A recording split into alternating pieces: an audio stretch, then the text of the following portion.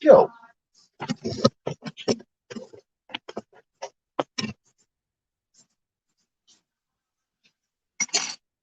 Buongiorno.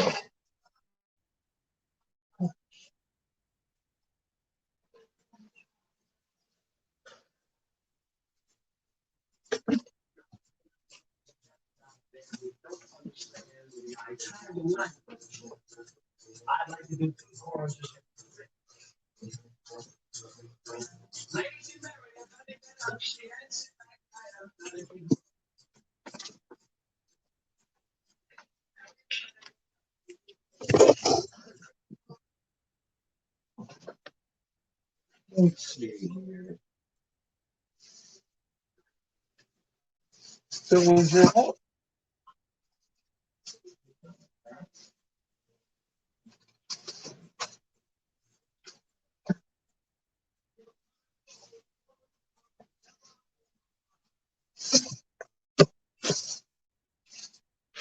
hiya.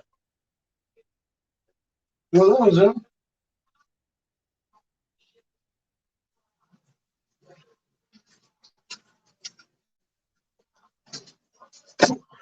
It's cooking tonight. Oh yeah, no, I'm aware. It's gonna be. I feel the cold coming in from outside currently.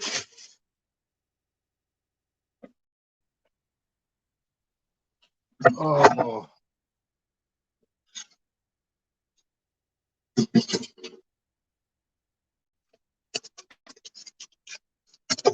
Well, I've got pasta cooking right now.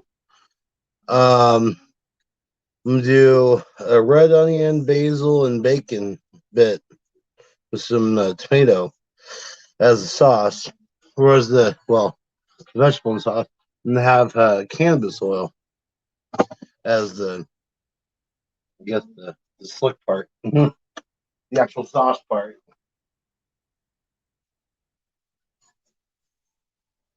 And for dessert, we're making caramel turtle brownies, medicated.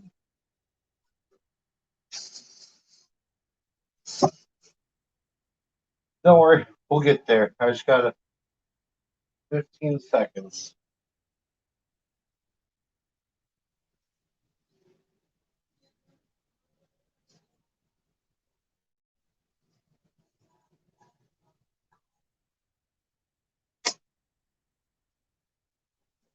Ooh, toasty.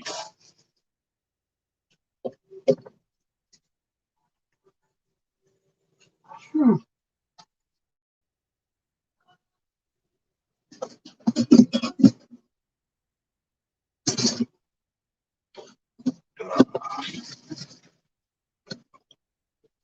That a little bit.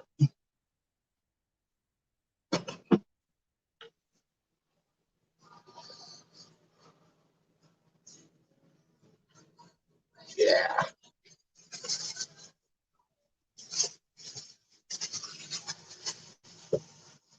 Oh, and I'm also making a cucumber salad. Should fall pretty good.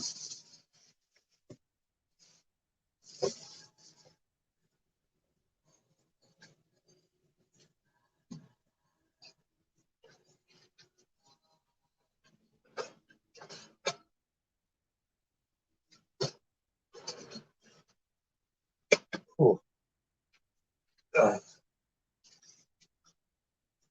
Oh, right on. Thank you. Let's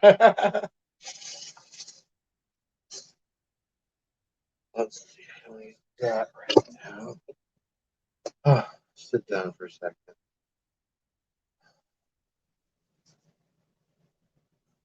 Um, need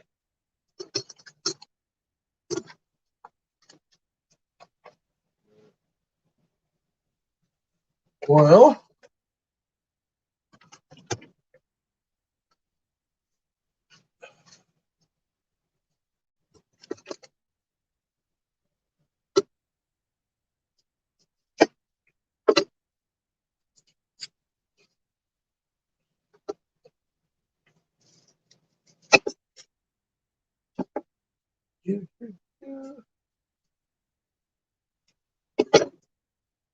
Always have a sharp knife, guys. Always have a sharp knife.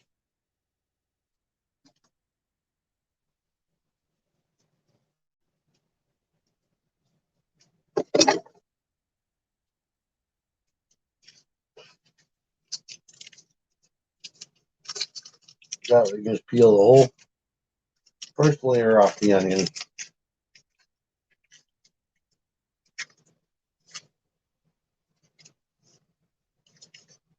Oh my gosh.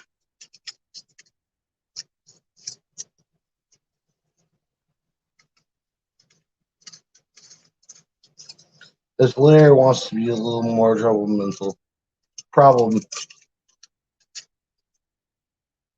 It's a problem onion. That's what it is. Oh, there we go.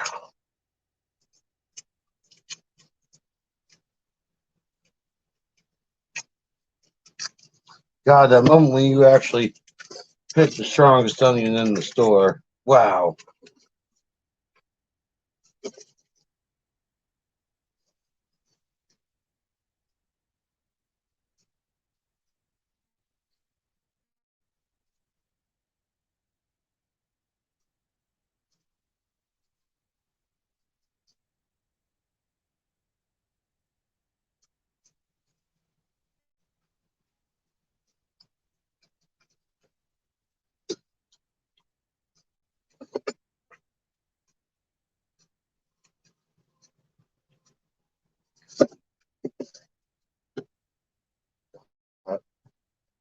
But average onion in here. I realize you guys can't see what I'm doing. Hang on a sec.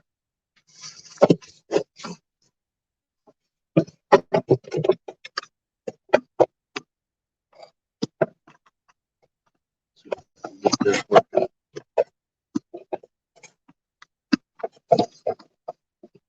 There we go. Y'all can see now. There we go.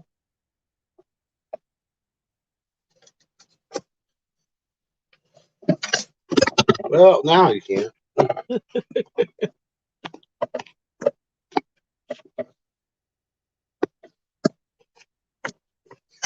That's why. Ha.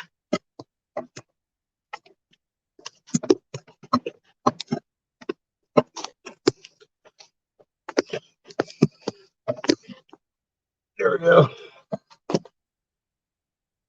Hey, Valentine. All right.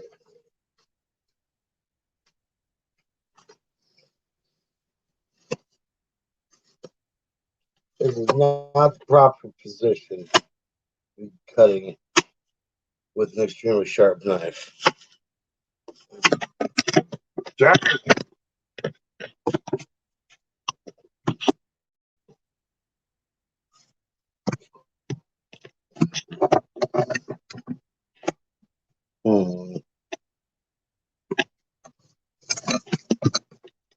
Let's see if this will work.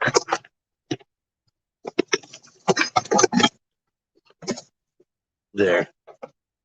Close to hail enough.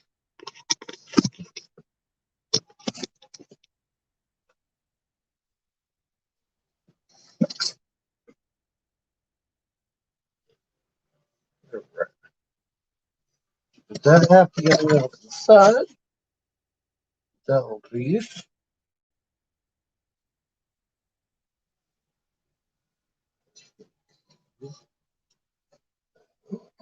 Onion hearts.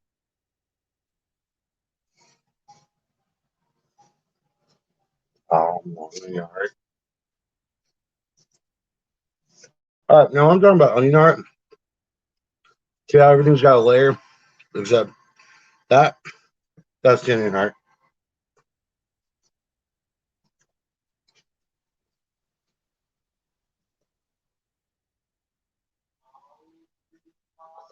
These are the sweetest, but whew, most powerful part of the onion.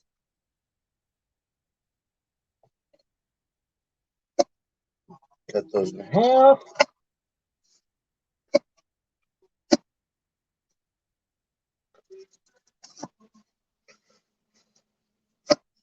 Cool. Powerful onion. Good.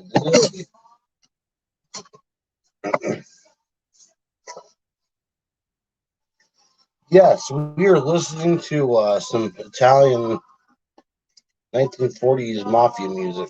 1930s, 1940s mafia music while I cook. It seemed like the thing to do.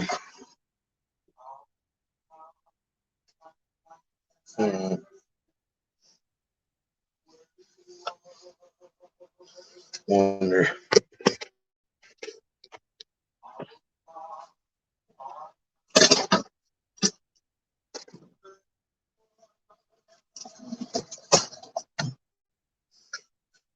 Um, uh,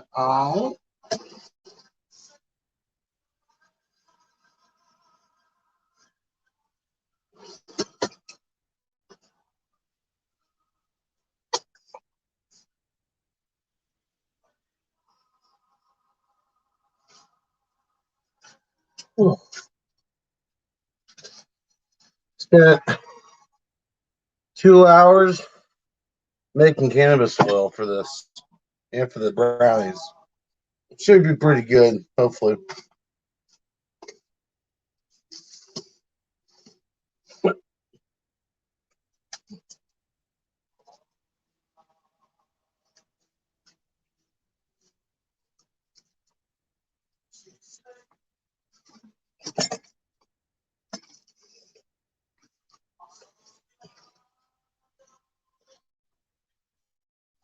Put the onions in first.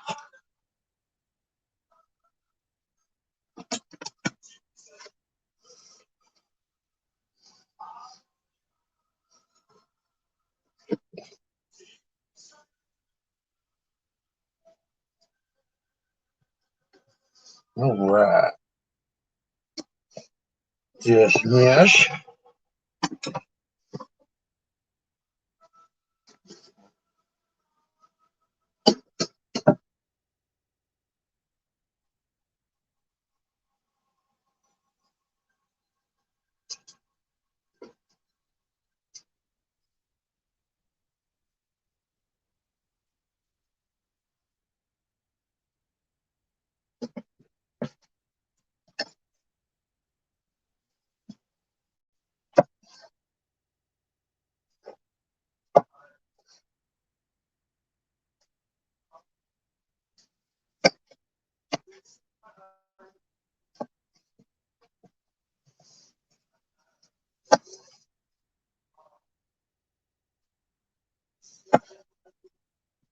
So,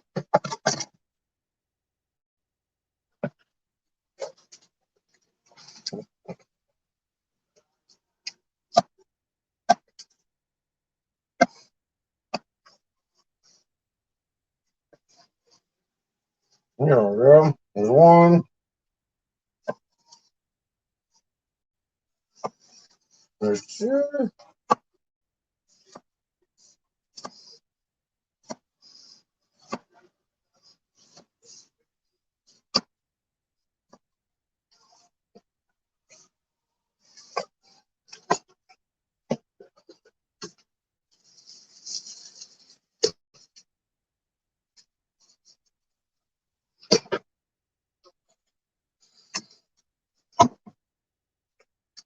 I bring you all closer so you can see that cooking process.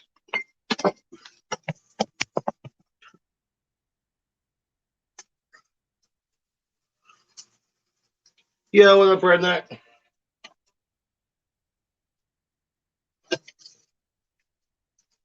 See how like they've got a shine to them now? That's splitting them in. Just getting that flavor cooking, you know? Throw a tiny bit of garlic powder over all that. Throw these tomatoes in.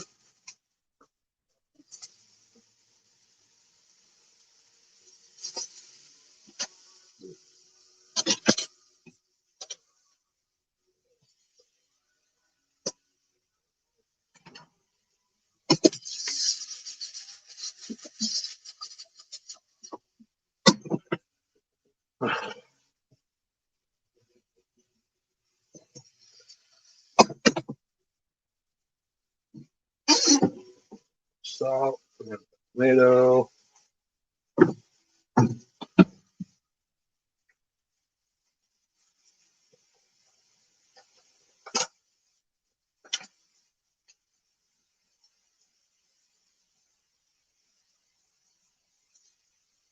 Ain't that fucking cute?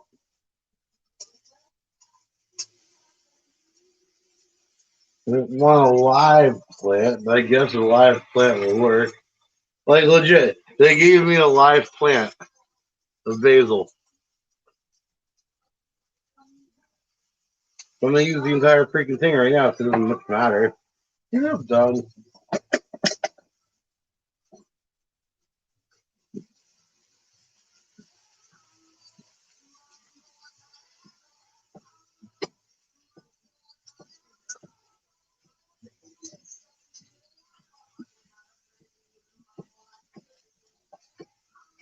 Mambo Italiano, mambo, mambo, mambo. Not gonna lie.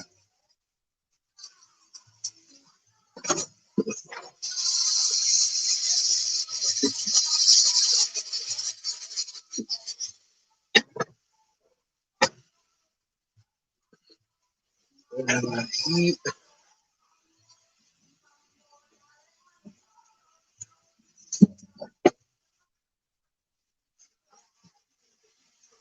a little bit of rice vinegar for get that. Ooh, yeah.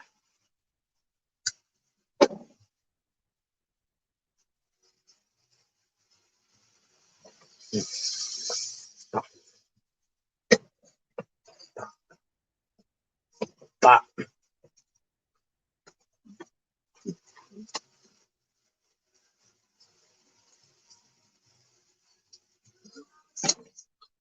Too much water now.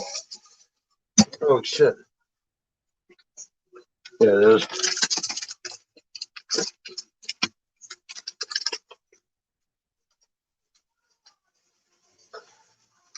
Bacon.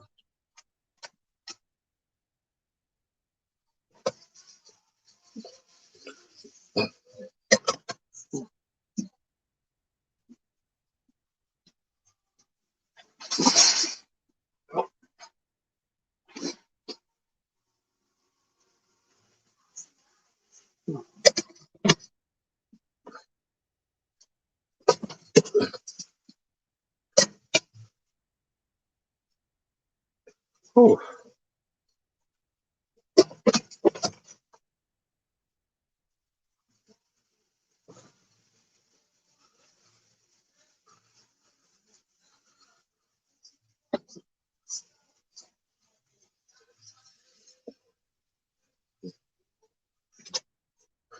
All right, now for this part, get a little bit of that in there.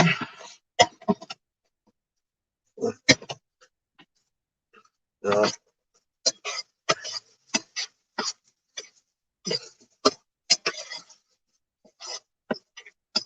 oh, oh my goodness, that smells good.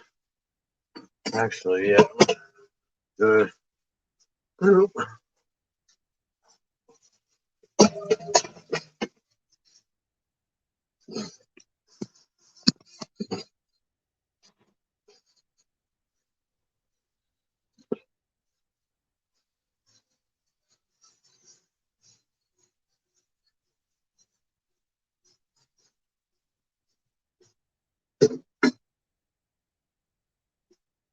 Ooh. Yeah, buddy.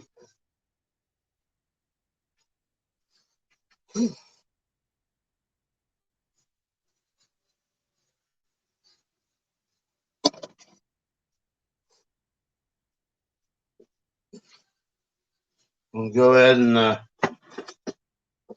give me a spoonful of this. There's that on top of everything. Um, the one thing that's missing there Oh.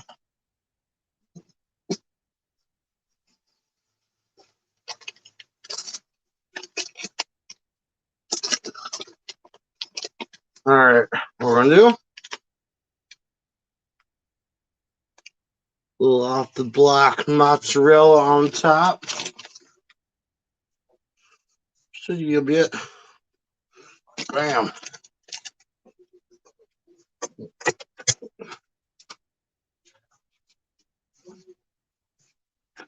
Now you make the doesn't it? It really does, McCormick. Um, go ahead.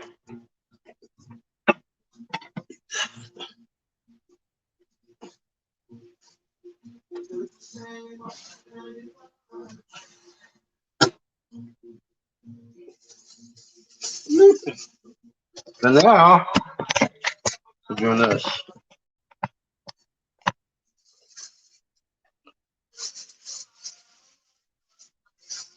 Get your green onion here.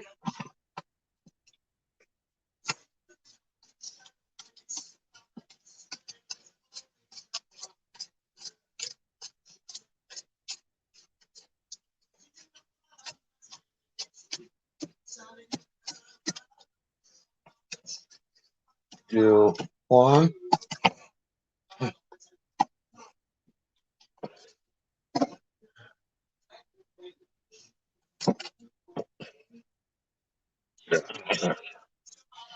One onion. Do another onion in here. Oh, onion juice to the eye. Oh, wee. It's okay. Of course, this happened.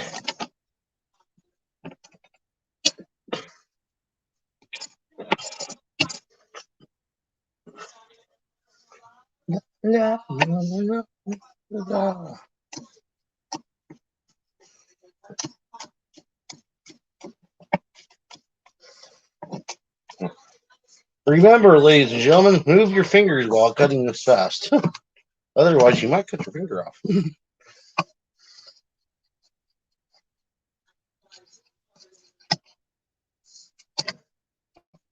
Which I've almost done. All right.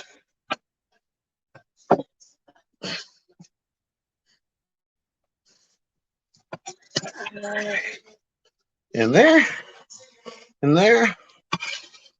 In there. Watcha, watcha. Take your French cucumber there. Ooh. Ooh.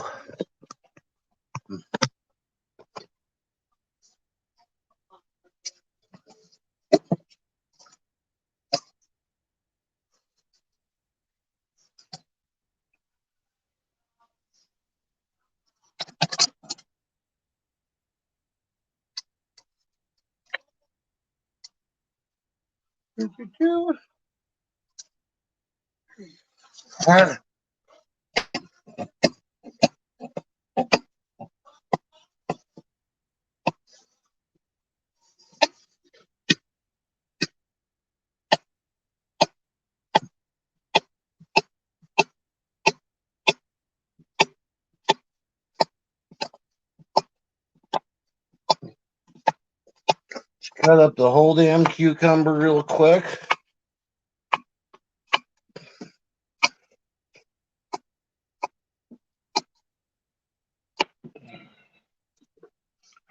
Right. And then I'm just going to quick have these.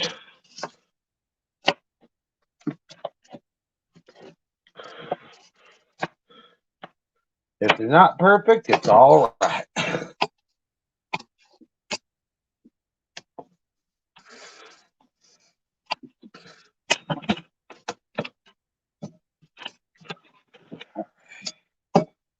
That.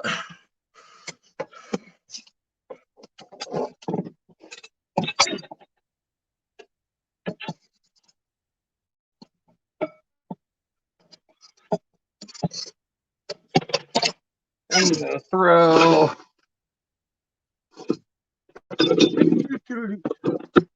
some dill in there.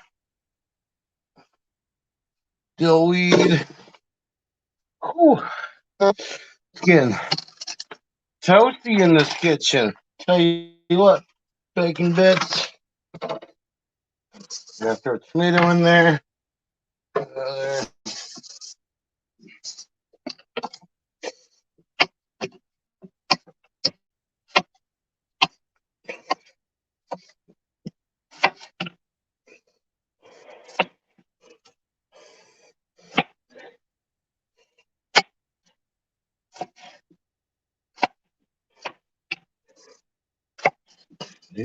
Do. Why did the music stop?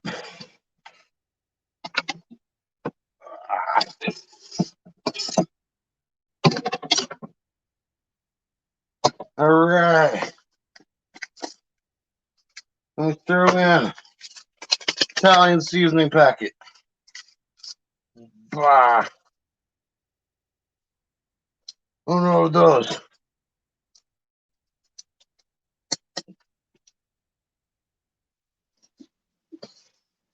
Half cup of cannabis oil.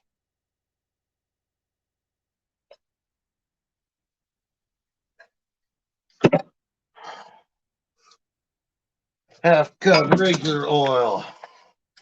Wow. Approximate value.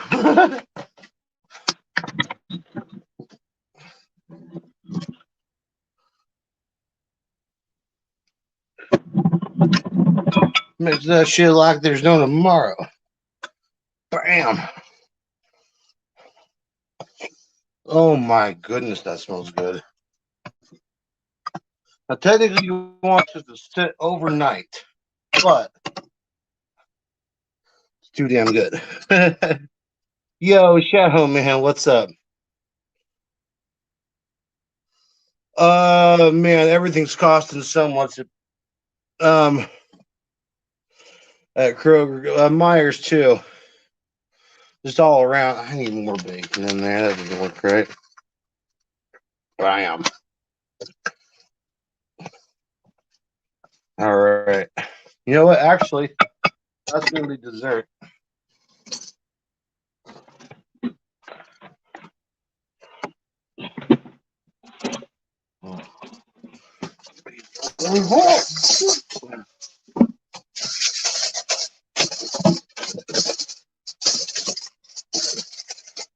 Bam. Bam. Throw that in the. Throw that in here. And now, while that's been sitting there, I was making that. Ta-da! We got melted cheese all over it. That's time to eat.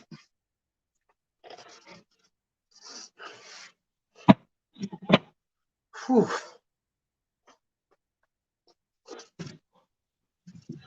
Sit the hell down for a second, though.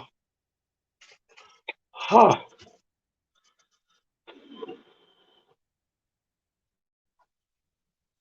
That took a lot out of me right there. Oh, hey, thanks, Shadow. Whew. I guess I'll do a quick taste test, though, while we're waiting.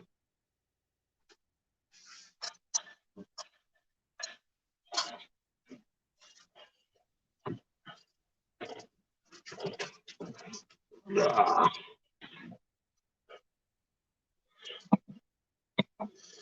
Smell everything up in here. Cheers, everyone.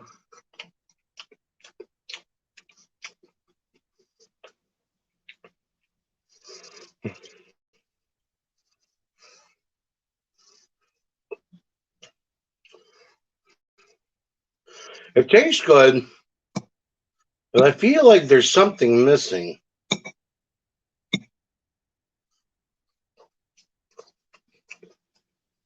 Maybe not.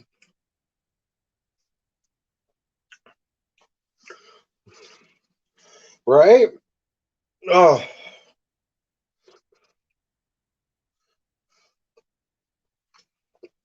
Mhm.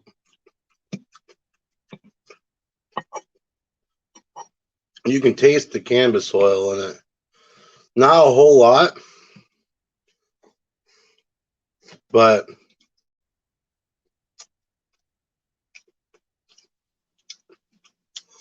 like the basil's in there.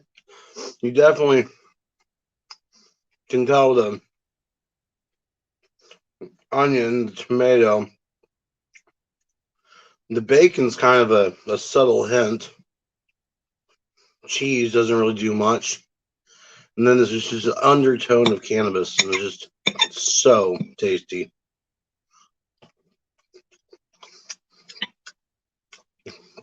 There's garlic in it, like garlic powder, a little bit of salt. I did that with the cooking of all the vegetables and everything.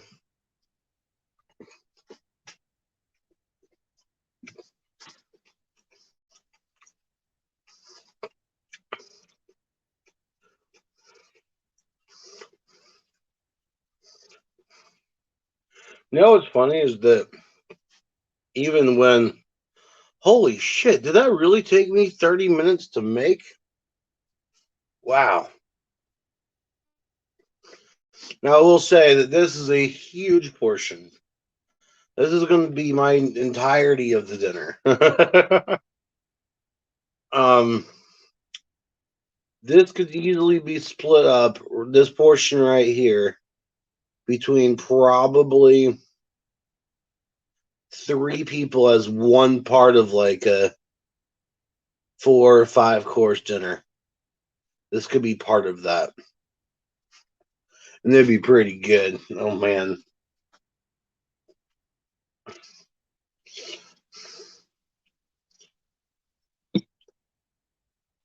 I'd say total in here, there's probably about 6-7 milligrams of pure cannabis oil. So not a whole lot. It's enough to maybe start feeling a little happy, but that's about it.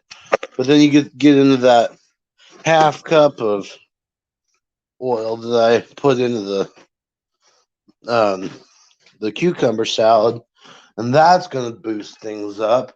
Plus, then we've got the medicated brownies for later. Oh, holy crap! I'm gonna be stoned by the end of dinner. Oh, there's a playback here. That's annoying. Um,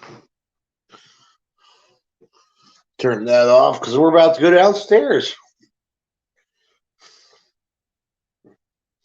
I just have to do some things here, get my act together, which it is not. Y'all might have to go in my pocket. I'm not sure.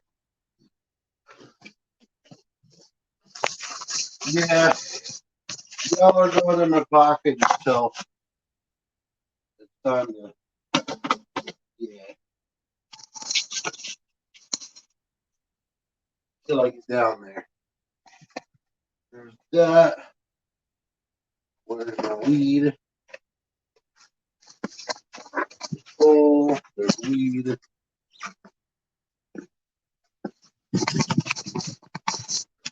All right, down we go.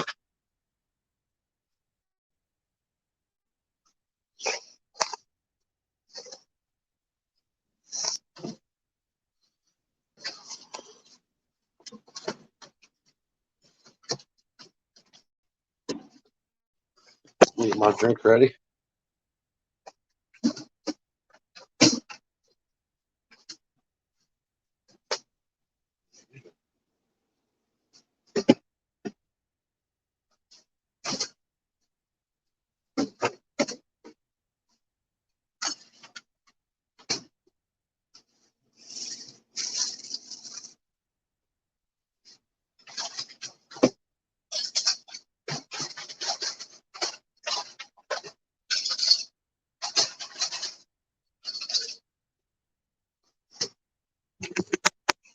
All right. Who's ready for a stream?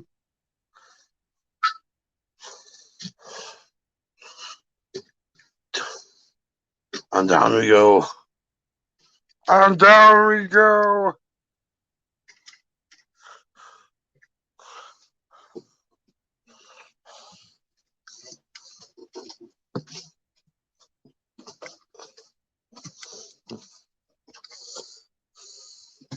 You gotta follow me all the way down.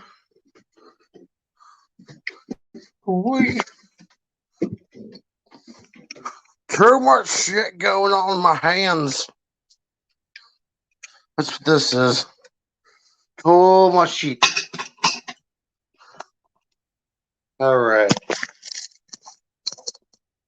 Hold that thought.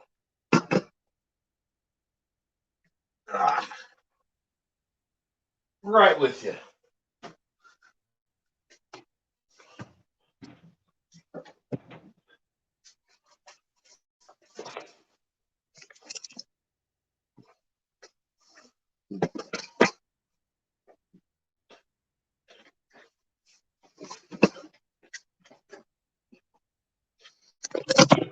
Ooh. Yeah, buddy. Let's destroy everything. Oh, yeah. All of the planets. In order, too. Start that up.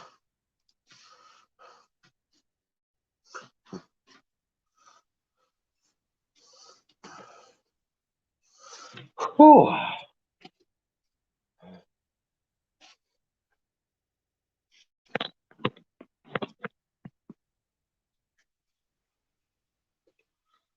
There's that.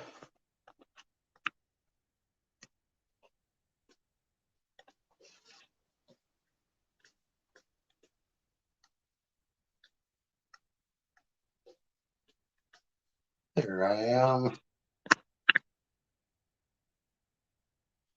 And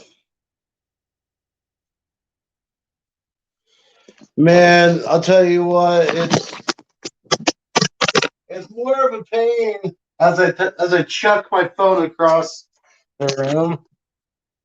Hi. I bet that looks weird on camera.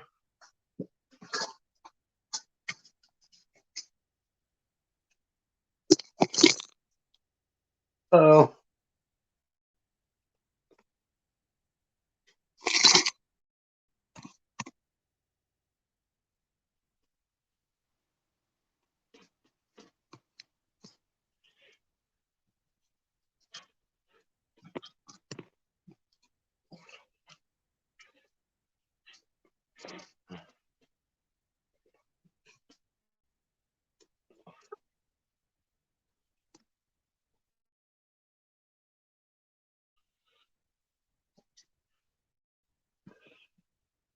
Uh-oh. Uh-oh. How do I turn this off? Oh shit.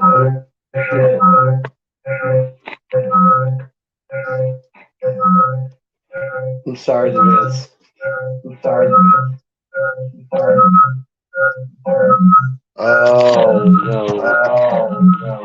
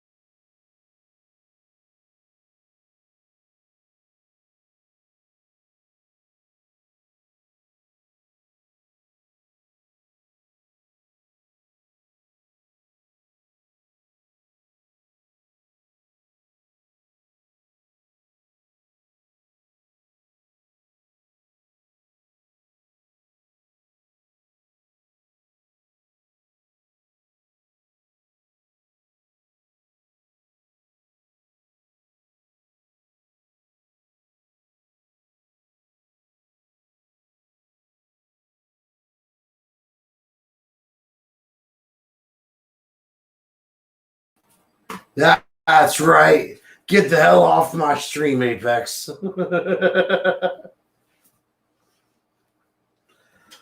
Whew. Yeah, buddy. I've been slaving over a hot stove for quite literally the last 3 hours.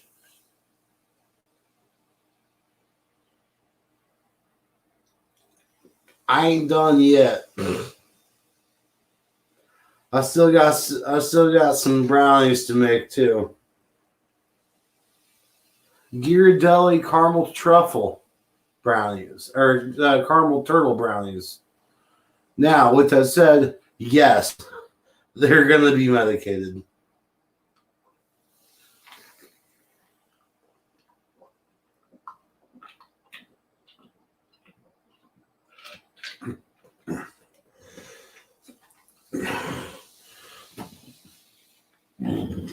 Excuse me.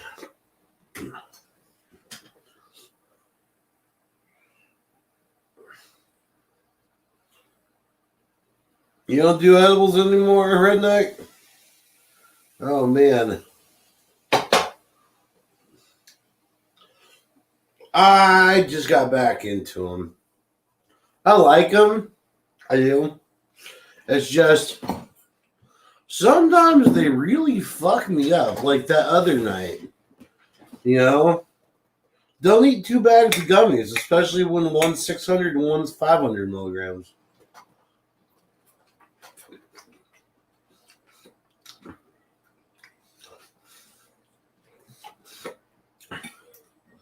No, I should have brought down a damn spoon. Oh.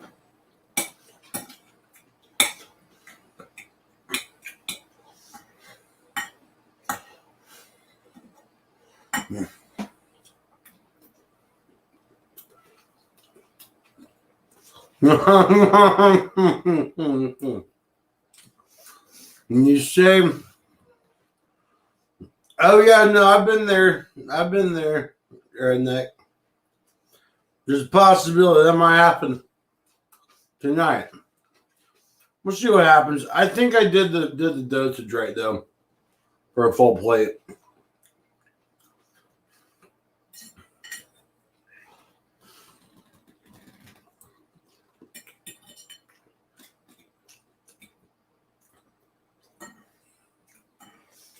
And Valentine, yes, there's a possibility.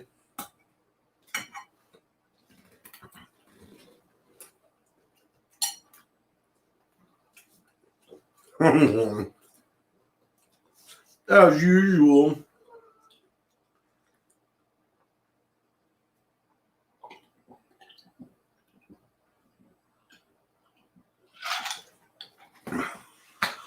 Whew. God, those are good. Dr. Pepper plus cream soda.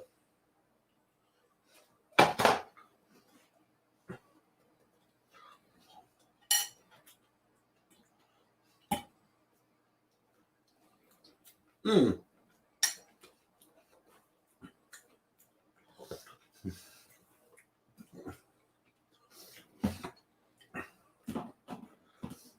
The one thing I didn't do.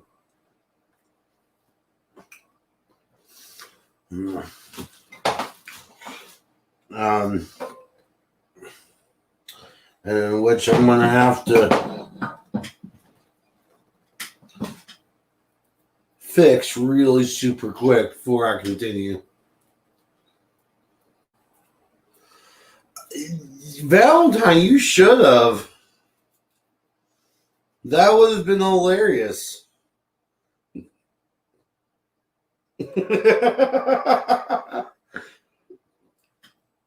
If I do it again tonight, Valentine, you have my full permission to call me up and chew me out over the phone. I'll even put it on speakerphone so we can all hear.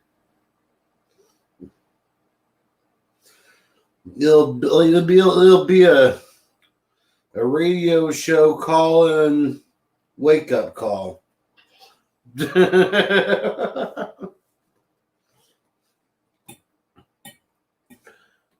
You're on the air. Oh, man. I wish I could share this with all of you.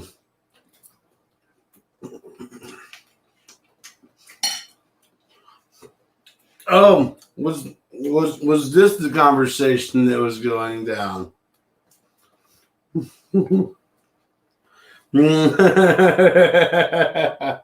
Was this what was going down? Was there a pretty girl discussion? Dang.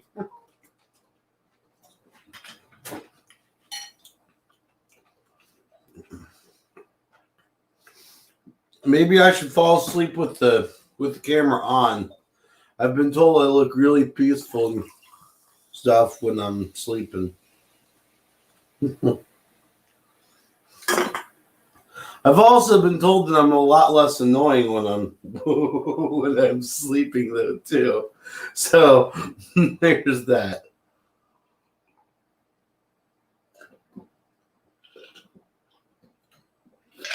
Oh man. Whew. Yeah, I'm gonna have to end up just picking through this as I go tonight. That's what's gonna have to happen. Yes, damn it. Especially when they cut on my pillow.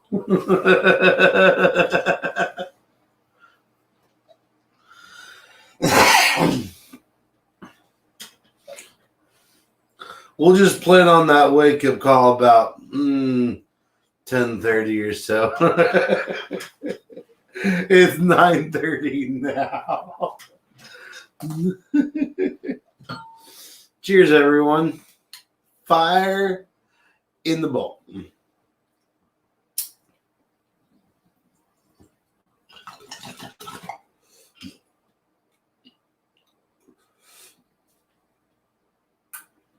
I know. Darn it, aren't I just freaking cute?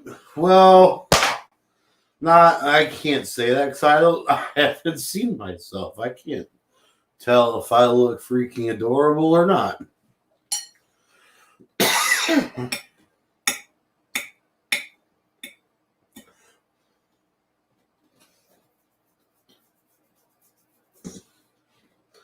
Whew. Man.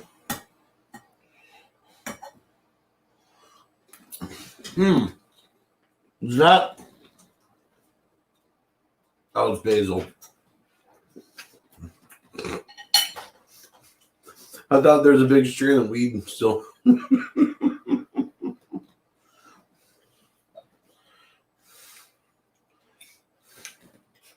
I can't be a pretty girl anymore, by the way. I don't have the long hair.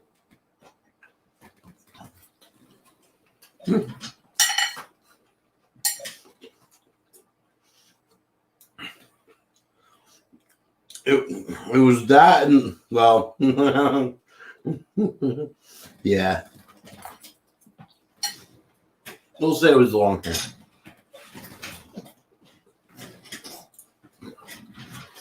God, that's so good. I got you a break though. I definitely made a portion that was big enough for two, at least. Valentine, come eat some of my pasta. You know you want it. You want the spiral noodles.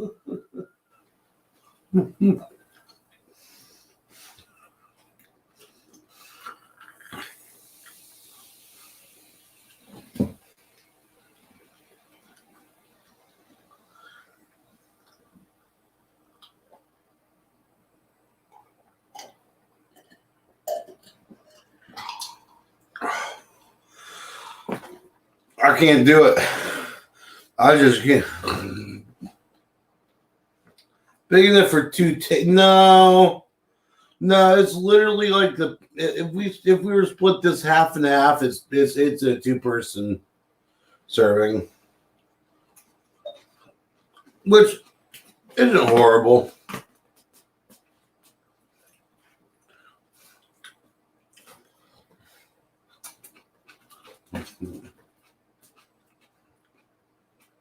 Those red onions in it, though, did kind of, that soaked in some of the oils.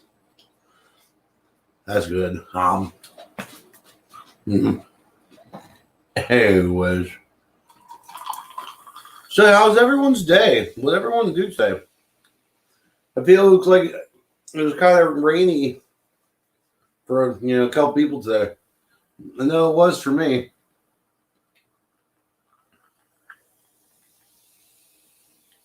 No. There will be no spillage in my stream room. Thank you.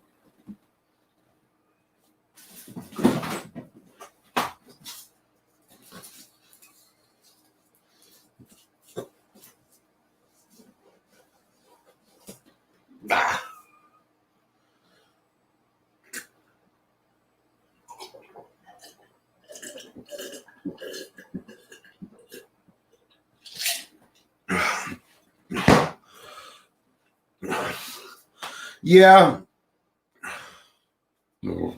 That's kind of where I was today, Valentine. I slept a good portion. Well, I woke up. I smoked weed, wake and bake, of course. Made myself a breakfast croissant, which included egg, sausage, bacon, cheese, and a croissant. And then Irish Misfit came. Well, Irish Misfit and B both came over. About noon, 1:00, and then smoked out again. God, dude, I smoke a lot of fucking weed. There's that realization, folks. I smoke a shit ton of weed. Dude. And then they left. I proceeded to pass out because, well, stoner is as stoner does. And then let's see here. Woke up, went to the grocery store because I knew that I was going to need food for dinner. Came back, got on stream. Here we go. Now we're catching up. Got on stream, started getting up veggies. Oh, I forgot. No. There's a process I'm missing. Before I went to the grocery store, I woke up, took, it was like a half and half my plant buds, half like some San Fernando Valley, and then chopped up all those buds, mixed it together, put about 1.5 cups of oil into a ball jar, threw that piece of cannabis in, let it do its thing for 2 hours to infuse into the oil. Got back home from the grocery store. Boom, started talking with y'all. Here we are. And we got some delicious food out of it, too. Hells yeah.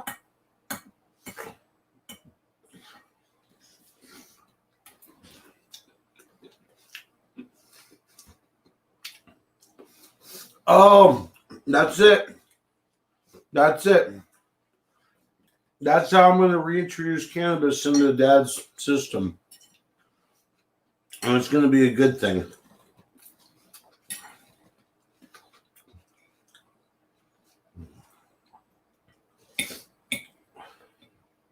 What do they say, girls or ladies, whatever? The way of a man's heart is through his stomach. I'm going to use that. I'm going to get Dad stoned through, his love of food. I think that's how that works, right?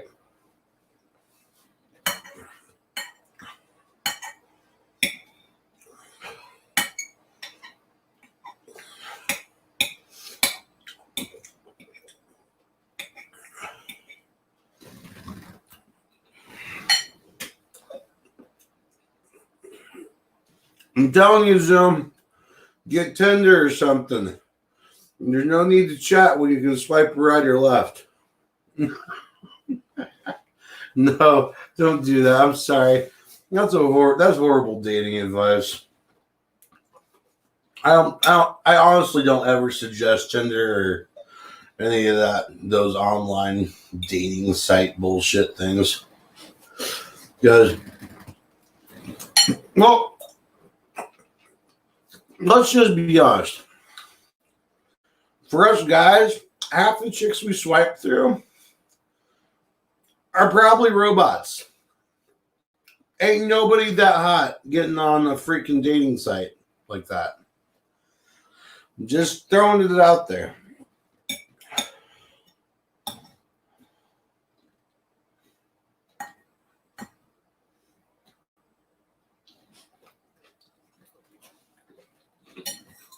Oh, Lord.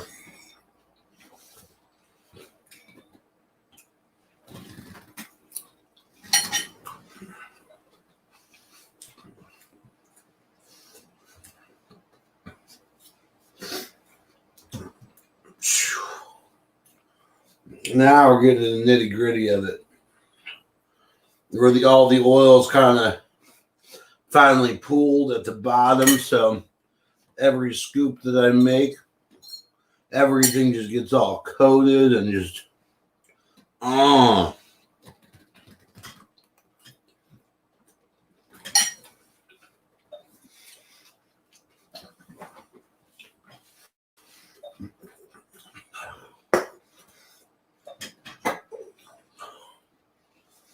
Check 45 in Las Vegas.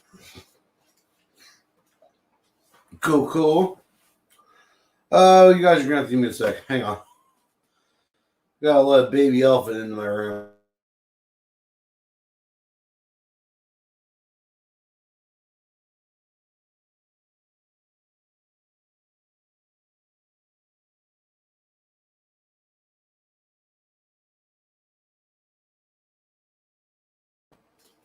Well, Lemmy, I was in the kitchen. You missed that section, bro. Actually, with that said, I should probably, edit. Tuesday night.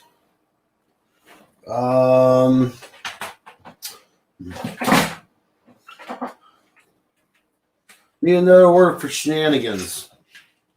Somebody type out another word for shenanigans. Hijinks. There we go. Tuesday night. Hijinks. Did I spell that right? I did not. Copy.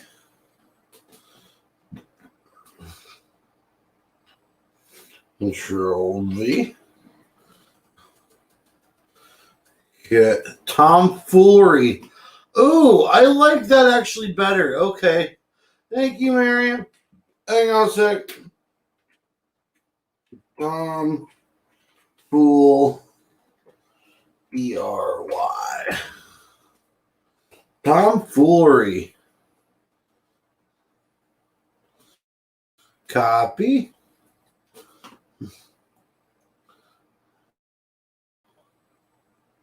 Paste. Miriam, it's been a second. How you been? Hey, Smouse in the house. There we go. Now I just edited the name of the stream. It is officially Tuesday Night Tomfoolery.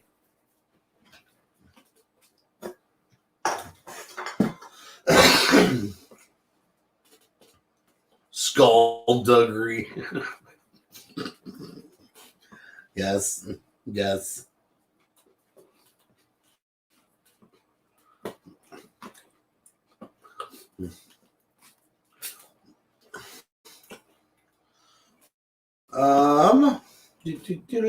Do.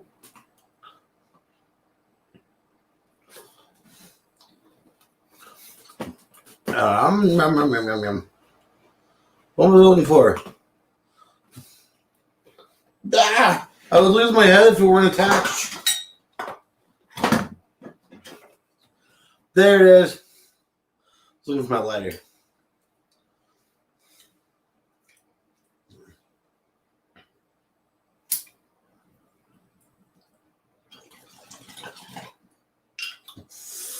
Fire in the bowl.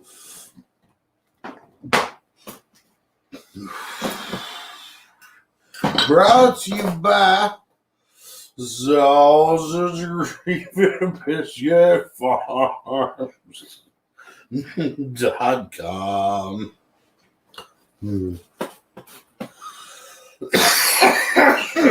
For all your bean and bean growing needs. Oh, now that I'm down here in this basement. Oh, by all means, join me.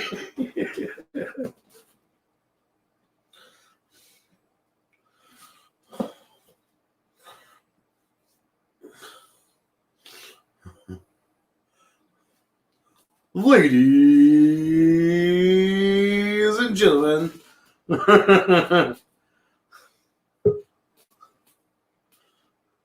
Let me kill nicer. What the fuck just that? Oh shit! I'm missing part of my face. Ha! Look at you. Yeah. Ew. Or well, at least look at half of you. Yeah. Let me go back. Let me go. Wait, which way was that? No. It's interesting. I heard somebody say they worked at a haunted house. Ah! Why is that camera so close to me? This is crazy. Because I got this huge spider fucking bite. I hate it. It's still oozing pus for like 7 days now.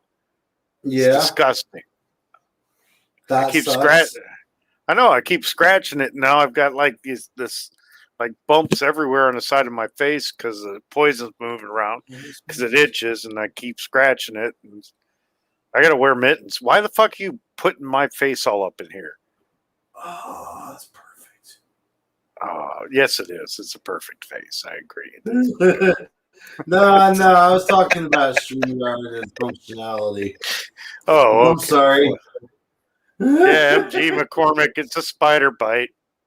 The damn thing bit me while I was sleeping, and it didn't wake me up because its poison is obviously like something that only itches while it's in your body for like a day or two. Fucking hate spiders. Yeah, spiders hate you too, apparently. No, they don't. They fucking love me. They find you just so irresistible. I'm tasty. I talked to my girlfriend. You best do that. I talked to my girlfriend from high school today. Her dad just died. He was a great guy. He let me date her, so that was awesome. Oh man. Well, that sucks. Yeah, well, you know, McCormick wants to know what kind of spider it was. I was asleep. I don't fucking know. I think it was a radioactive one. I'm about to spin a web any size and go out starting to catch crooks like flies. I do this. One of these things, bro. Does it work? Are you shooting that web? Let me try it with this one. Nope. No. Fuck. Zach! I just found out. I forgot. I have to salute Zach in a certain way. Yeah.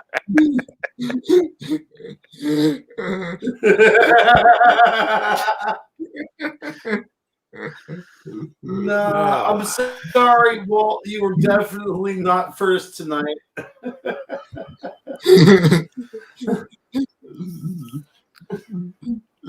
Man.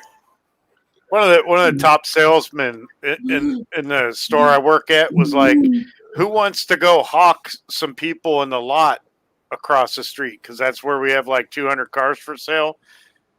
And everybody, like 4 people, got up and walked to the guy to ask him where they were. I walked out the door and across the street, and I got an appointment. I'm going to sell a car. They're paying cash, $40K for a fucking Mercedes.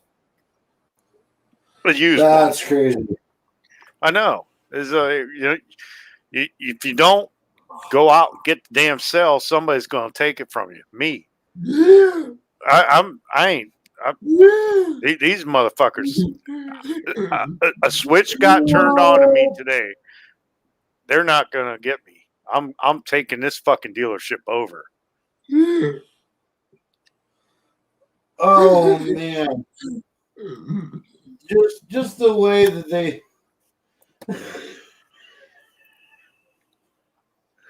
I'm looking at different size beds right now.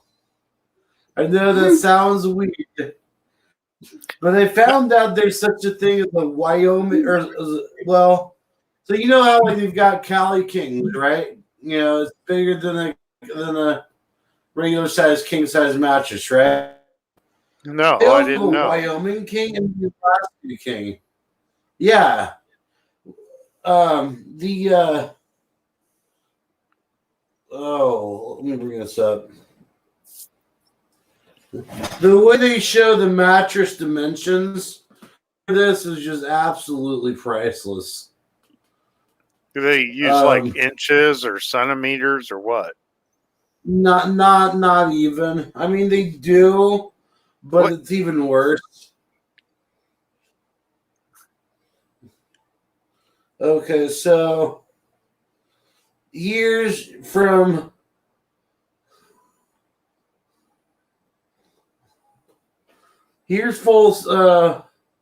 full size XL over here, and working our way down to the Alaska King over here. What the fuck This are is you how talking? What is this? mattress dimension sizes based on people. They're putting 4 fucking people on a bed. That's like that scene from Dracula, Bram Stoker, where that dude's laying in a bed and those 3 vampire chicks come up. Yeah, I want that bed. I want that bed. I'll buy it. Like that bed as well. I'll be bitten every night. I'll be there. Yeah. And you will be happy, damn it. Yeah. Who the fuck's texting me? That's me. No, I just got the prayer of protection from a friend of mine. She sent it to me on Facebook, and then she sent it to my phone. And jeez. Yeah. Okay, so for the record, an Alaskan King mattress is 108 inches by 108 inches. It's like the size of a whale penis. Basically. Just go to sleep on that. Less Robbie, less veiny. I'm just an asshole. I can't help it. I can, but I can make it worse.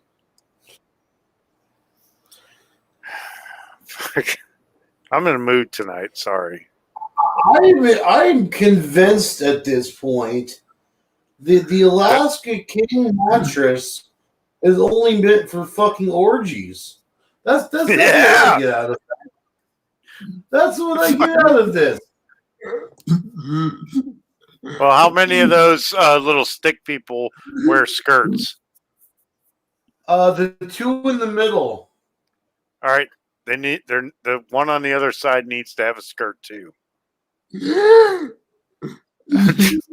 Just saying, I'm not up for a sword fight tonight. Whoa, bro. No, nothing can touch. We're not doing high fives. There's not going to be any tips touching. You are uninvited to the next orgy. You're allowed to take it. Well, I don't want to be in your orgy. I'll have my own. My allergies are the best, bro. Zach's Let's just invited say- mine, but you're not. Good. I'll have my own orgy with blackjack and strippers. In fact, you know what? Fuck the blackjack. Well, it's time for Kimmy to come up now that we're talking. No, so bad. Oh my god! I feel like Cooter Bug High is a thing that needs to happen on this night. What? Nothing. She knows what I'm talking about. She's here. All right. Cooter Bug High. How do I make my face smaller? This is just like I'm like there. Go to a local liposuction person and get fat sucked out. No, I'm fucking with you. I'm sorry. Don't get mad. It was a joke. I can tell myself the same thing. Oh, that was mean. Holy I would shit. rather have. I'd rather have the venom sucked out than the fat. I can do the fat on my own, but the venom, get that shit out of my fucking face. I'm tired of this. Maybe that's why your face is getting bigger. Shut up. There's a layer of pus just. No, it's like here's my screen and here's my head. All right, it's like taking up like a third of the screen. Adobe After Effects. I don't know. Adobe Effects. And those are After Effects. They're not Adobe Live Effects. What's up, Zach? What up, Zach? I'm totally down for an orgy if that lets me lose my virginity. I even haven't had my first kiss yet. Oh, shit. We gotta get Zach laid. I'm taking you to the strip club, Zach.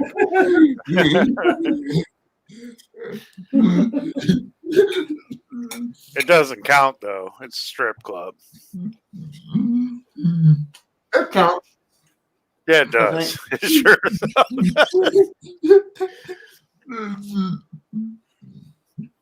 My first kiss was like Truth or Dare with the neighbor. My very first kiss. All right, so my very, very first kiss was in 3rd grade. And actually, no, that was 2nd grade because it was in the igloo.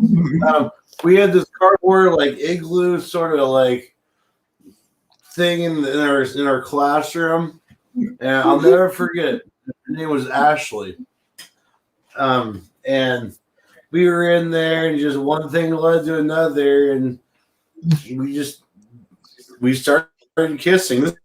You, so it's more innocent. It sounds. Wait, in second grade?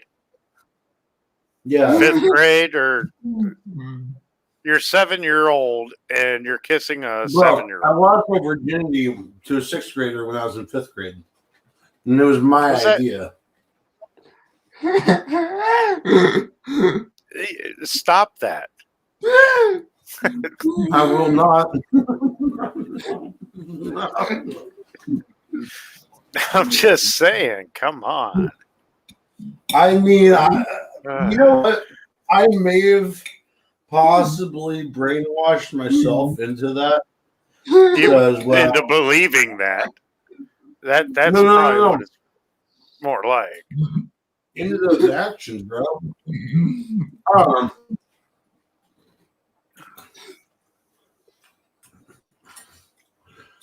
I discovered porn at an early age. You know, back when it took an hour for a picture to scroll down the entire window. Yeah. You have the internet when, you grew up with the internet, I believe. No, I did not see that. That AOL came out when I was still a kid. Okay, I don't know. I'm trying to look at you and figure out how old you are. I'm 34.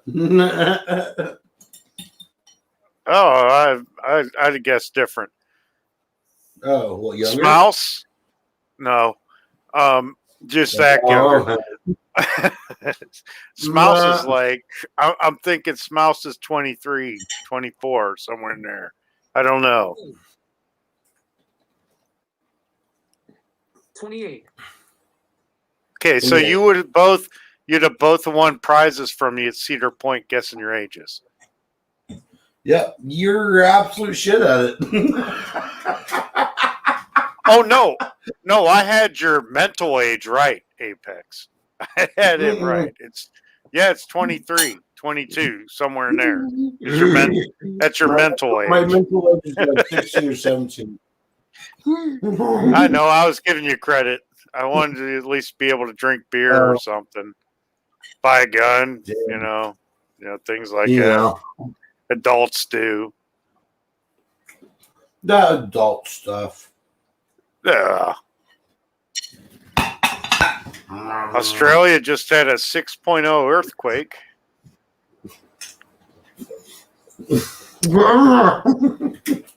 You okay, man? What the? Did it happen in your mouth? Yes. Did you get some? My mood doesn't want to go in my mouth. Oh, this asshole sales rep. Like, He handed me a jalapeno this big. Do you know how many seeds are in a jalapeno this big? a lot. He's like, eat that. There, about 200 seeds, I think, or 100. I thought I was going to die. I still, I mean, that's bro, just too many seeds. That's not really the seeds that carry all the heat, right? I know, what's running through the veins. It's the veins. The seeds are hot, but the veins are there, and the exterior, the fruit carries the least. Excuse me, I'm belching. Mm-hmm. Did that work? I does. went like it did. Didn't? No. It just reflected off my. Really. Yeah. Well, you heard it. I have gas. It's okay. Better out than in, right? Every fucking day. I'm hustling. Well, yeah, there's a lot of damage in a 6.0 earthquake. Everything gets damaged. I hope hope a lot of people are doing well right now in Australia. You want to know why Australia just got a 6.0 earthquake? Because God is pissed. No, it's geological. God is pissed. The plates were like be locked down like this. Well,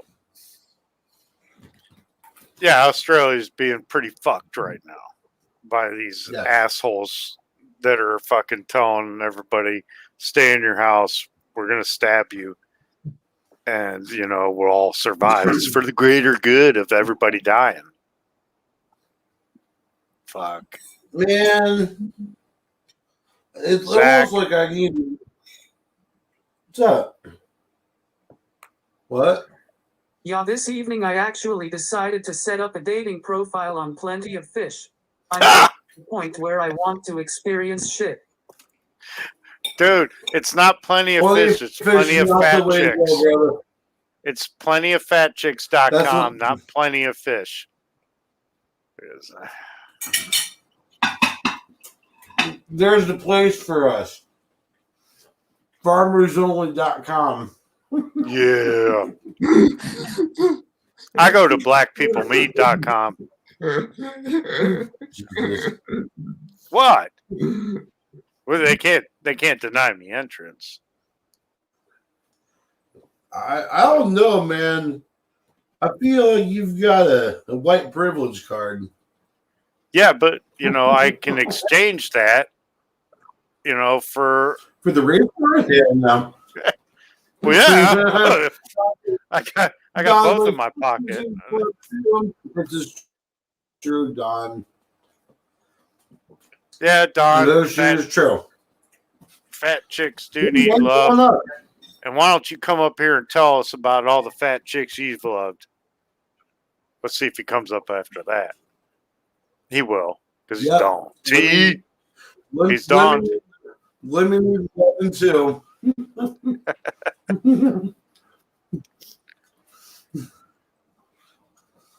Oh. You know I'm just gonna rag on you all night tonight, right? What? You know I'm just I gonna have rag to- on you all night. For what? Just because. Well, fucking do it then. I don't 'Cause care. can. You can do it. Fucking will. What's that? What's that scene from the Waterboy? You can do it. You can do it all night long. Oh yeah, Oh. no, that's not gonna happen. None. Don T, don't you know how to tell your wife like to move? I know he's gonna come kick my ass. Mhm. Well, I'm being ornery. I'm sorry. Mhm. Maybe it's time for firing a ball. I think so. Mhm. Yeah. Nah, I do think so. Give me a sec though. Ow. Oh, no. Sorry. No, if I was going by No, Don. I'm not telling your wife to do anything. Zach wants to say something, though. Let's see what happens. yeah. Should I get a margarita? Yeah. Yeah. And a Sure, big why old not? stogie. We're all since we're all gonna get crunk up in here. Wait a minute.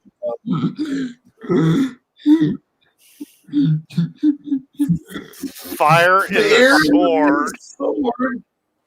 Yes. Is that what it's sword in the stone?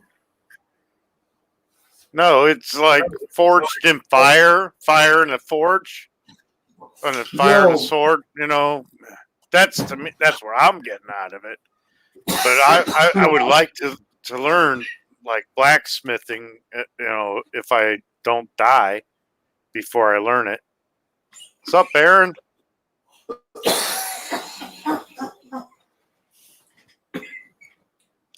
And that's a great picture. There's a blacksmith here on YouTube, and I honestly, he's never probably gonna see this, but Alex Steele, Alex Steele, if you're watching, dude, and it's all in good love, I challenge you officially to a primitive forging competition. No power hammers, no propane bullshit. Forge. We're going pure lump coal, bellows, whether it be foot or hand powered, and pure strength, pure skill hammering. We need to do this. Okay, I'm gonna challenge you to a cooking contest instead of an elevator fight. Good sir, I accept the cooking. We'll call it a food war. Yeah, food war. Food wars. You gotta go like this. Food war. Food war. Food war.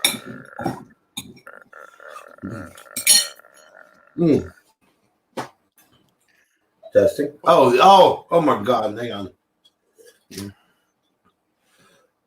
Dick Tracy, come in. Dick Tracy, come in, please. That is so crazy. See now, No. if I were to do it like I actually sang a let me song. Well, I sang a song. What the fuck? You disappeared. I talk and people disappear. Hi, everybody in chat. I'm still here. No, anyways, I sang You're a not song. here. God damn it! Invisible people speaking. I'm gonna get this out my damn mouth. I sang a song called "Brew of the Ancient Ages." Interrupting cow. What? Moo. I've never heard of an interrupting cow. Moo. Motherfucker. Anyways, I sang the whole song through a coffee percolator. Oh God. Yeah, it was just like, and I did the percussion on a phone book. That's funny. I used my hands. I was, yeah. Yeah.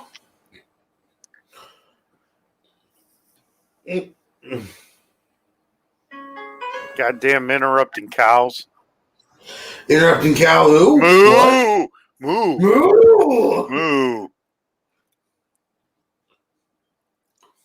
It's my favorite level on Diablo is when you go to the cow level and they're like, moo, moo, moo, moo.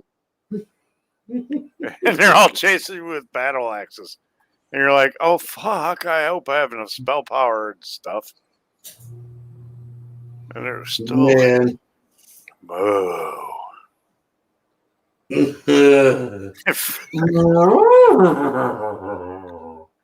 All right, that was one creepy ass cow. Right. Moo.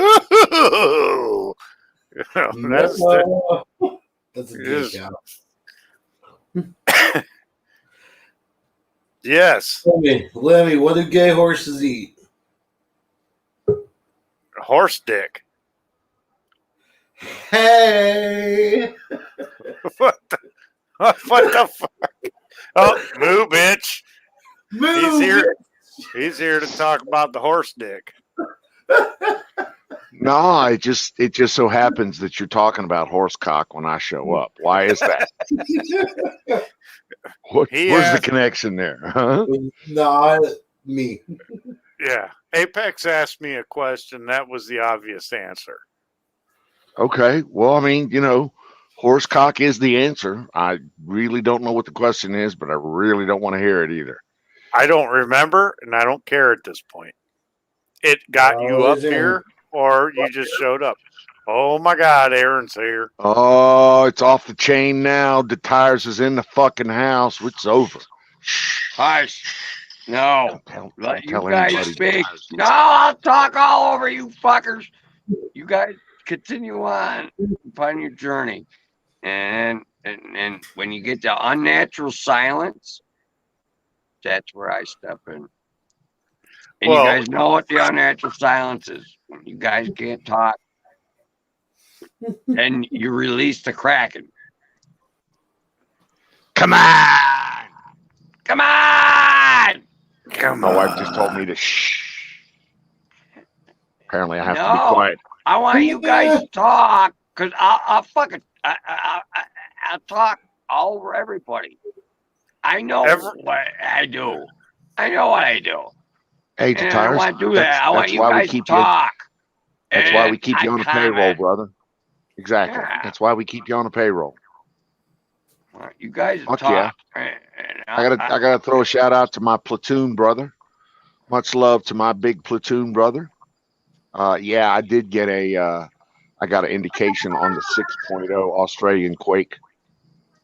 I have a couple friends down in Melbourne, so yeah, we hear about that. Right. Hey, Don T. Yes, sir. I haven't heard from you in a while, man. Nice to hear from you. Dude, where you been? What you been doing? Oh, no, it's all my fault. Sorry. Dude, every fucking night, hey, you fuck. It's my fault. Yeah. I'm sorry. I'm trying to get a house built and all kinds of other fucking all good, dude. You got adult things to do. I get it. I'm just trying to get my thing going. Nightingale, what are you doing? I'm doing an errand to tires tonight, and I'm paying attention to chat. McCormick, much love. MGM. I like to McCormick. chat. Chat's what I need. I know you do. Oh, and Mr. Smouse, stand by. Let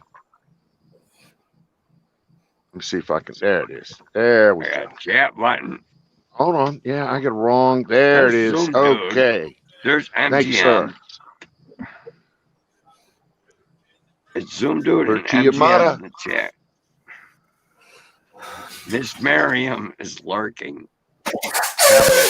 I know she's That's in what the Miss chat. Miriam does. What the hell was What? that noise? Miss Miriam does. I think that was If you Zoom coughing up a fur ball or something.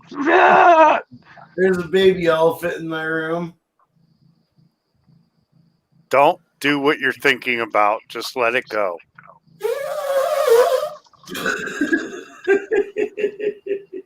MGM McCormick, I actually did that at the dealership.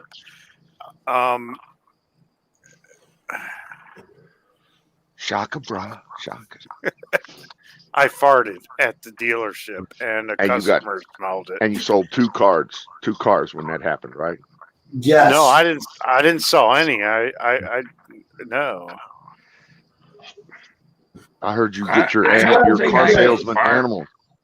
Why did you get your car sales animal on earlier tonight? Thinking I'm gonna take this motherfucker over. This deal should be mine. Well, yeah, that's Right. because I'm what I'm doing now. I just got 3 appointments today in like a 20-minute period, and So you're finding your groove, is in other words, right? yeah, I'm just gonna straight take this shit over. There you go. That's what I want to hear. It's my dealership. These motherfuckers got to Exactly. struggle to get a deal. I'm out there. Bitches. Don't forget to follow up every sentence with bitches. Sup, bitches? I got your sale. Sup, bitch? On. Sup, bitches? I got Exactly. your sale. Yo. Yeah. You gotta put the yo in there. I got Exactly. yo sale. Yo sale. Sup, bitches? I got yo sale. Yeah. See, That's the tires has got fucking salesman of the month written all over him. Got Skull is up. I- Hey, bitches. Look at that. Reed. Up, Skull. Oh, Ree is all to me. Ree, I just go right back to Salty Cracker because that Salty's dude. the man, ain't he? I'm Salty Cracker does not do like he waits until he's got the word. He doesn't put like hearsay or anything on his channel. No, he puts the shit on his channel, the right No, shit it's that people legit. should. It's legit. should It's see. been I know proved that. out.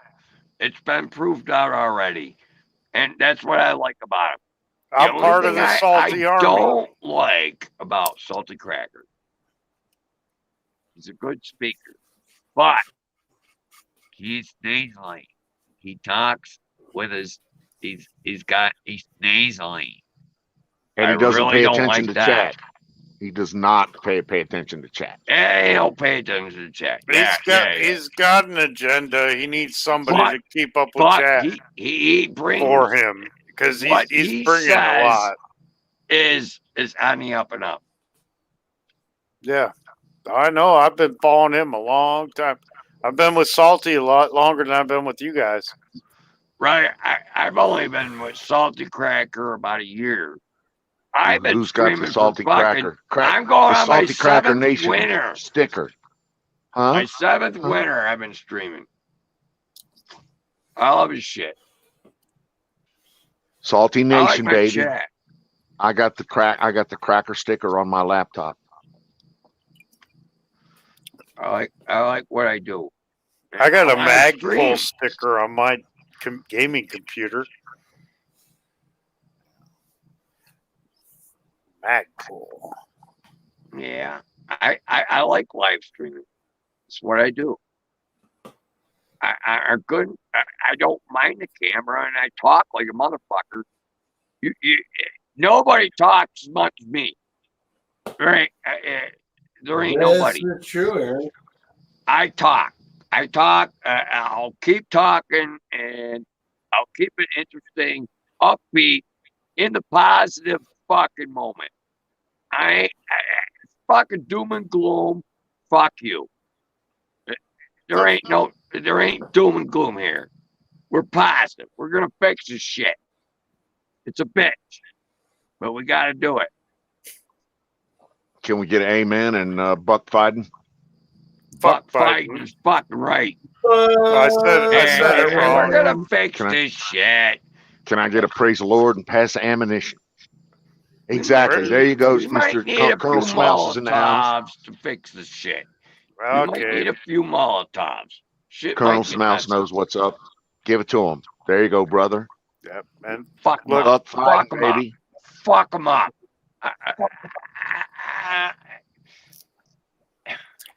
I don't know. I had an unusual fucking childhood. And as kids, we like to fuck shit up. I know how to fuck shit Yeah. up. I know. I know how to break shit quickly. I don't know Well, why. Bushy I taught don't me care. about that. You guys want the story? I'm sure I can provide it for you, but I break shit quick. Oh, you need to fuck that up? I'm the guy. That house has to come down. Hey, Aaron. So I'll show you the best, fastest way to bring a house down. Yeah, I need to see it.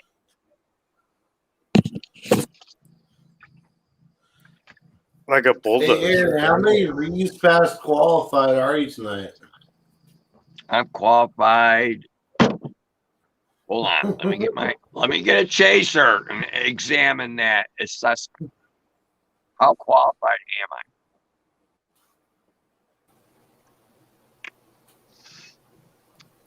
I think Uh-oh. Hey, I Canoe. think I need to get a key out of my pocket and pull a fresh hash booger out of my stash.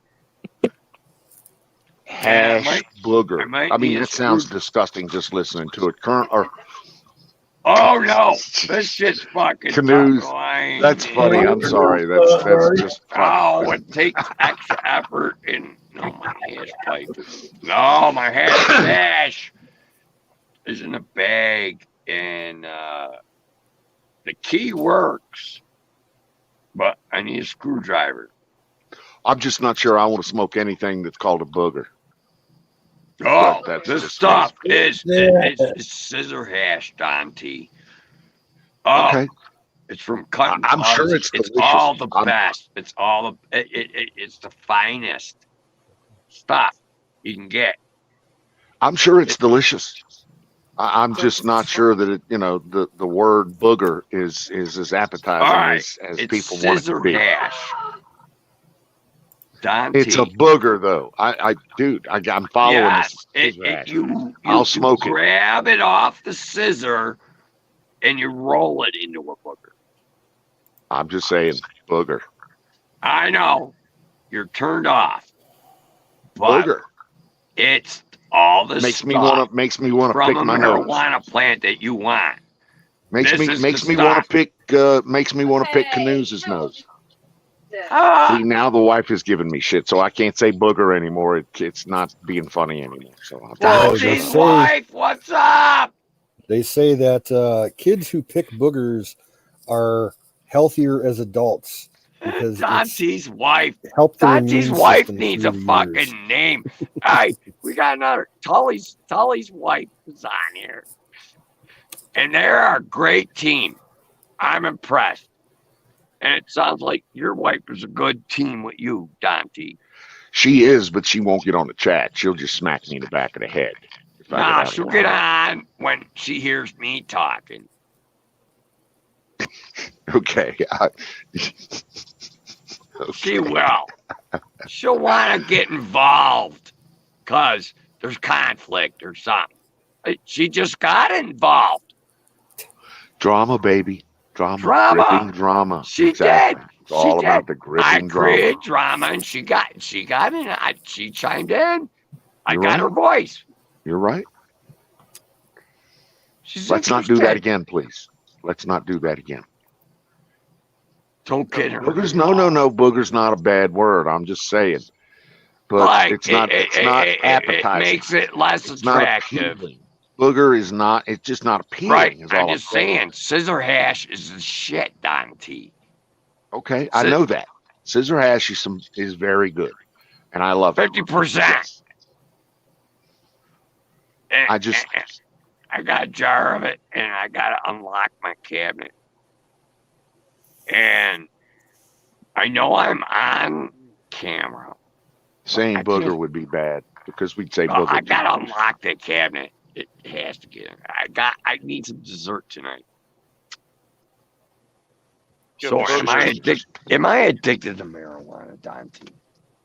Yes, you are. Yes, you are. But you could quit anytime. Anytime you wanted to, you could quit. Because it's not quit marijuana for 3 years for a so it's not stupid physically job. addictive. Yeah, I did that before. It's the euphoria that you get that's addictive. It's not the drug that's addictive. Booger I can't boy. quit cigarettes. I like that. Yes. I can't quit cigarettes. Yes. Cigarettes. Do not say booger. Cigarettes are like heroin. They're that addictive. No, I can't get off the cigarettes. But I'm looking for my keys to my hash jug. Let's see if we can find. It's one of them little like a locker key. Pardon me while I put this little booger of concentrate on the top of my weed. You told me about booger. I'm putting a booger of concentrate on You. I call that what do they call a that? dab. That's a dab. It's just a You're an Indian giver. Yeah, I'm a hypocrite, is what I am. I'm a hypocrite. I'm a fucking hypocrite. Dude, but it's still a booger. Okay? Dude, you're hypocriting in a good way. Hey, Don T, me and you have had it. Look at here. Yeah, we're good, brother. Yeah. No, now you're fucking reciprocating in an opposite thing. I take it, man. You're all right. You're one of my buddies. See the booger in there? See the little booger? I'm trying to open up my cabinet. I'm gonna get all hardcore and load up 2 little boogers. There you go. Unlocked it. It's booger smoking time. Hold on. I'm gonna try to unlock the ball. But we shouldn't say booger. Remember that. Oh! Boogers are awesome. No. Is that really a booger? Yes. Yes, it is.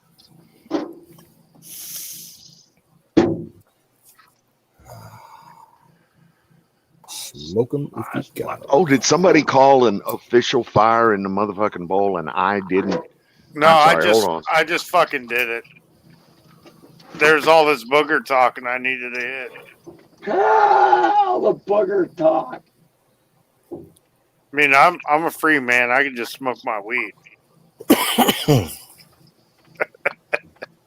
Man. There's my happy ass is going to go to bed in like 40 minutes, 30 minutes, somewhere around there. Hold on. I smoked a booger at work today, and I coughed so hard from it, I puked. I'm not high as hell. That'd be low, down in the depths of hell. See, that's why I don't smoke many boogers. It's because I just cough my balls off. I'm just smoking this green stuff. I need a vape, but I so get I can extremely smoke high green from it. juice. Well, yeah, it's because it's dabs. It's like a wax. I sound like I'm echoing. No, it sounds I'm okay. working on it. Oh, no, Sounds like the tires is doing construction. I think he's jacking up his vehicle so he can find his stash. I think he's jacking up the camera. it keeps shifting. He's trying to unlock his hash vault, I think he said, where he's got 16 pounds of hash in the basement curing. He didn't tell you about the subterranean booger vault that he had under that thing, right? No. What? It's totally Agent Orange, totally hush hush. Nobody knows about it except for.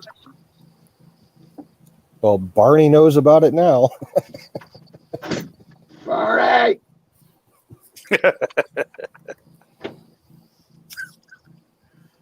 Oh man.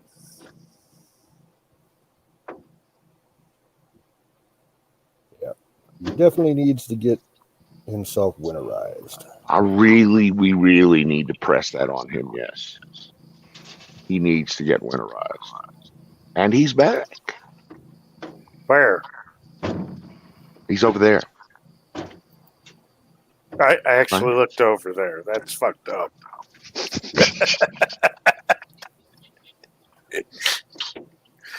Well, Yeah, he just came back. where? He's back over there. McCormick. Who's See McCormick? Oh, that McCormick. Okay. Yeah, he's back. In Okay. some timeline, he's back. Over there.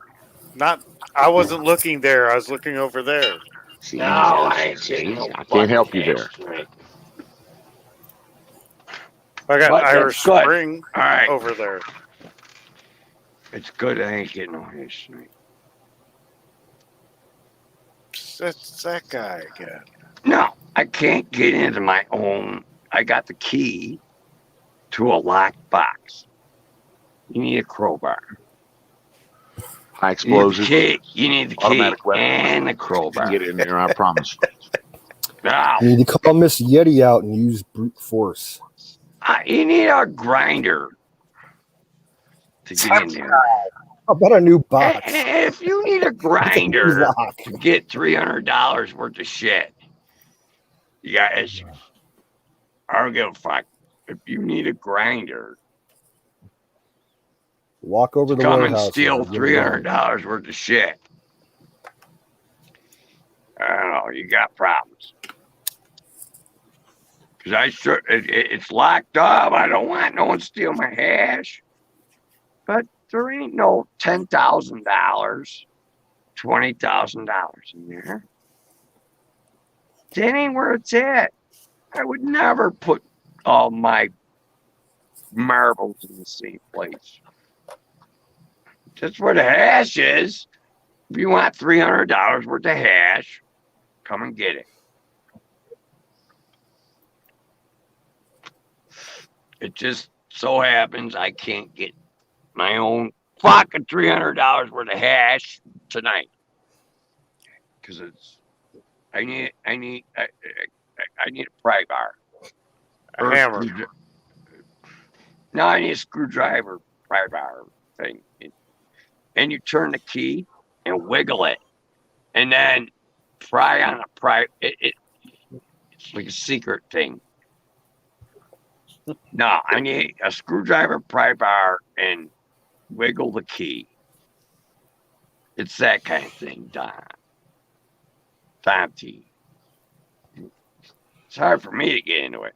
You can cut into it with a grinding wheel, but I got cameras. So, I mean, here's the question. Do you have a key and can you get in it? Even with difficulty? Yes. Okay. That's I just need a and you don't have screwdriver. a A problem. big screwdriver. I'd be in that thing already.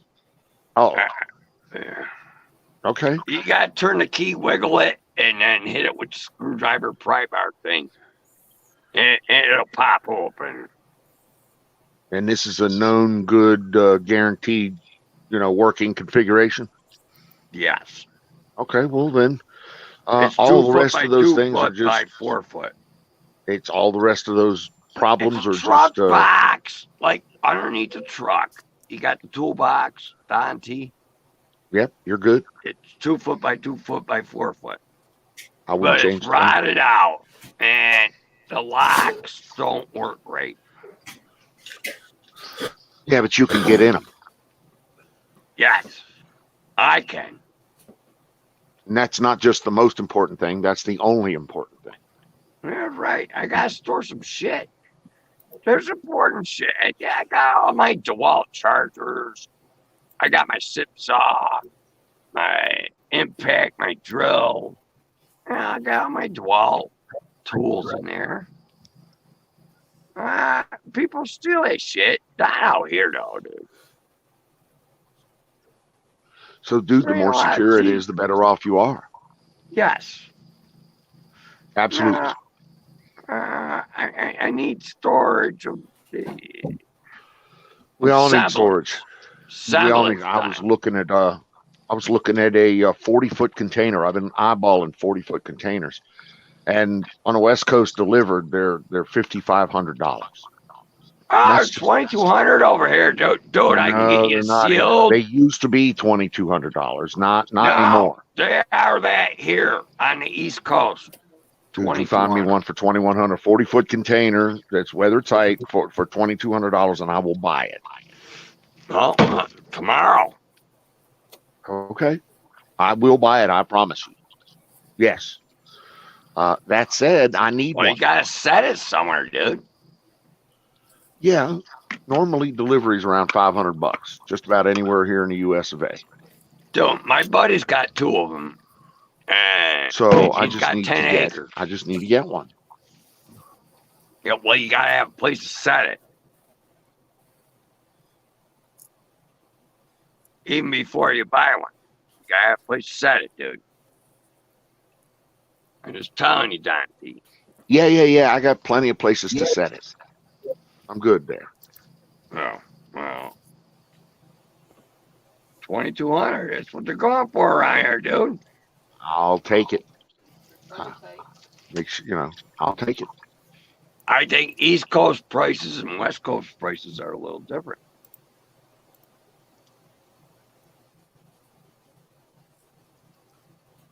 Right. And that's been a fact for the last 5 years.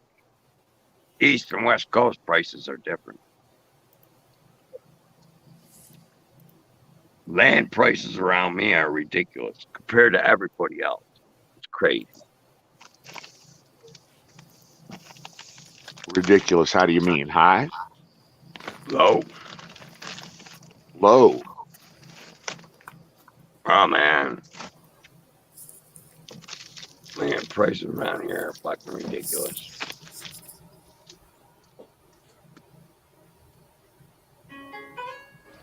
And I'm all about land. Well, you know what? I'm all about land too, but I want land outside of a high tax state. And I've got land in many high tax states at this point in the program. And I'm tired of paying the taxes on them. I'm getting echo. I gotta go. I'm getting echo. I gotta go. No. Is that me? Do I need to refresh? No. I don't think so, Don. I'm not sure who it is this time. Aaron has echoes all the time. It's he's somewhere where he can't get good reception. I'm getting tired. That's all I gotta say. Okay, well, let me There. start. Uh-oh. Sorry, I'm not that entertaining. That's why I'm tired. I'm just like, Actually, I find you quite entertaining. but I don't right now. I find my eyes going, eh.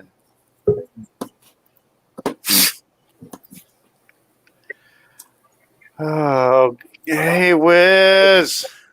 What's up? As soon as you got in, we've got to Apex and boobies and stuff. And Tally's like saying, "Want to get high?" Oh, okay. Oh, Lord. What's happening? Yeah, shit, man. It's been overcast, raining all day Yeah. here, anyway. So, yeah, I had to wait to the appropriate time to start up the generator so I can run it for a few hours, and then I can, deal with everything. Sorry. I should have muted myself. Oh. But yeah, no shit, man. I just.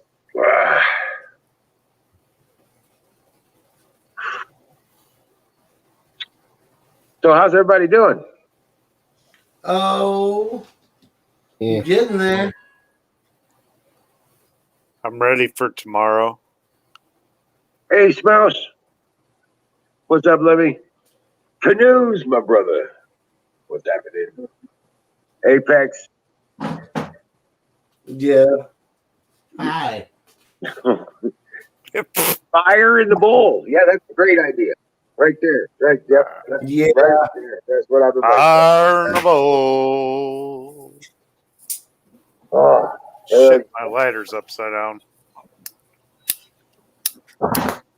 Really burnt. What the hell? There it is. There it is. Lighter's empty, bowl's empty. Yeah. Yay. You're done. You're done. That's all there is to it. You're done. Yeah. Good night. Done. What's up with the moo, bitch? Moo, bitch. Move it. I'm chewing on a ding dong, motherfuckers. Oh, Jesus, I didn't want to know that. Well, there you go. Pie. We have to get you pie. It's a lot better than ding dongs. Ding dongs, baby. Ding dongs for the win. I gotta admit, I like a ding dong too. It's better than a ho ho. It Or is better than a Twinkie. ho ho or a Twinkie. Yes, sir. Yeah, you can get syphilis from both those, but not a ding dong.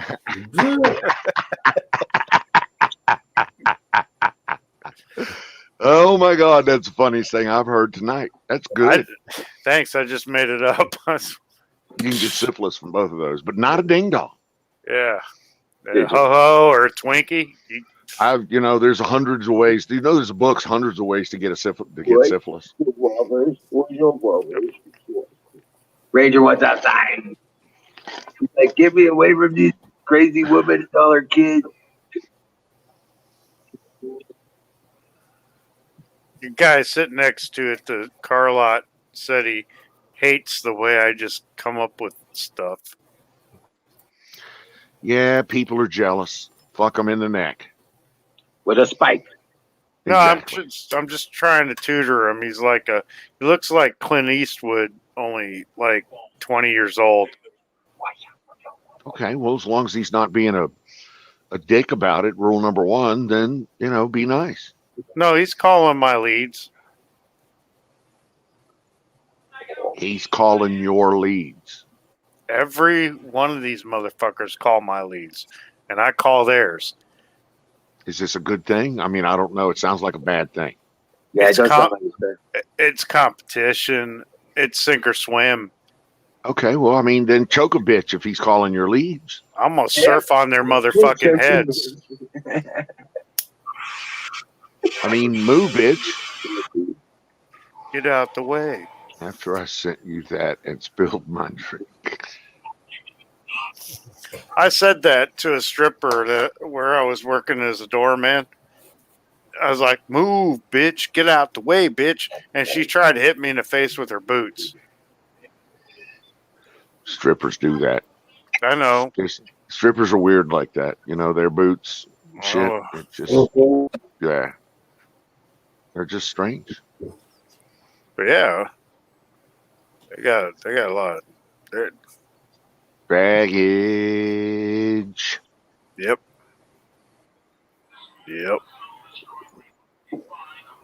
All right, hold on while I hit this booger. Goddamn booger talk. Canoe, Are you laughing under your hand? Are you eating your fingers? What's going on? Okay. All right. Canoe's, my palm is really tasty, so I'm licking it. Canoe's trying to be above all this shit. Trying to be all intellectual and shit while we're all down here in the gutter fucking talking about boogers and He boobs. was licking his palm. I mean, come on. It's too much. Boogers and boobs. There, that's better. So I was just looking up on Amazon for a replacement for the goat. And in the search results, because it's a gag gift and you'll find other related gag gifts, there's a little book. Yeah. It's called Gomer the Gassy Goat. Oh my God. Jesus. What does the world do?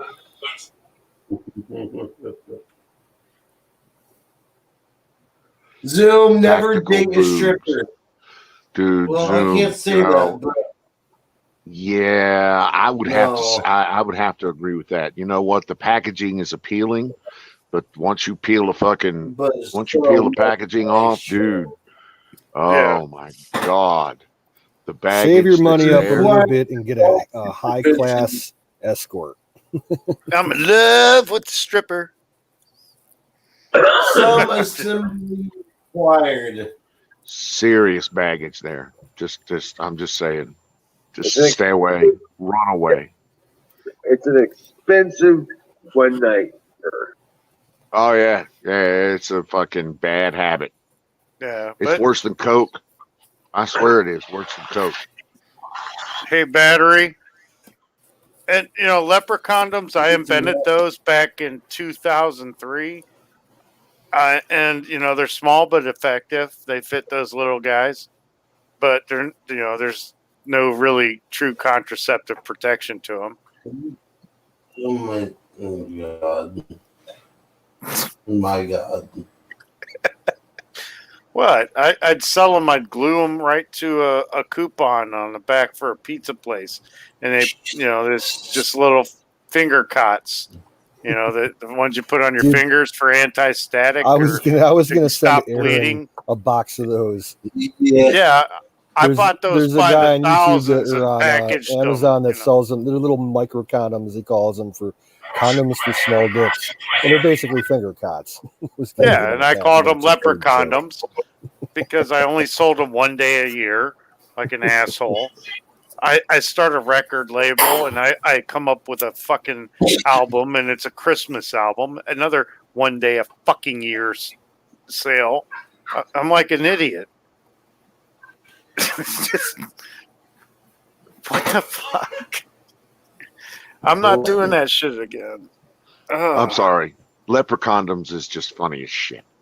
It was. Right. It was. But it didn't make any money. So.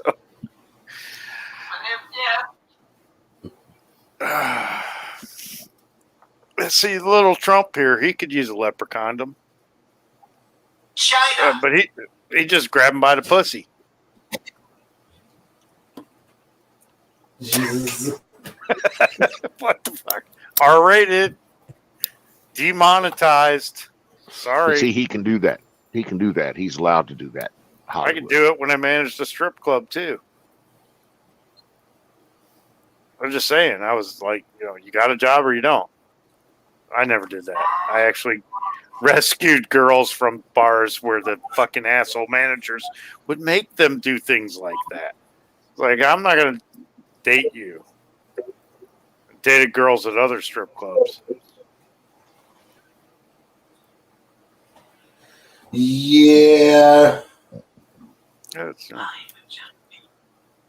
Oh yeah, China is asshole. Donald Trump, don't trust China. China asshole. Someone made a music video out of that, all animated and everything. I think Tommy was playing it last week. It was fucking Nice. hilarious. Yeah. Gangnam Style.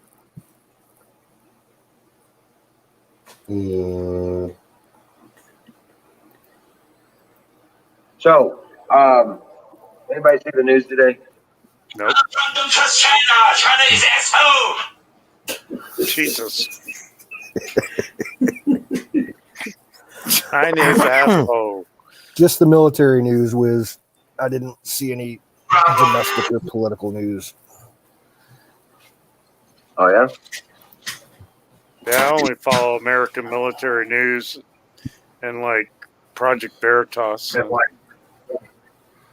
Let me take a quick scan. What happened? Wiz likes for other people to tell him what they think about the news, the daily news. I'd like to get people thinking. Well, there was Yes. there was a So crash. pretty much it's everybody's looking for that that Gabby killer. What is the fascination with this Yeah. bullshit? I don't know. Nobody gives a fuck. Every What's 10 the- years, what the there's a big mainstream murder media case. does. Yeah. Yeah, every 10 This years, must be there's what- a big thing like this. They have a quota they have to fill. I think this is what my managers were talking about today, and I have no fucking clue what they were talking about. But the one guy's like, I think he killed her, but it may have been suicide. And I'm like, what are these fucking people talking about? 'Cause No, I don't watch the the quarter, the today homicide. So there's that. What? What I'm really looking for is The what coroner the fuck- ruled today is homicide. the coroner what? The coroner ruled it today a homicide. So it was her. So who this person is an Instagram in quote unquote influencer. So What's basically Instagram? somebody who's got a shitload of followers. Lenny, I'm gonna slap the fucking shit out of you one of these days. You know what Instagram is. I swear you do. Try it. And then we won't be cooking anymore. We'll be in a slap. We'll be in a slap fight. Be like,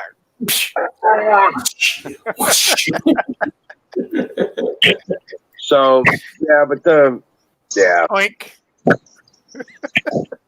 Did you hear that Biden basically sold us out to the UN now? He's officially announced it. Well, he's an idiot. He announces his stupidity and fakes his ignorance. Or what the fuck? How's that work? I don't know. He's a fucktard. I hate this world that we live in. Not us. Not the world we live in. The world that lives around us and acts stupid as fuck. Fucking hate those people. Yeah, I get it. Yeah. Oh, man. I might actually have to buy a real pair of nunchucks instead of these foam practice ones. I wouldn't want to get that close to any of them. Yeah, that's my To thing. be honest with you. Fuck that. Well, I mean, it's if they get around beside me, walk up next to me, and be like, "Whoop, ow, my face," that kind of thing. You seen how they like to sucker punch people? One person talks to them, the other person's over here like, yoink.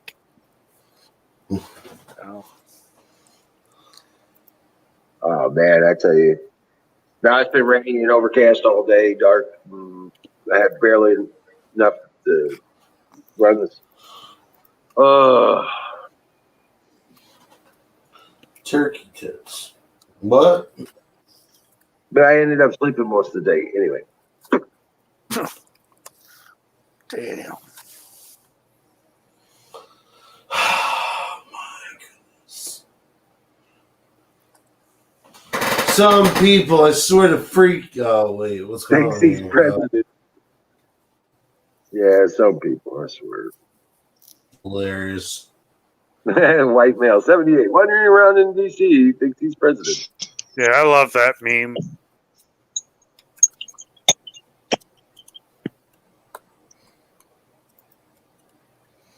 So, but nothing major. Nobody. No major announcements or anything. Not No, not really. Not on my end, at least. Tuesday is usually a pretty slow news day. Yeah, I was This, looking for what was reported from yesterday. It seems like the 20th was something that, what's up, Apex?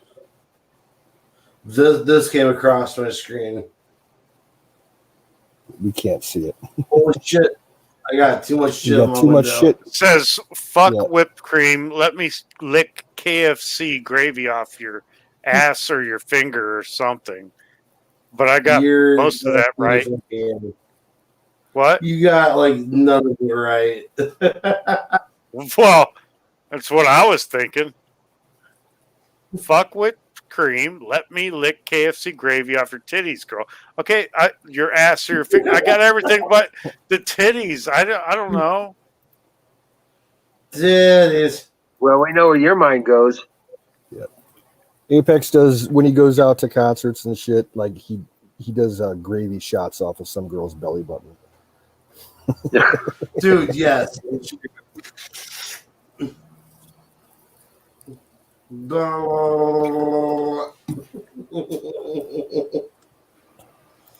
So,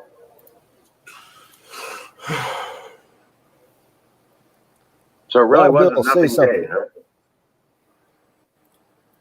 Huh? Wow, Bill, you there? Yeah, I'm here. What's up? What's on your mind, brother? What's on my mind? Yeah. Oh, I've been watching that series. I think it was Canoes that shared it. Which one? The one about the fall of the Cabal. That was Hammer. Yeah, it wasn't me. Was it Hammer? Okay. Yeah, it was Hammer. Man, I tell you what. That's pretty intense stuff. It's going deep. There's 17 versions of it, and they're long. 17 parts. Yep. And they're really long. It's like watching 17 long-winded freaking documentaries. But the thing of it is, it's all stuff that everybody needs to know because they've tweaked our history. They've tweaked the history of all of humanity. And Yeah. And stuff I keep talking about. Yeah. the genocidal maniacs like the Rothschilds that are running all this shit. They want 90% of us dead. Yeah, they do. Bill Gates is part of it. Oh, he's a piece of shit. I hate him. That little fucking lizard man that runs Facebook. He's part of it. Fauci's part of it. Yeah. They're all playing into it.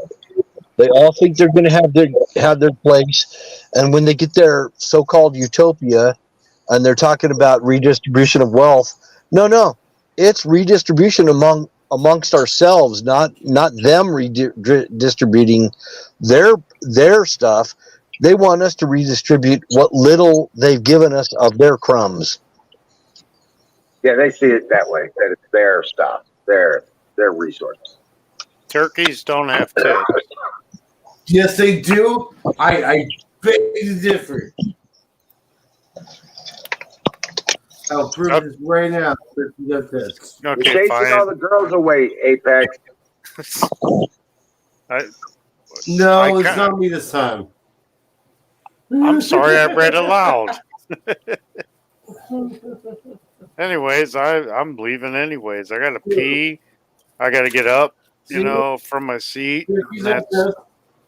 Huh? Oh my lord. Yeah. Wow.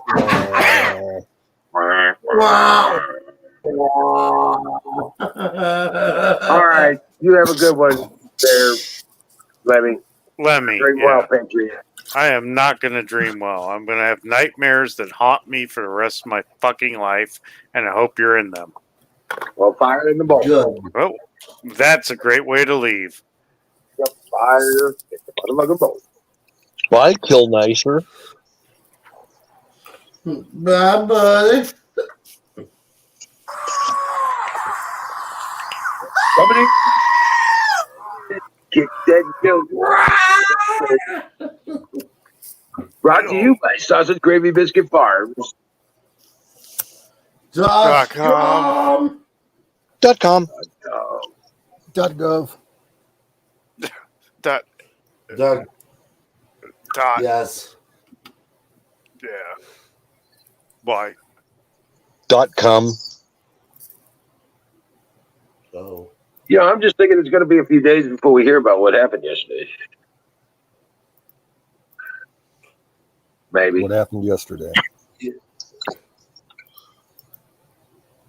I'm not certain, but I'm just thinking something happened yesterday. It's kind of big. It may come up in the future, but yeah. I'll just let it go for now, but I was hoping to hear something. You know what? There You was should- something I didn't read into the details of it, but Hillary keeps coming up with this Durham report. Mhm. I did not read the details again, but the one catchphrase that I saw had to do with the Bill and Hillary Foundation. Yeah. Yeah. That's what I know. You guys will have to search it out. HillandBillery.com. Yeah, something- Yeah.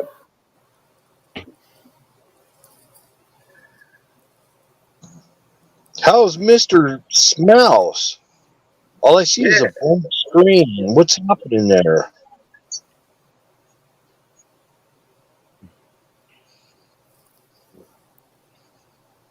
He's always stirring up a hornet's nest somewhere. Right. No, the homebreaker. Homebreaker. Right. Yeah. Uh-oh.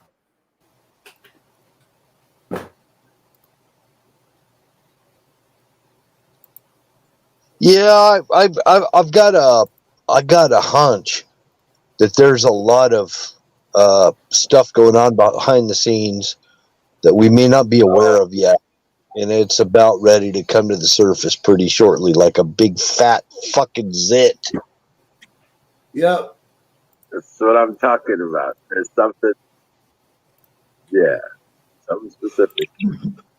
Like a big pulsating carbuncle about ready to burst. Yeah.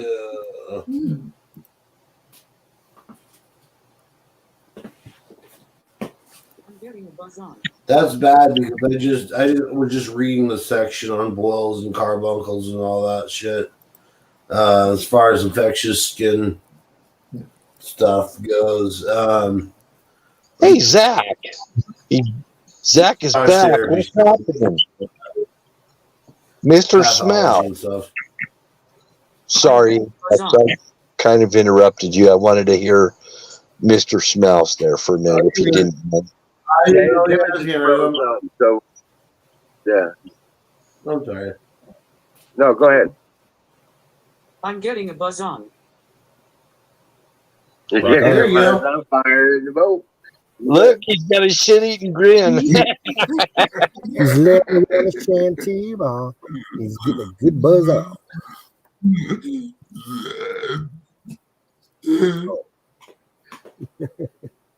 He's getting some good- You know what's crazy? We're getting fall sun. We're getting fall temperatures, but the trees ain't turning. Mm-hmm. Mine are. Are We they? got yellows coming in. Yeah, yellows and oranges coming in right now. I got these two No weird dark maple red, trees in brown. my front yard. They've Yeah. already dropped half their leaves. They do it every year.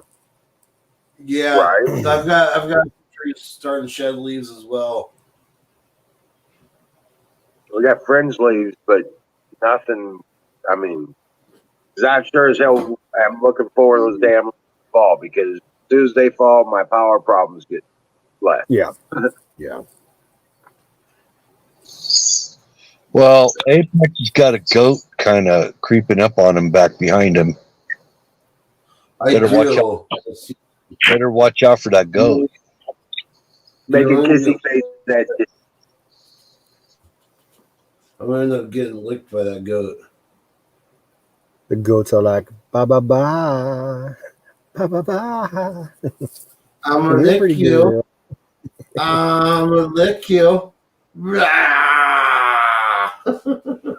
That's it.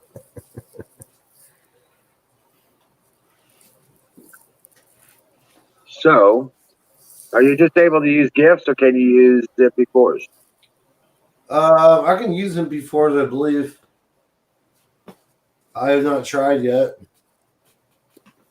I haven't played around with it as much as I would like to. I haven't really had a whole lot of time to do such. Right. But plus, like I said, the other thing that's kind of an issue. I need to get more memory. Is what it is. It's more RAM, or at least better RAMs. I think there's like maybe 16 gigs of RAM in here total.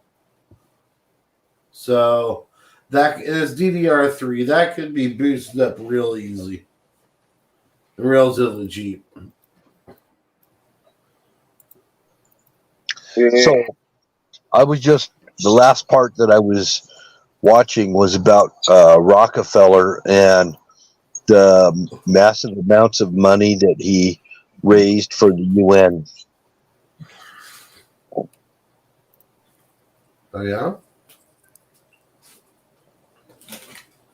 Well, like we know, it is the beast. It is the final beast. But the good news is, in the end, we're going to win. So, Yep. no worries, man.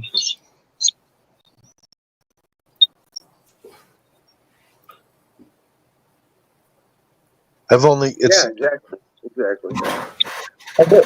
I've only got like 12 more of these sequels to watch. Oh my Lord. I know that thing that goes on and on and on and on. Like, man, it's almost like InfoWars. You don't want to stick of hearing about it till when you get to the end of it. You know? Well, a lot of this stuff I already knew, but I am learning some new historical stuff that I wasn't aware of. Like all the people that were eliminated from the earth because of these motherfuckers. Yeah. All of the people that were genocided, nations of people that are wiped out because of these people. Yeah. Creatures, whatever you might call them. Well, like a lot of it happened in Africa.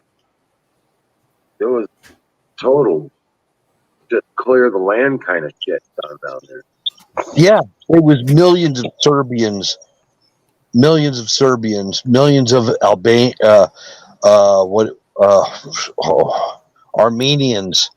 Yep. and so on and so forth. It goes on. Africa, Europe, all over. You know, they're trying to whittle down the population of Earth to get us all down to 50 million. They want to get the entire Earth population down to 50 million. 500 million, according to the Georgia Guide. Oh, yeah. They talked about the Georgia Guidestones, too.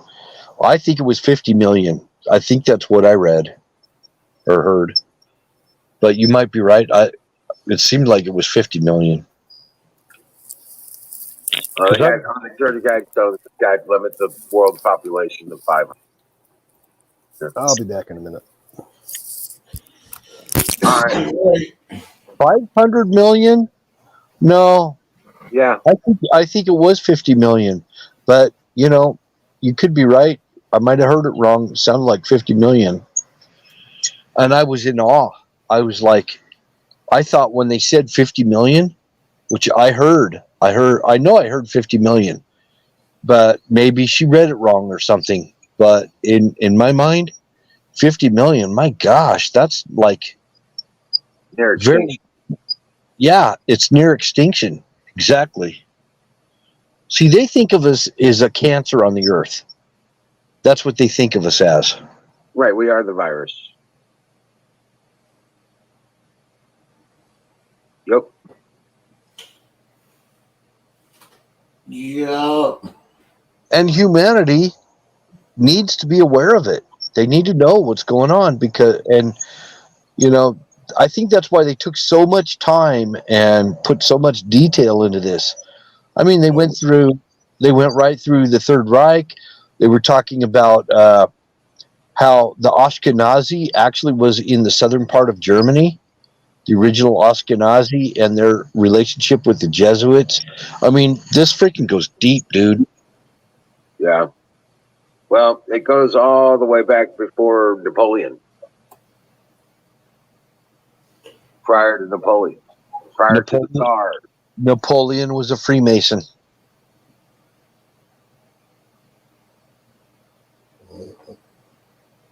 So, yeah, it was,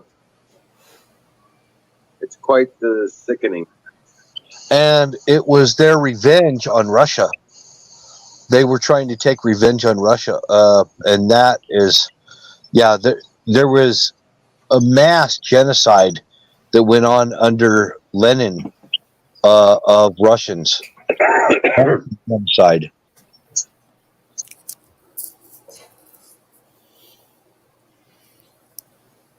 I'm a back.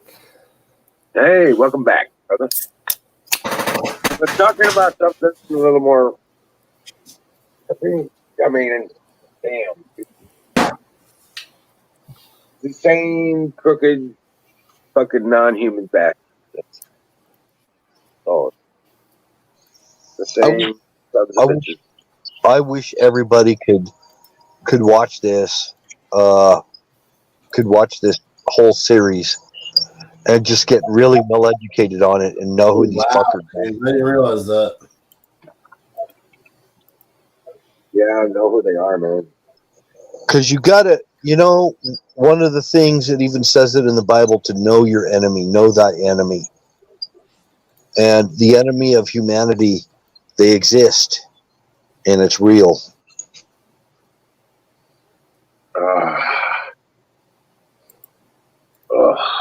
Yeah, I tell you what, these pallets keep you strong.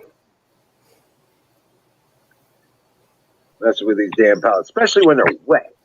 Hey, I did a cool barter today. What'd you do? I bartered some of my chilies that I was growing with my neighbor in trade for tomatoes and eggs. There you go. There you go. His chickens are laying brown and olive colored eggs. He's got Easter eggers.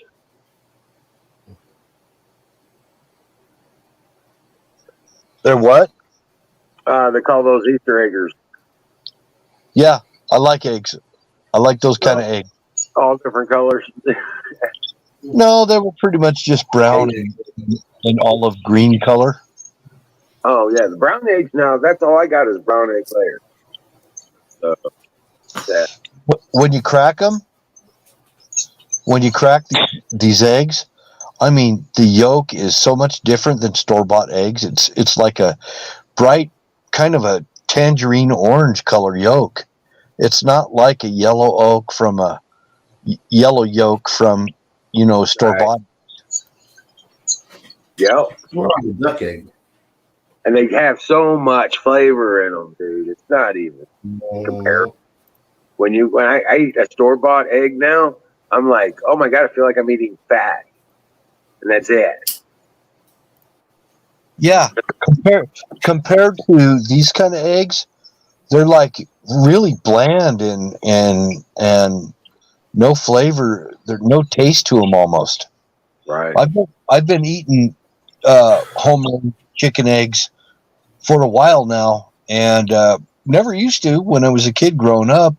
You know, even far into my adult life, I never used to eat them, and a few times people have given me like duck eggs and goose eggs, and they were actually really good. Goose eggs, man, I'll tell you what, that's a big ass egg. Yes, it is. Yeah. Well, even duck eggs are actually pretty big. Turkey eggs Yeah, are pretty big too. but I never had turkey eggs. I bet they're good. Yeah, But I've had them a couple times. But yeah. one goose egg, I can make an omelet for two people. Right?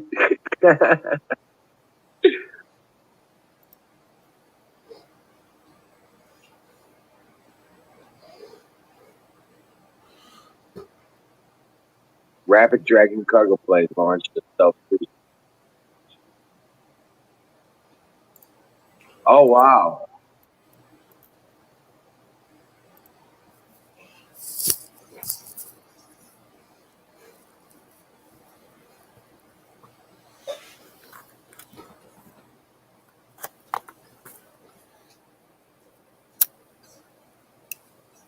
Nightingale says she's had an emu egg.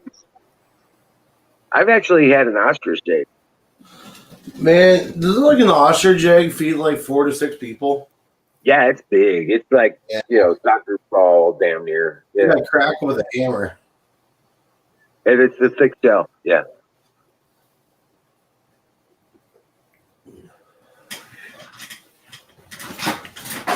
Oh. Oh. So there's something about that thick shell too. People make stuff out of it. Yep. Arts and crafts stuff. Yep. Well, some of those Fabergé egg things. Yeah. I've heard they've been. That's where they were taking. Yeah. A lot of that stuff. It's crazy.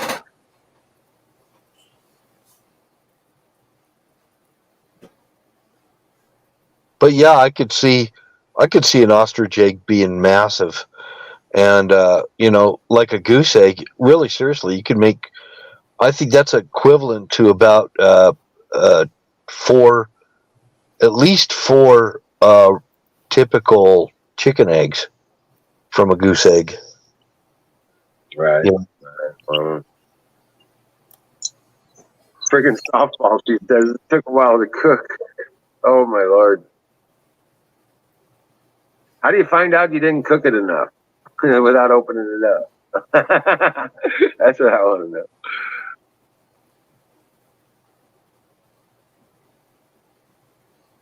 Oh, Jason's out in the storm, driving through a storm. Uh-oh.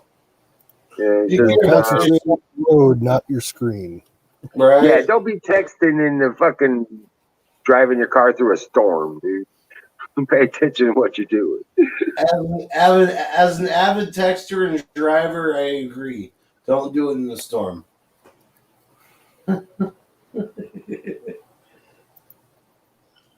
I remember down in Houston, Texas. I was driving in actually, this hit me a couple times going through Houston. Man, the rain was coming down so hard that it was like your windshield wipers can't keep up. Right. The raindrops are so heavy. It's the heaviest downpours I've ever been in Houston. And that was when that guy tried to pass me on the right, and he's trying to beat me, and I'm in a semi truck, and he's hauling ass, and all of a sudden he ran out of road, and he was in a lake, and all I saw was this big old rooster tail out in that lake, in his truck going glug glug glug. That's hilarious. I felt like I wanted to stop and help him, but I couldn't stop. I mean, I was on a freeway in a pouring rain, So, poor guy. Poor guy. Little Toyota pickup with a shell on the back. So, oh man. Well. But see, down there, down in Houston, I think I found the worst drivers ever on the whole planet. There aren't. I've been all over the country, and I've never seen worse drivers than what I found in Houston.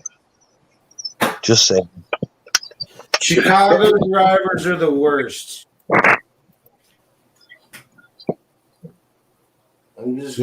Chicago's pretty bad. Worst traffic I ever seen was DC and Toronto. Oh yeah, DC is pretty bad. Rush hour on the Beltway. Oh my God. Yeah, if there wasn't any traffic, you could be there in 30 minutes, but it'd take you 3 hours. Well, Oh, shit. I've been all over the country, and I thought for sure. I even hear truck drivers on the CB radio saying, Utah has the worst drivers of anywhere in the whole country. They're bad here. I'm not going to deny that, but I don't think they're near as bad as Houston. And I've been to Chicago, and that northern part of Illinois is just like, they got the two blink turn signal. 2 blinks and they're in your lane. Yep. And they're horrible, but I don't think they're as bad as Houston. I mean, Houston is like absolutely moronic. Just saying. That's just my observation. Doesn't necessarily mean that everything is that way, but that's just what I noticed. I'll be right back.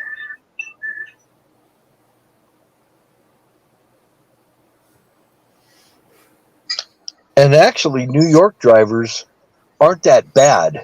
They're assholes, but they're not that bad. They love to sit there and hit their brakes constantly. And I think they do that to try to make you back off, because they're trying to get people to back off of them. Everybody does it in New York. Yeah. They sit there and tap their brakes constantly, so you'll back off, But other than that, I don't think they're the worst. I don't think they're the worst drivers. The worst I ever saw was Houston. That's just from my perspective.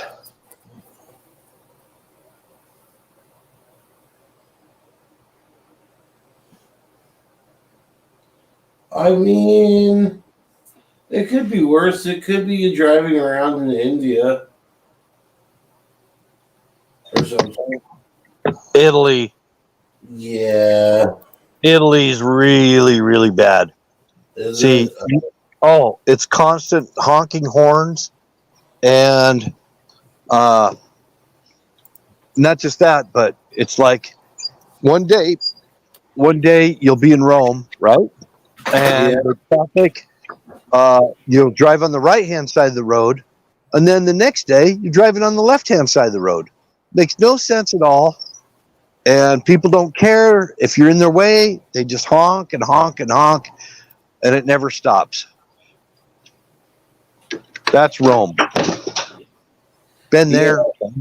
Yep. Craziest place. Little narrow streets.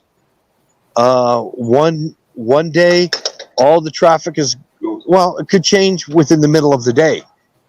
For a while, it'll be traffic is going one direction. Then for another while, it's going all another direction. It's insane. It's absolutely insane in Italy. Even in small towns in Italy.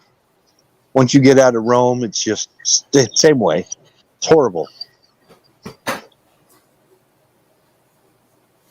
Yeah. Man, I'm all itchy and stuff. I don't know why.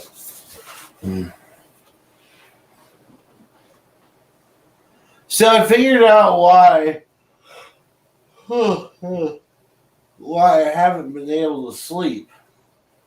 Those, at least like the last 2 nights, those edibles that I ate, the 1,100 milligrams worth of edibles that I ate, were all sativa. They were both sativa packages. Yeah. It'll happen. Yeah. Let that be a lesson that sativas do keep you up.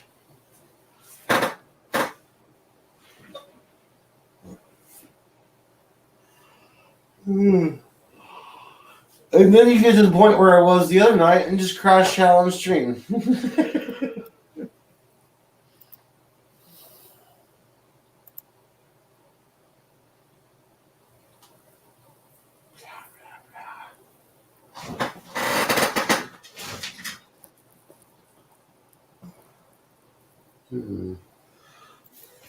Fire in the bowl.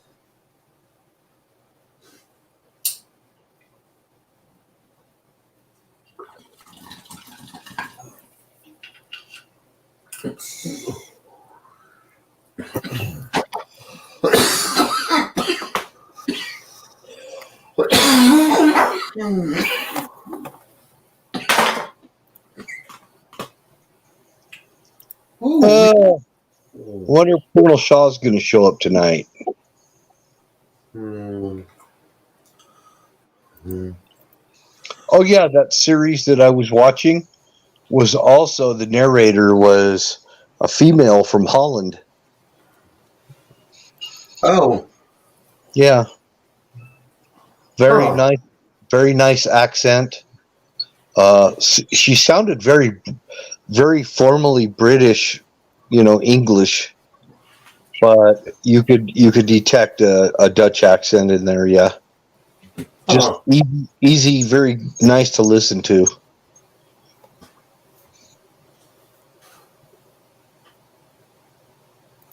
Just wait until you have a Dutch woman really mad at you, going off on you in Dutch. Not so pretty then. well, you could have a chick going off on you in Russian. I do not speak from personal experience. I'm just saying.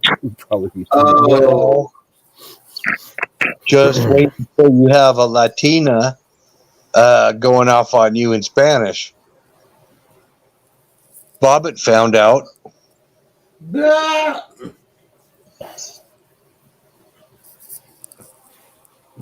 Yeah.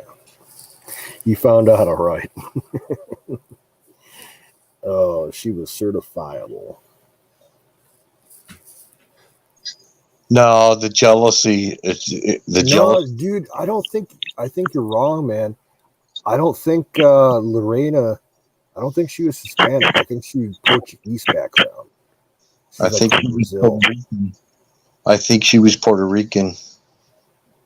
I thought she was like Brazilian. I don't know. Still Latin. Still Latin though. She's like a crazy bitch. Yeah. Okay. Even if you don't go with the Lorena Bobbitt thing, then other Hispanic. I just got experience. I just know. So the jealousy thing, I'll tell you what, it's real. Yeah, I was only making that as a joke. They will stab your fucking ass. They will stab you. My cousin, she is a high school Spanish teacher, and I remember years ago, I asked her, like, what do you do with the unruly kids in your class? Like when they start acting up and shit. And she's like, I give them my old lady, Spanish lady, tirade. And I'm like, well, what do you mean? And she gave me an example. And I'm like, okay, yeah, I wouldn't want to be on the receiving end of that. Yeah, I don't really understand it, but I've heard the same thing about Irish girls too. Irish girls, they definitely will freaking put the hurt on you if you cheat on them or you piss them off. They know how to tighten you up. And in Irish culture was actually a matriarchal culture. Yep. So it was same with Russian. I mean, men went out and fought the wars, but the women were matriarchs. Yep. So it was a matriarch. With Russian women, they're all. You get an old Matushka going off on you there, man. You better run. Who? Wooden spoon. The babushka? Yeah, the babushkas. Yeah. I found out about that actually up in Illinois. Oh yeah. Oh, yeah. I had a girlfriend that was Polish, and she explained the babushka thing to me. Exactly.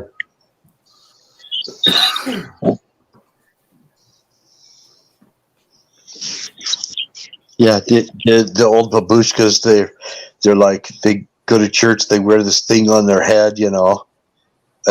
Whether they're Catholic or Orthodox, it doesn't matter. They wear some kind of scarf, and they're old and I like those. They're they're pretty.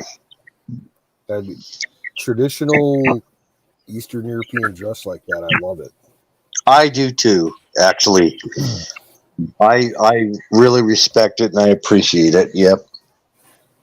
And even like the everyday men's clothing is pretty sharp. It's like a different cut, different style than, Western clothing. Yep. Yeah. I even like their military clothing. I like all of it. Like everything about it, the food, everything. The tradition. Polish food. Holy fuck. I could drink kvass all day long. I haven't had kvass in years. I definitely could easily adapt to the Slavic lifestyle. Yes. I could eat my way across Eastern Europe. Literally. Yeah, that sounds about right. Yeah. I've got one of the best cookbooks that I got is all Eastern European recipes. So I take it you want your very own Tatiana or Katerina or Tatiana or I don't care what their names are. Yeah, I know. Yeah. Ludmilla. I'd have a Ludmilla. Ooh. Mia? Yeah. I say hell yeah. See, I've been having these issues with past girlfriends and stuff where it's like, well, let's see here. It was for 8 Zach, years. It was Mr. Smouse wants to say something. Mr. Smouse is trying to say something, I believe. Go ahead, Zach. Sorry. I had a girlfriend in 2013. Her father loved me because I was the only guy who asked him if I could date his daughter. However, it only lasted 8 months because she ended up cheating on me. The reason why I'm still virgin is because she was in Wisconsin. Oh, wow.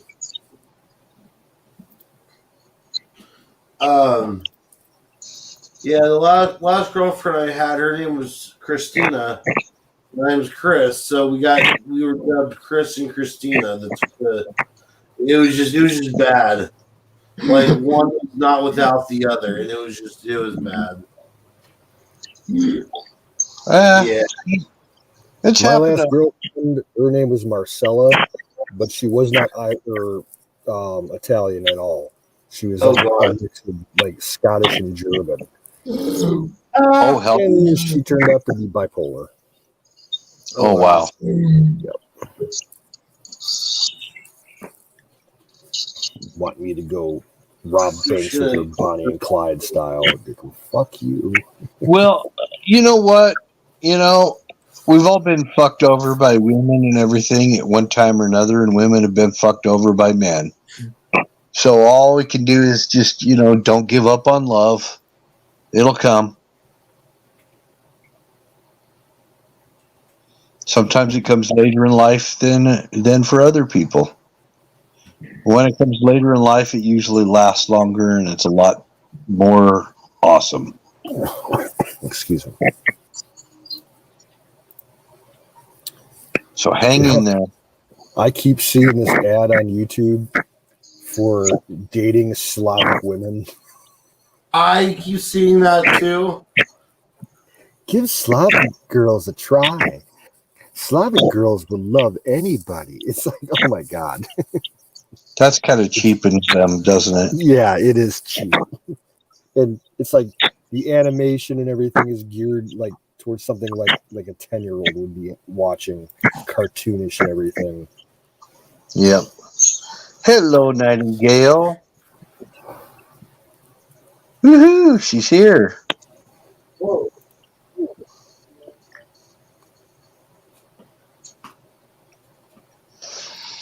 So yeah, I that's kind of why I like the idea of Mongolian women, because you've kind of got that kind of, I don't know, there's something Russian in there and Asian at the same time, Yeah. and it's freaking hot, and they're a little more curvy than typical Asian women, but absolutely gorgeous and hardworking, smart. That's a smart bunch of people as Mongolian. They're very intelligent too. I like intelligent ladies. Well, like the whole area from there to up north, like in Siberia, all them people are super smart that have tribal backgrounds. Yes, sir.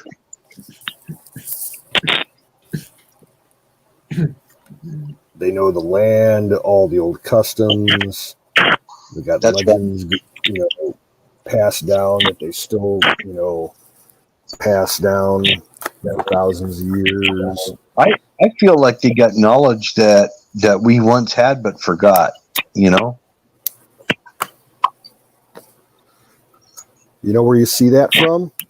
The gypsies. Yep.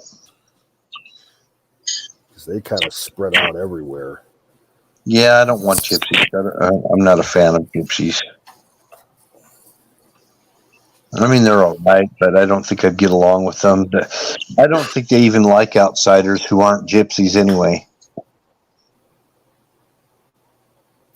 They've always got a hustle going on, Well, that's part of the culture. Yeah, exactly. Because What's up? if you trace them back by their roots all the way, they go back to India. And then when they started expanding east, they got picked up with the horse tribes, including the Mongols. And that's how they made their way into Europe. And, they kind of had a schism where a lot of them became the Tartars up in Russia, in the Caucasus, the Cossacks. But they kind of merged with the Scythians, I think. Yeah. Oh, Scythians. that's right. That was, it pronounces it different. Zach has got something to say, I believe. Go ahead, Zach. Yeah. She cheating wasn't the thing that hurt. The thing that hurt was that she didn't want to tell me. Her dad found out and he made her tell me. And then she told me on Christmas Eve. Ooh, That's rough. That is rough. That's hard, Zach. But you know what? It makes you a better man. Didn't make it doesn't do anything for her, but it makes you a better man because now you kind of, It's just an experience. Yeah.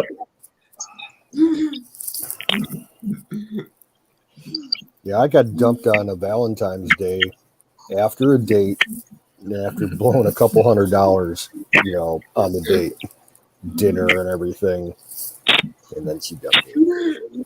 Lesson learned.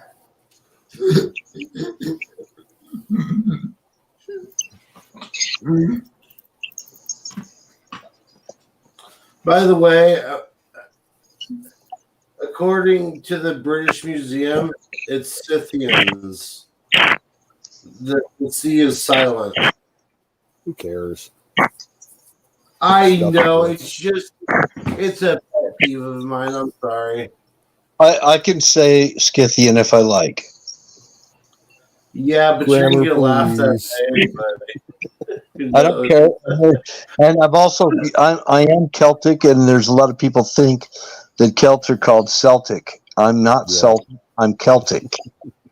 But No, people, the Celtics are in Boston. what? The Celtics are in Boston. Exactly. They're corporately amalgamated.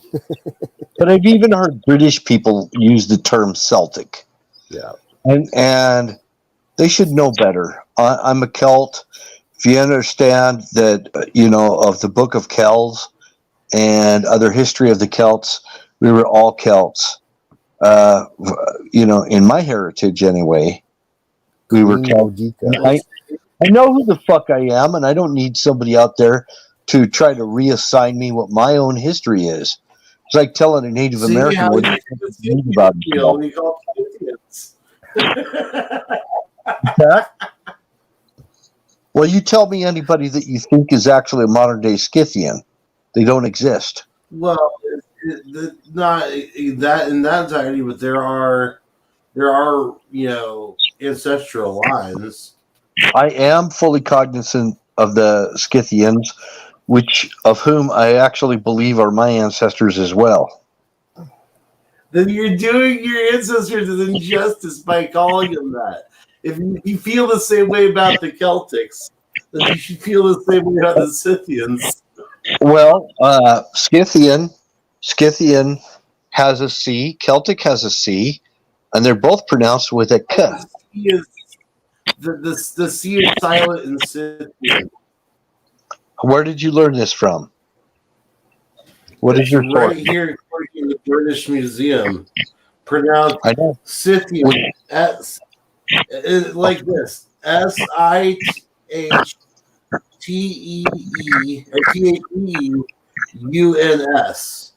But my question is, did you understand when I said Scythian? I did, but I'm sure I'm going to correct you so that you know. If you did, thank you, young man, for correcting me. But I still refer to it as Scythian, and I think people who pronounce it as Scythian also understand when I say Scythian, and I've been saying Scythian all my life, and I'm not going to change. So there. It doesn't matter. It doesn't matter. Show me all you want. It's okay. I'm still going to say Scythian until the rest of you stop saying Celts. You stop calling me a Celt, and I'll stop saying Scythian. Because I'm not a Celt. I've never once called you that, or I think you're a little different than where I'm at.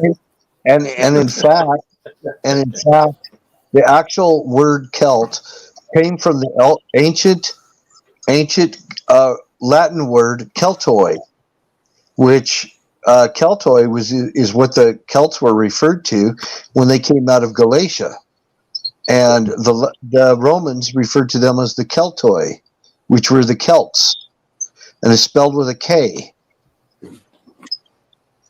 Galatia as in the origin of Gaelic, right? The Celts came out of Galatia, which is Turkey. So the homeland of the Celts was originally Turkey, what is now Turkey today. That was their origin. And Turkey has been long time into antiquity a melting pot because of their, geographical position. They were a crossroads between east and west. They were the crossroad overland from east to west. But it was a lot of different races moved in and out of there. I know, and it was inhabited by the Persians. And there's burial mounds where Persian kings were buried in Turkey. I Romans there. I lived there for a whole year. I was there in the army. I'd like to go to Turkey someday. I've actually been to the city of Troy, even. Not much left there. No, there's ruins there that you can see. That I was there. I got pictures of it. It started from some German guy who started excavating it and discovered that that was the actual site of the original city of Troy. I had to cross the Black Sea to the Asian side of Turkey to get to it, because Turkey is divided between Asia and Europe.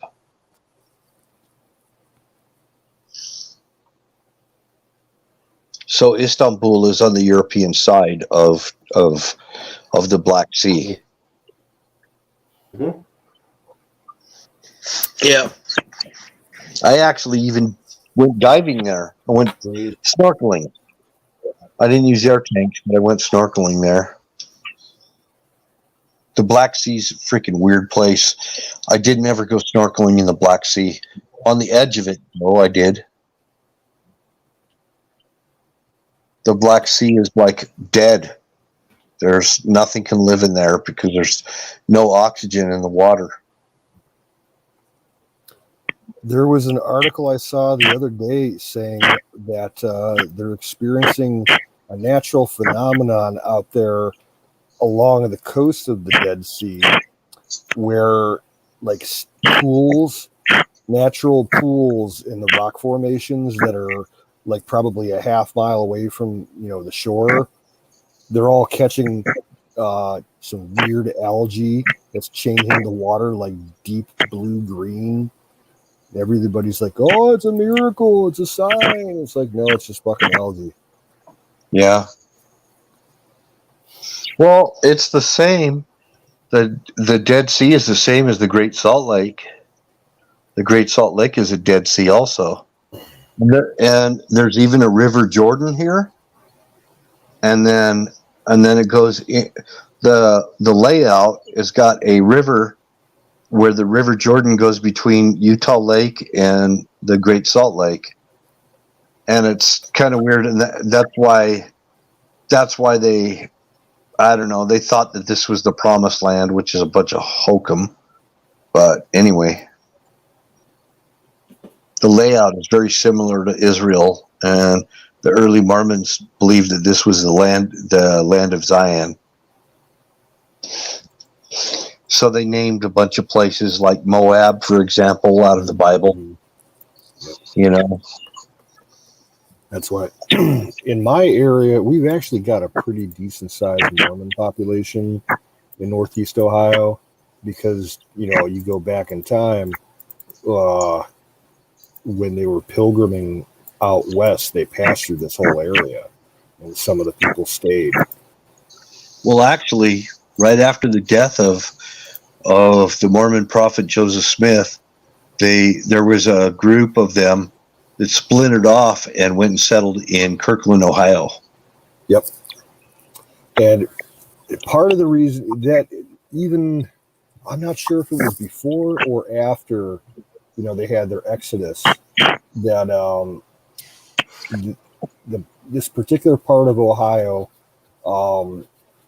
was one of the first eastward or westward parcels of land that was officially mapped out by the government, and actual townships were named even before they were built. And it was just like real rudimentary surveys done at the time, and they had a westward expansion. They called it the Western Reserve. Mm-hmm. And a lot of the Mormons, when they passed through, they came through and settled in some of the Western Reserve communities. Oh yeah, Nightingale says they have the Salton Sea. It's another salt water sea. Yeah, it smells. It's not the Black Sea that's the salty one, right? Well, the Black Sea is not a salt sea. It just doesn't have oxygen in it. It's water. It has oxygen. Down to the molecular level, it has oxygen. They also wouldn't have water. It's enough to make it water, but it's not enough to support life. Oh no, it's possible. I actually just looked at a coral thing over here in the Black Sea. Yeah, like there's fish that swim around in there, all kinds of stuff. Yeah. Anyway, scientific level, I can't explain it to you. There's just There's parts of it that has sea life, and parts of it that has no life in it whatsoever.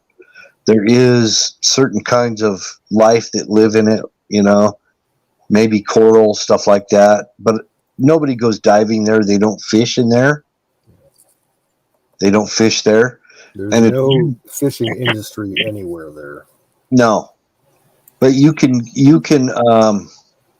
and it's kind of strange because it does directly feed into the Mediterranean through the Darnell Straits, and it goes down into the Bosphorus, and it goes down into the Mediterranean Sea. So it's like, why isn't there, sea life in there? Actually, again, that's wrong. Fishing, the number one export out of the Black Sea is anchovies. The Turkish commercial fishing fleets catch around 300,000 tons per year on average. Oh, you're reading stuff while we talk. Yeah, I'm fact checking. Okay. Trying to prove me full of shit. That's what you're doing. Well, I mean, if you want to see it that way, I'm just trying to make sure that things are kept correct. Because what I'm hearing isn't necessarily correct, so I'm trying to make things right. It's not the entire Black Sea. There's a big portion of it that does not support sea life. So I'm sure that there's places where there's rivers that feed into the Black Sea. Yeah. There'll be enough fresh water to support, a small zone of habitable water. And that is true. There is fish in those areas, but the biggest portion of the Black Sea does not support sea life. The only thing that there is like some kind of moss or algae in it, and that's it. And it is black for a reason. It is. It's the color black. It doesn't help that, 60 plus years of communism and all their factories and nuclear runoff goes in there. Well, that too, but I know I have read stuff about areas where there are fish. It's around the inlets where there's oxygenated water. And I don't know if you understand what oxygenated water means. But I know that hydrogen and oxygen make H2O, which is water. I understand that. I get that. But in order for fish to live in it, it needs to be oxygenated. It means it has enough oxygen in it for sea life to survive. Yeah. It's not the case in most of the Black Sea.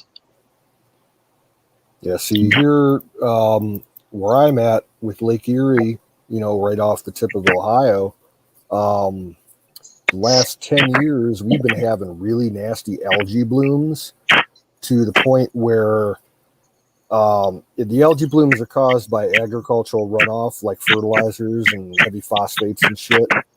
And it gets into the lake, creates these algae blooms, and the algae eat up all the fucking oxygen in the water, and we get dead zones in the lake where you can't do any kind of recreational or commercial fishing. All the walleye and the bass and the perch and everything, there's hundreds of square miles where there's just nothing living there. And it came to a really bad point about 6 or 7 years ago,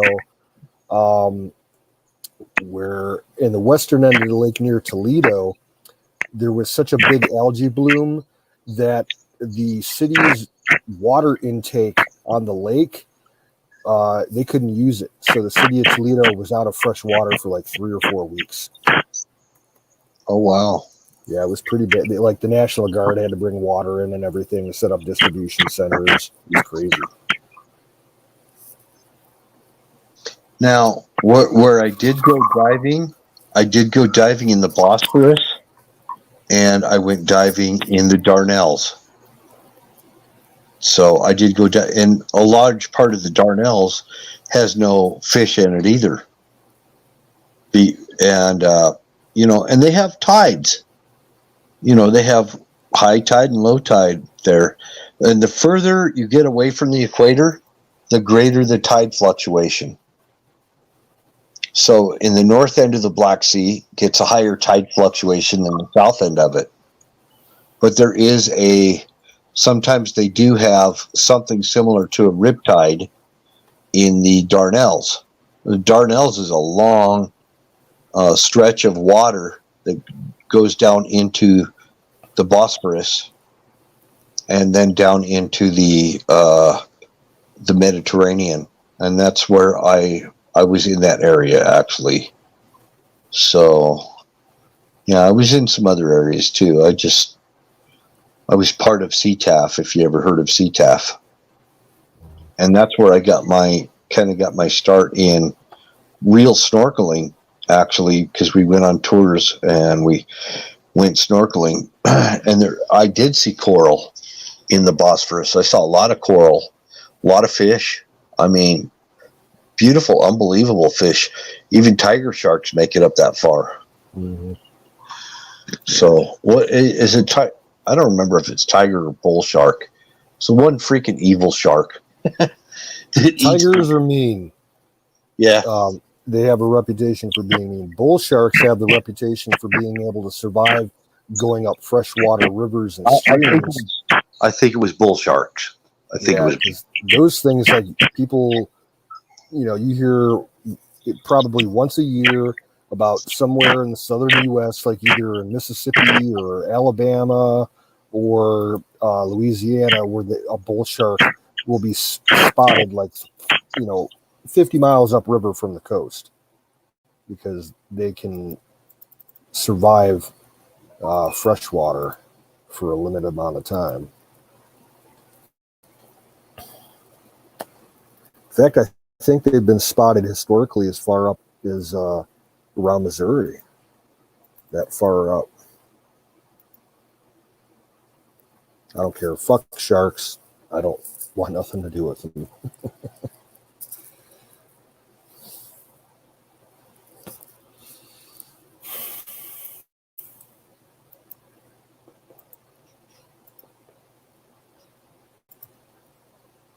I killed the chat.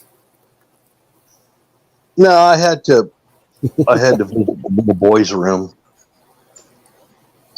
Well, shouldn't say that. The male room. Men's room?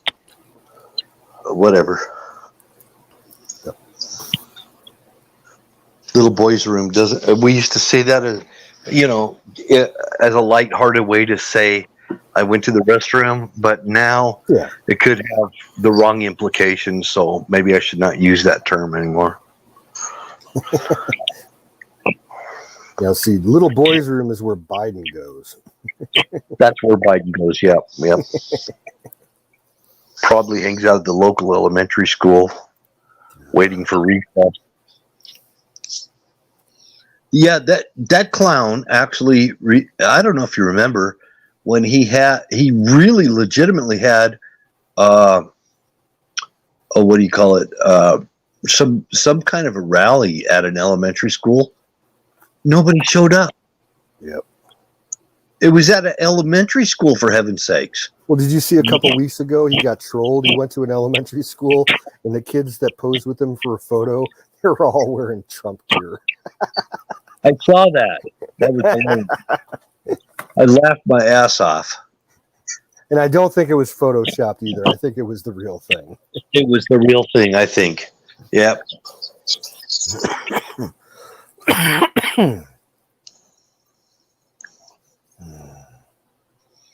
I don't think the guy knows what planet he's on. I really don't. Nope. He's pretty much done. He's a done deal. Who are you talking about, Biden? Yeah. Yeah. Like he had some foreign, I don't know if it was a prime minister or a minister of state or something over from some other country, and he couldn't even remember the guy's name. I think it might have been the prime minister from France, because they're in that big political hustle right now, or tiff, with France over those submarines in the Australia. Oh yeah. France got so pissed off about it, they recalled their ambassador and their chief of mission from DC. That's how upset they are. Like, you screwed us out of money. It's like, no, we made a better offer and they took it. You know, free market economy, suck it. Fucking French.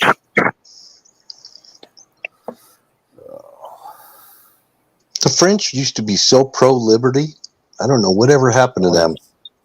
It's fucking Macron and all that UN bullshit.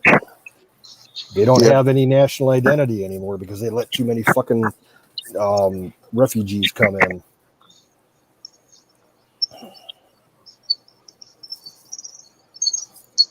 Man, you couldn't pay me to go to fucking Paris. No thanks.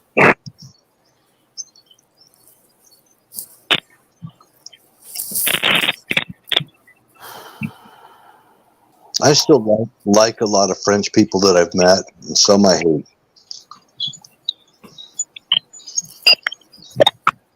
I've known a few French people.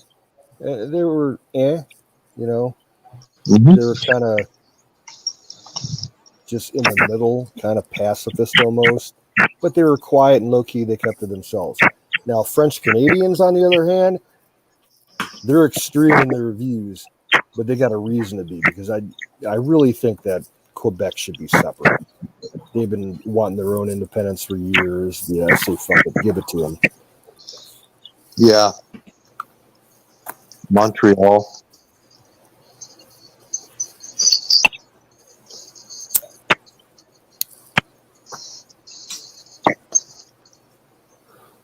Man, French Canadians, they make some fucking good music. Do they? Yeah, they're traditional folk style music. Yeah. Oh, it's really good. I'll be right back. I'm going to grab some of that cucumber salad.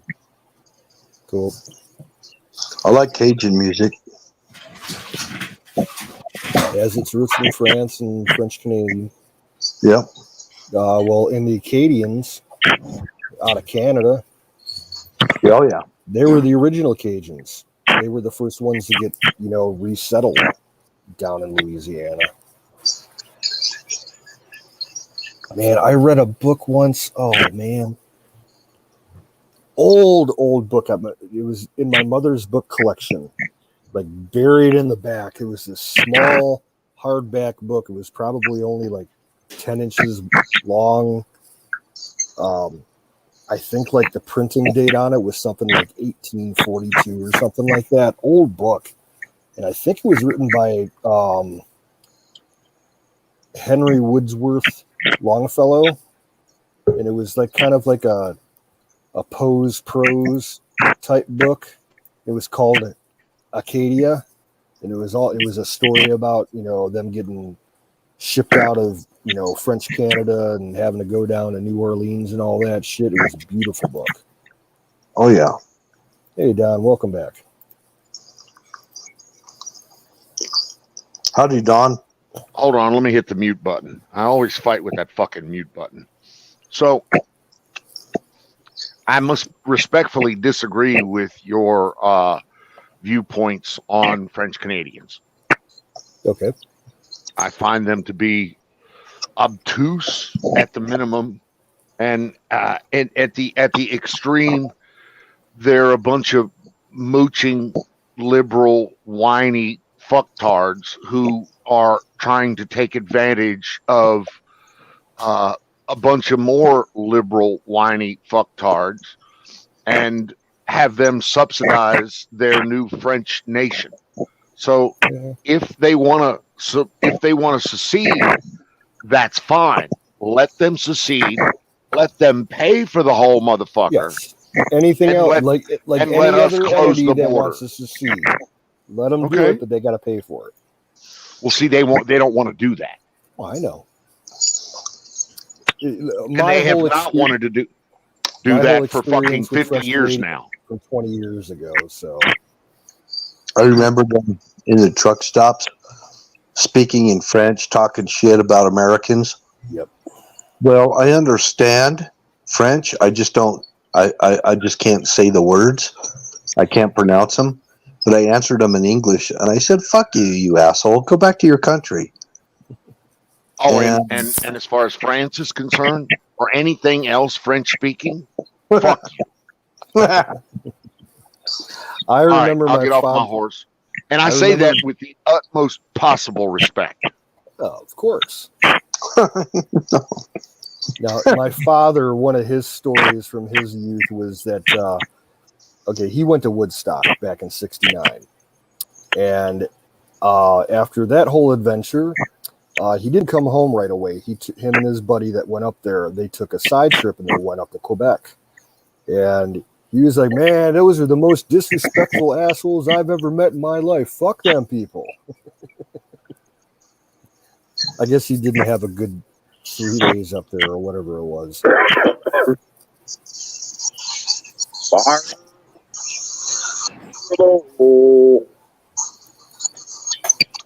I hear the summoning. Kick that goat. Kick that 5 goat seconds. like that bowl. I need to get a book on French insult.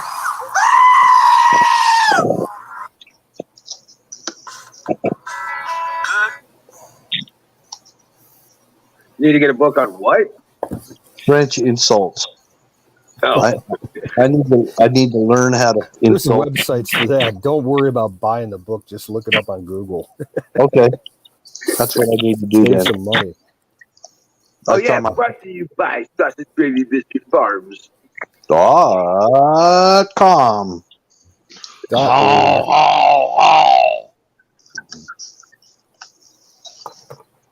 What were you saying, Canoe? So .org, Oh, .biz, .gov, com.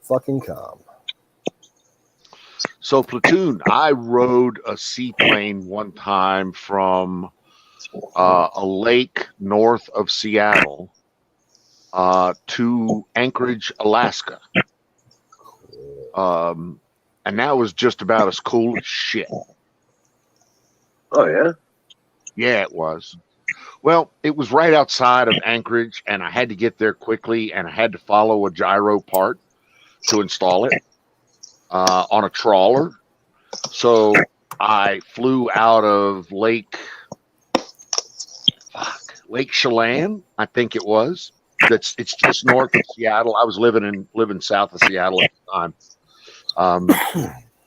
And I was servicing a trawler that was down one gyro that had to get a gyro before the Coast Guard would let it sail. So we shipped it a gyro in not just overnight, but literally counter to counter is what they called that. So the seaplane took both the part and my ass and hauled it to the trawler, and I installed it, and then the seaplane waited for me, and I turned around and jumped in the phone. It took about 6 hours to get it installed and tuned.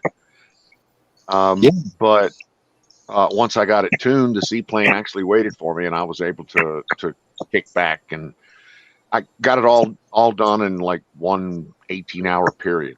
It was pretty awesome. Nice. It's one of those no shitter, Navy kind of stories.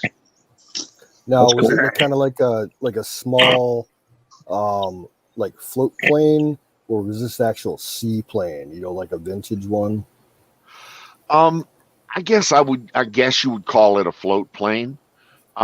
They do this. This is a commercial. This lake launch area is an actual commercial float plane launch area, and so there's like a dozen of them or so that go into and out of there on a regular basis. Yep. So I just went up there and stood on a dock with a gyro box next to me, and they said it'll show up, and it did, and we got on and it left. The thing about the thing that I remember, because I'm riding shotgun with the pilot on this thing, and the thing that I remember the most about it is you can't see out in front of it. It's all dashboard and motor up there. Right. So you're looking to the side, to the left, you're looking to the side, to the right. You might even look up and see something, but you ain't looking at the windshield. It's not showing you what's in front of you. Yeah. The windshield shows you literally kind of what's on top of you. Right. But it's all dash. You don't see where you're going. It's more of an instrument thing. You lock it into a heading, and if you're DRing, you go there for hour and 12 minutes or whatever that is, and then you turn right. Anyway, I like those old Navy seaplanes. I remember seeing those. I think I built a model of one of them. The old those World War old II. Navy seaplanes were actually, there was a shit ton of those built and deployed out into the Pacific. Yeah. And those things were amphibious. So they had wheels that come down. You could literally take it up a ramp. You'd launch it and recover it on water, but you could take it up a ramp. All the bases on the East Coast had those ramps for the most part. I remember seeing PBY, the Catalinas. PBY, exactly. That is exactly the bigger civilian version that they used up until like the 50s or the 60s, and hell, some of those things are still in service, like up in Alaska for firefighting. I did not know that. I wonder, were they equipped with torpedoes? What was their armament? I'm trying to remember. PBY, it could carry bombs, it could carry torpedoes. It had probably, I think, on the waist on either side there was like a 30 caliber machine gun, and then I think in the nose there was a 50 caliber machine gun. Oh, they were cool. Some of them had tail gunners. But the side, the waist guns, they had their own pods. It was all like Art Deco teardrop style. It was beautiful. Mm-hmm. And they had the pods because they'd take the guns out and use them for observation for like reconnaissance stuff. Yeah, that was like I used to like to build models of that kind of thing. And then there was the crazy jet-powered seaplane the Navy was using for a while. They called it the Seamaster. Yep. And that thing was a nuclear bomber. That was before we had the sub-missiles. That was the Navy's part of the nuclear deterrent program. Well, you've seen those big Russian planes, haven't you, that kind of skim across real low altitude across the ocean? The old one on the Caspian Sea, I've seen videos of that thing. Those are bitching. The one Hulk, it's still in the hangar, like rotting away somewhere over there. So they didn't really fly up in the air. The idea was to come in under the radar. Yeah, like they would only gain like maybe 10 or 20 feet of altitude while they were flying. They found like the zone right above the water where there wasn't that much turbulence, and they kind of just rode it like that. Well, that was their invasion of America idea. Yeah. They were planning on coming in without radar detecting them and being able to deploy troops on American soil, or be able to deploy anywhere in the world for that matter. They never operated them outside of the Caspian Sea. Oh, really? There was only like 2 of them ever built, and one of them was scrapped, and the other one's rotting away. I thought they might still have them kind of mothballed or something. They only built 2 of them. Oh. They had more. Now, modern day shit, the Russians have been investing a lot over the last 20 years in hovercraft technology for amphibious assault. They got what our Navy has, like the LCACs for hovercraft. Theirs are like bigger, longer range, better arm. They're better. I'll be honest with you. Huh. You actually found some blueberry cereal? Blueberry. That's badass. I did. Yeah, they usually get popular around before Halloween. You I know? got all the little marshmallows and stuff in it too. Oh yeah. I haven't had kids cereal in so long. I'm gonna go back to drowning in the sea of nostalgia.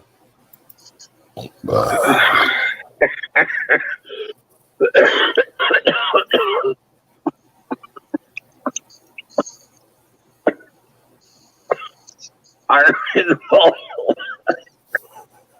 Okay then. Yeah, Fire I know. in the bowl. Damn. That was like me at work this afternoon, except I puked. Oh shit. I hit the bowl way too hard. Oh, I was seeing stars. It was that bad. It's like, whoa, that was too much. Oh geez. That's when you drink a drink, then you realize I should have taken a drink before. So I have a question. All right. We might have an answer. Exactly. That's all I'm asking. Let's see if they match, maybe. So I want to deploy a secure VPN service for Patriots in the cloud. The question is, would they use it?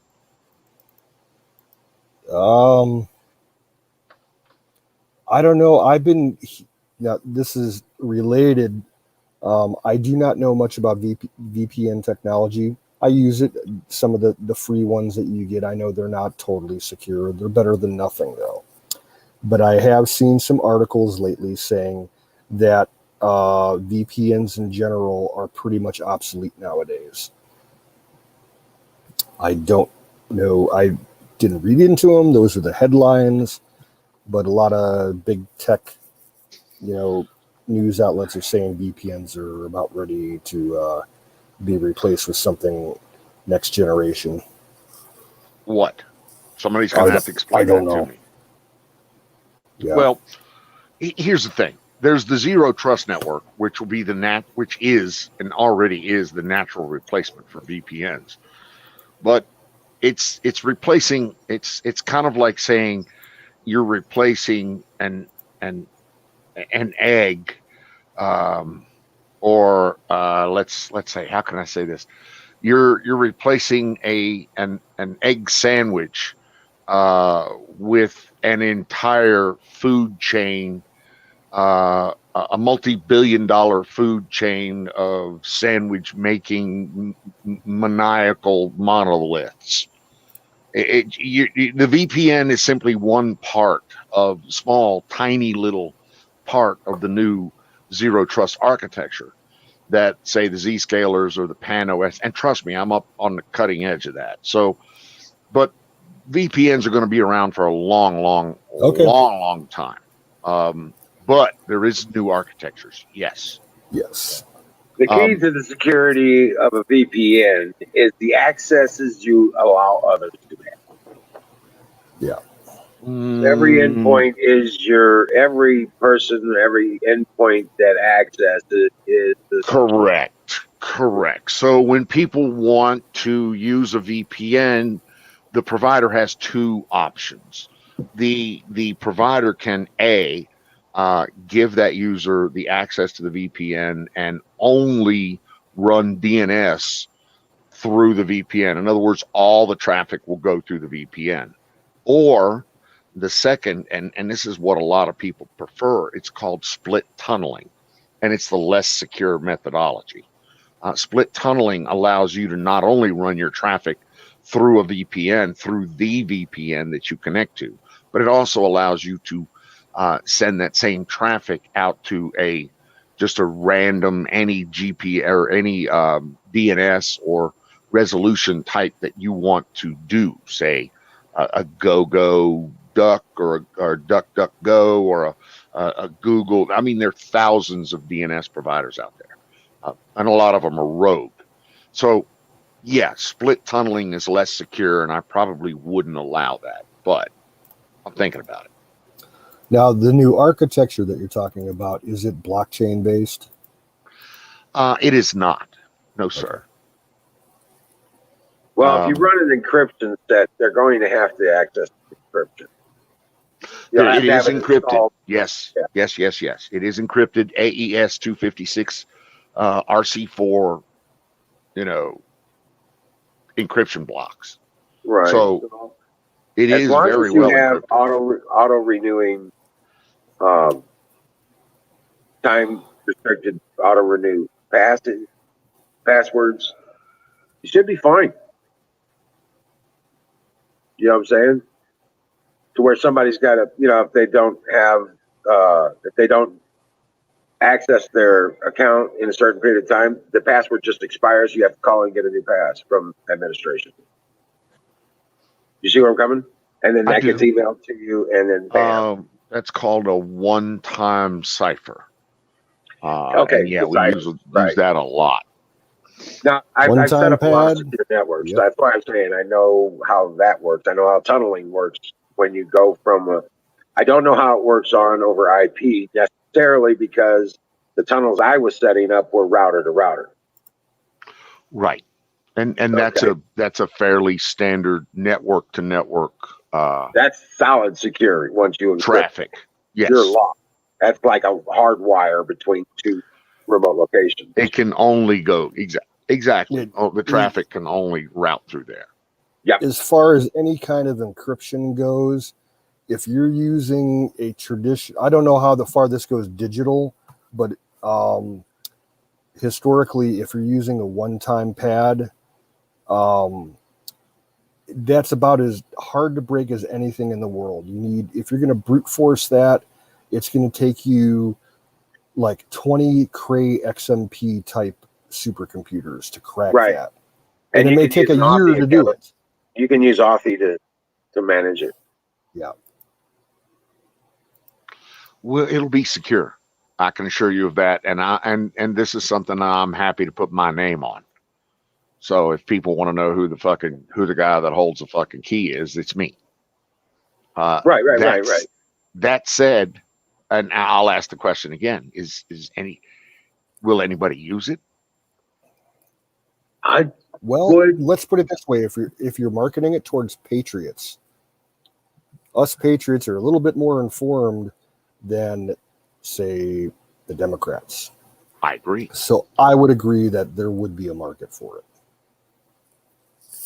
I'm not necessarily trying to sell it. Okay, well, I'm just trying to figure out the functionality use of.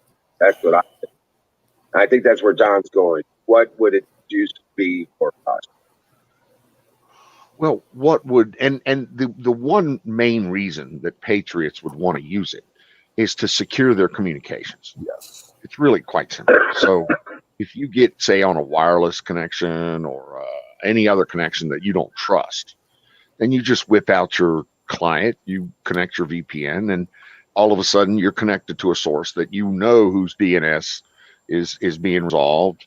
And as a matter of fact, I would probably set up some sort of quarantine in there where you would have to be your device would have to be scanned for viruses before you'd be allowed on the network. That said, you just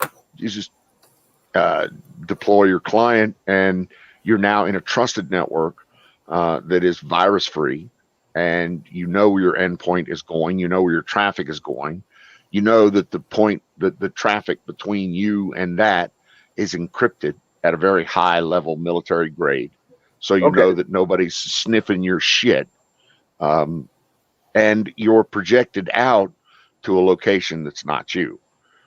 So, for instance, if you're sitting in a coffee house in Chicago, then you can land in Dallas or anywhere else that AWS or a cloud solution. I would probably put it offshore, and that's why I want to talk to Dave about getting one of his offshore servers. If he doesn't mind, I would do something like that if it's not a bandwidth costing thing. I'm sure and that's my thinking. That might be an issue in times of severities To be honest with you, I know it's great when What dealing with might be an issue? What might be an issue? accesses offshore become because they just did that shit, dude. Unless you're going through Accesses Skylink, offshore. yeah. So Unless you you're, think that they're yeah, capable of cutting accesses offshore of the United States? yes, Us getting out? yeah. You're going to have to Uh, explain that one to me, because there are more paths out of and into the United States via IP or network than any other country on the planet. okay, so they Literally do it than two ways. any of the There's, top 10. Go ahead. well, there's two heavy channels: satellite and cable. Right. Okay, there's really not a lot of microwave. Excuse me. They don't They use can't microwave to trust the get out of the ionosphere. country. Good night, No. Apex. Have a good one, brother. They use microwave to cross the Good night, country. guys. All right, take it easy, Apex. God Yep, bless yep. you. See you tomorrow, bro. Yep. Bye, Zach. See ya. Well, I'm just thinking. I mean, yeah, they can route China. They can route, Here's why I want to be offshore. Iceland. If you're offshore, particularly in Iceland Iceland is or good. Germany, then you're subject to Icelandic or German law. I don't trust the Germans anymore. Then you should read up on their digital law. Well, here's one because for you that you might want to consider. How would you feel connecting with something that's French, but very, very close offshore? Well, I'm thinking, well, France still has two small islands off the east coast near Canada in the Maritimes, where they run a lot of servers for all different kinds of services. I heard about that. I Saint do Pierre remember and hearing about it. Miquelon. Cologne, yeah. I Yeah, don't they're know. French though, but they're close. Yeah. That's the thing. As far distance wise, they're just like off the shore of Maine. You can't trust Well, the French for shit. That's not it. That's not it. That's not it. So you have to understand the digital laws in Iceland and Germany. That's why I chose those two countries. Well, that's why I like Iceland, yeah. But I don't trust the Germans no more after what happened at the election. Because they're infiltrated. right. Because, go ahead. You clearly know more about it than I do, so I'll stop arguing with you. No. I want to hear what you have to say. I do. I don't think you do. Oh, I do. Yes, because you've interrupted every third word that I've said. Okay, go ahead. Got it. So, do you know about the German digital identity laws? No, that's what I don't know. That's what I'm saying. Well, the German digital identity laws say basically that no ISP can divulge your identity, your IPs, or any other identity information about you to anyone, any law enforcement without your permission. Any law enforcement. That's local law enforcement, that's Interpol, that's international law enforcement, that's FBI. So your identity is protected if you're utilizing German digital infrastructure within the German borders. Your identity is protected from everything. Right. Now, do you trust Germany? I mean, you don't have to trust Germany. I trust Germany's laws. They've actually been doing that longer than anybody else. Iceland is a new player to the game, and they have very. Sorry. All right. They have Newberry's what?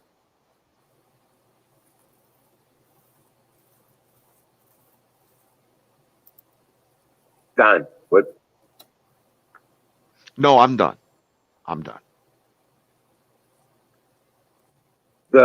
My point was that the Iceland though, I'm an advocate for them. just because of their laws and their separation from the EU and separation from, well, their stance on independent identity and what they've already done to the globalists. That's all I was trying to say. And then Switzerland has got proton mail. I have proton mail. Well, But I can understand your stance on Iceland, Wiz, because not only like modern day, electronic issues that they have, they also, they have the longest standing government and constitution in the world. Their seated government has been in session for over 1,000 years.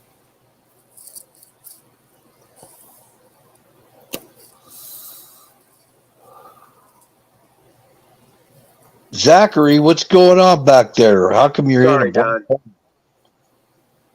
Sorry, Don. I just want to apologize. I'm sorry. I'm stoned. I need another drink. I'll be back in a minute. All right, Don.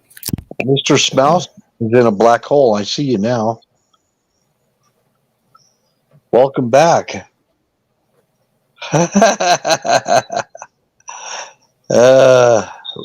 I don't know what you got mixed in there. This screen is frozen. Is that happy juice? Are you seeing I'm not seeing on my screen. His thing is frozen. Maybe I'm lagging out. Maybe that was the problem. Zachary was frozen for a minute, but he's moving now. I see him moving. Let me refresh. It's a margarita. Ah, okay. All right. You're getting happy over there. Margaritaville.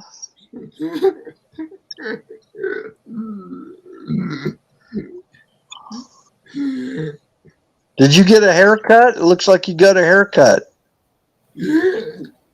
Yeah, looking sharp there. Get that Patriot look going on.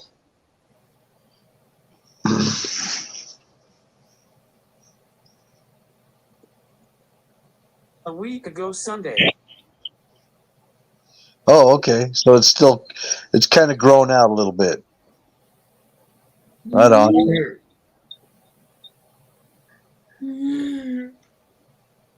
That's cool. So, anything that we haven't covered that you've been hearing in the news lately? Not much. It's kind of dead, isn't it?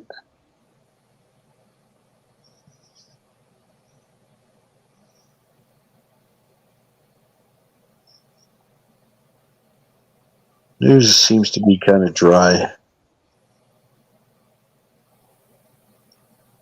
I've been following some information about Yellowstone lately. And they've been having earthquakes. These little earthquake swarms, they're moving. They're moving toward the caldera. They're moving across Idaho right now. And that's where they're getting these like little 2.0s and 2.5 earthquakes.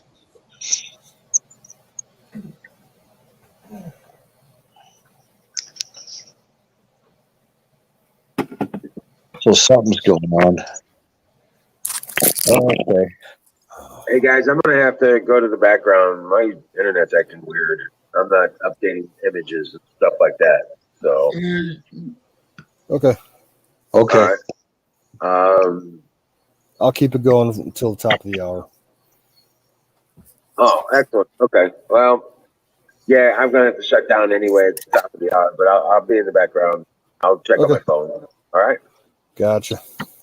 I was kind of curious if Mr. Smouse had heard any news lately. I mean, I've been hearing stuff about Yellowstone,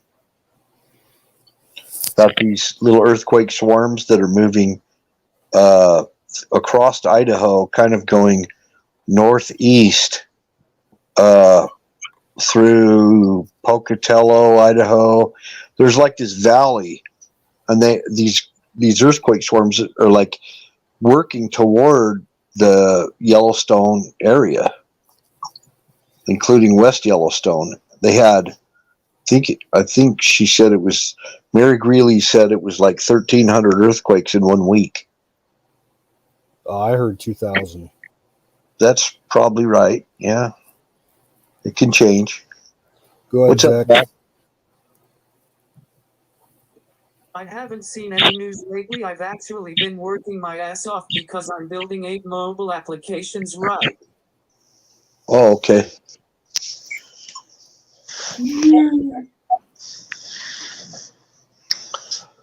Well, pretty busy then, it sounds like.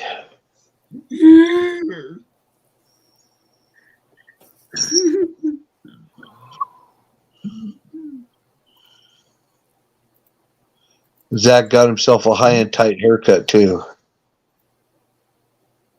Yeah, it looks kind of like it. He's got that patriot look, like he's ready to get out and kick some ass. Last time that I had a professional haircut, I got a high and tight. Yeah. Oh, I do Yeah. my own hair. I've only paid for one haircut in like the last 20 years. and he's drinking margaritas. I only paid for it because I had to look good. I had a funeral to go to.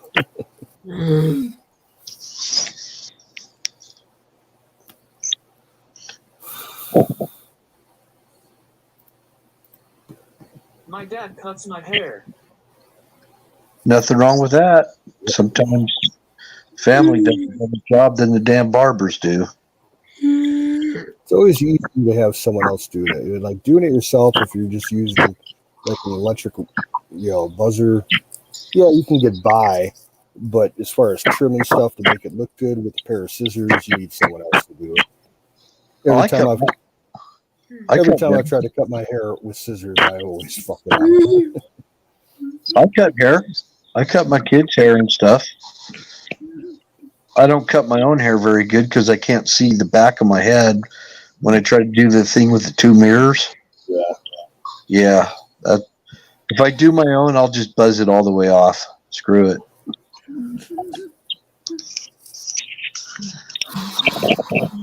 Yeah, my mom used to cut my hair with a big bowl, so I got the bowl cut as a kid. Oh, I absolutely hated it. I look like such a fucking dork. well, that's why I don't like crew cuts. That was the only haircut my dad knew how to cut on my head was a crew cut. He'd just buzz it all off. I always begged because my grandfather knew how to cut hair, and I always begged Grandpa. I'm like, please cut my hair, do something with it, anything but a bowl cut. But he would ask my dad. My dad would say, "Yeah, go ahead, do it." And my mom's like, "No, I want the bowl cut." I hated it. She made me wear a bowl cut until I was about 12 years old. Well, that's what Mo on the Three Stooges had was a bowl haircut. I started wearing it as kind of like a skater cut, kind of like what Apex has now. That was my thing as a teenager. It was the skater cut. Go ahead, Zach.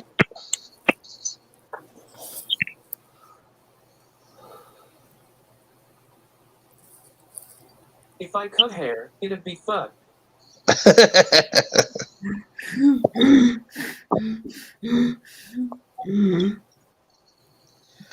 No, it's easy. All you do is you put a bowl on your head and light the edges on fire. Or spray it with Nair.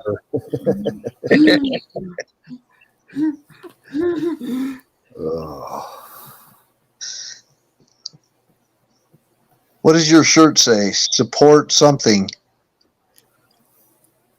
Support Our troops. Our troops? Oh, okay. Awesome.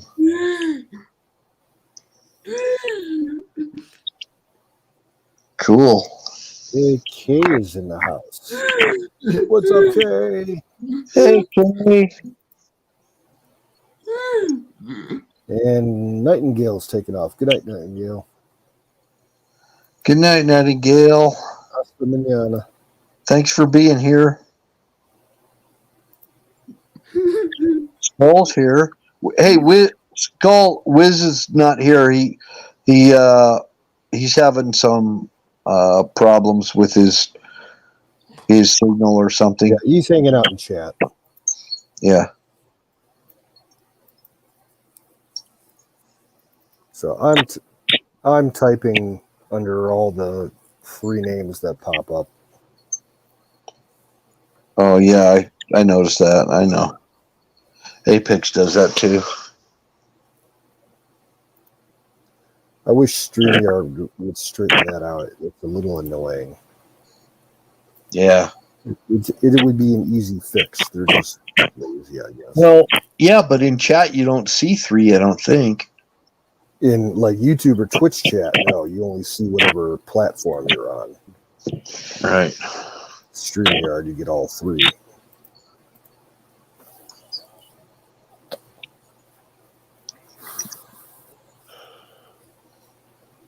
Kate, I fucking missed you so much.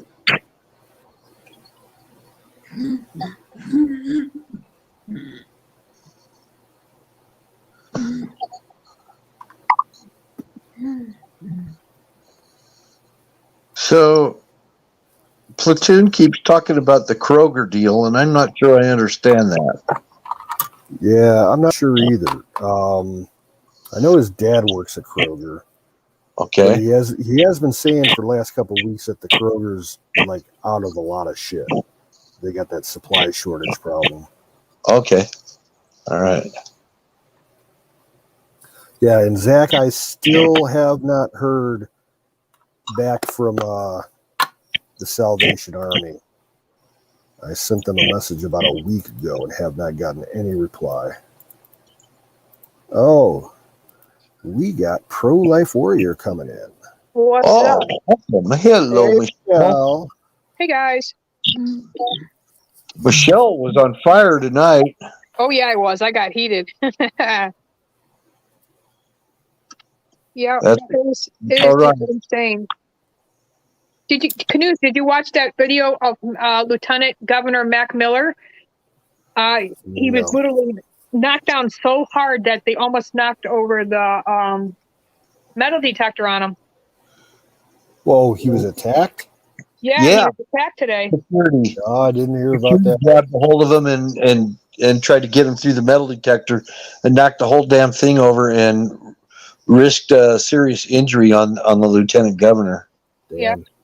And all he was doing is speaking about stop this forcible mandates, masking our children, speaking up for our children and the county.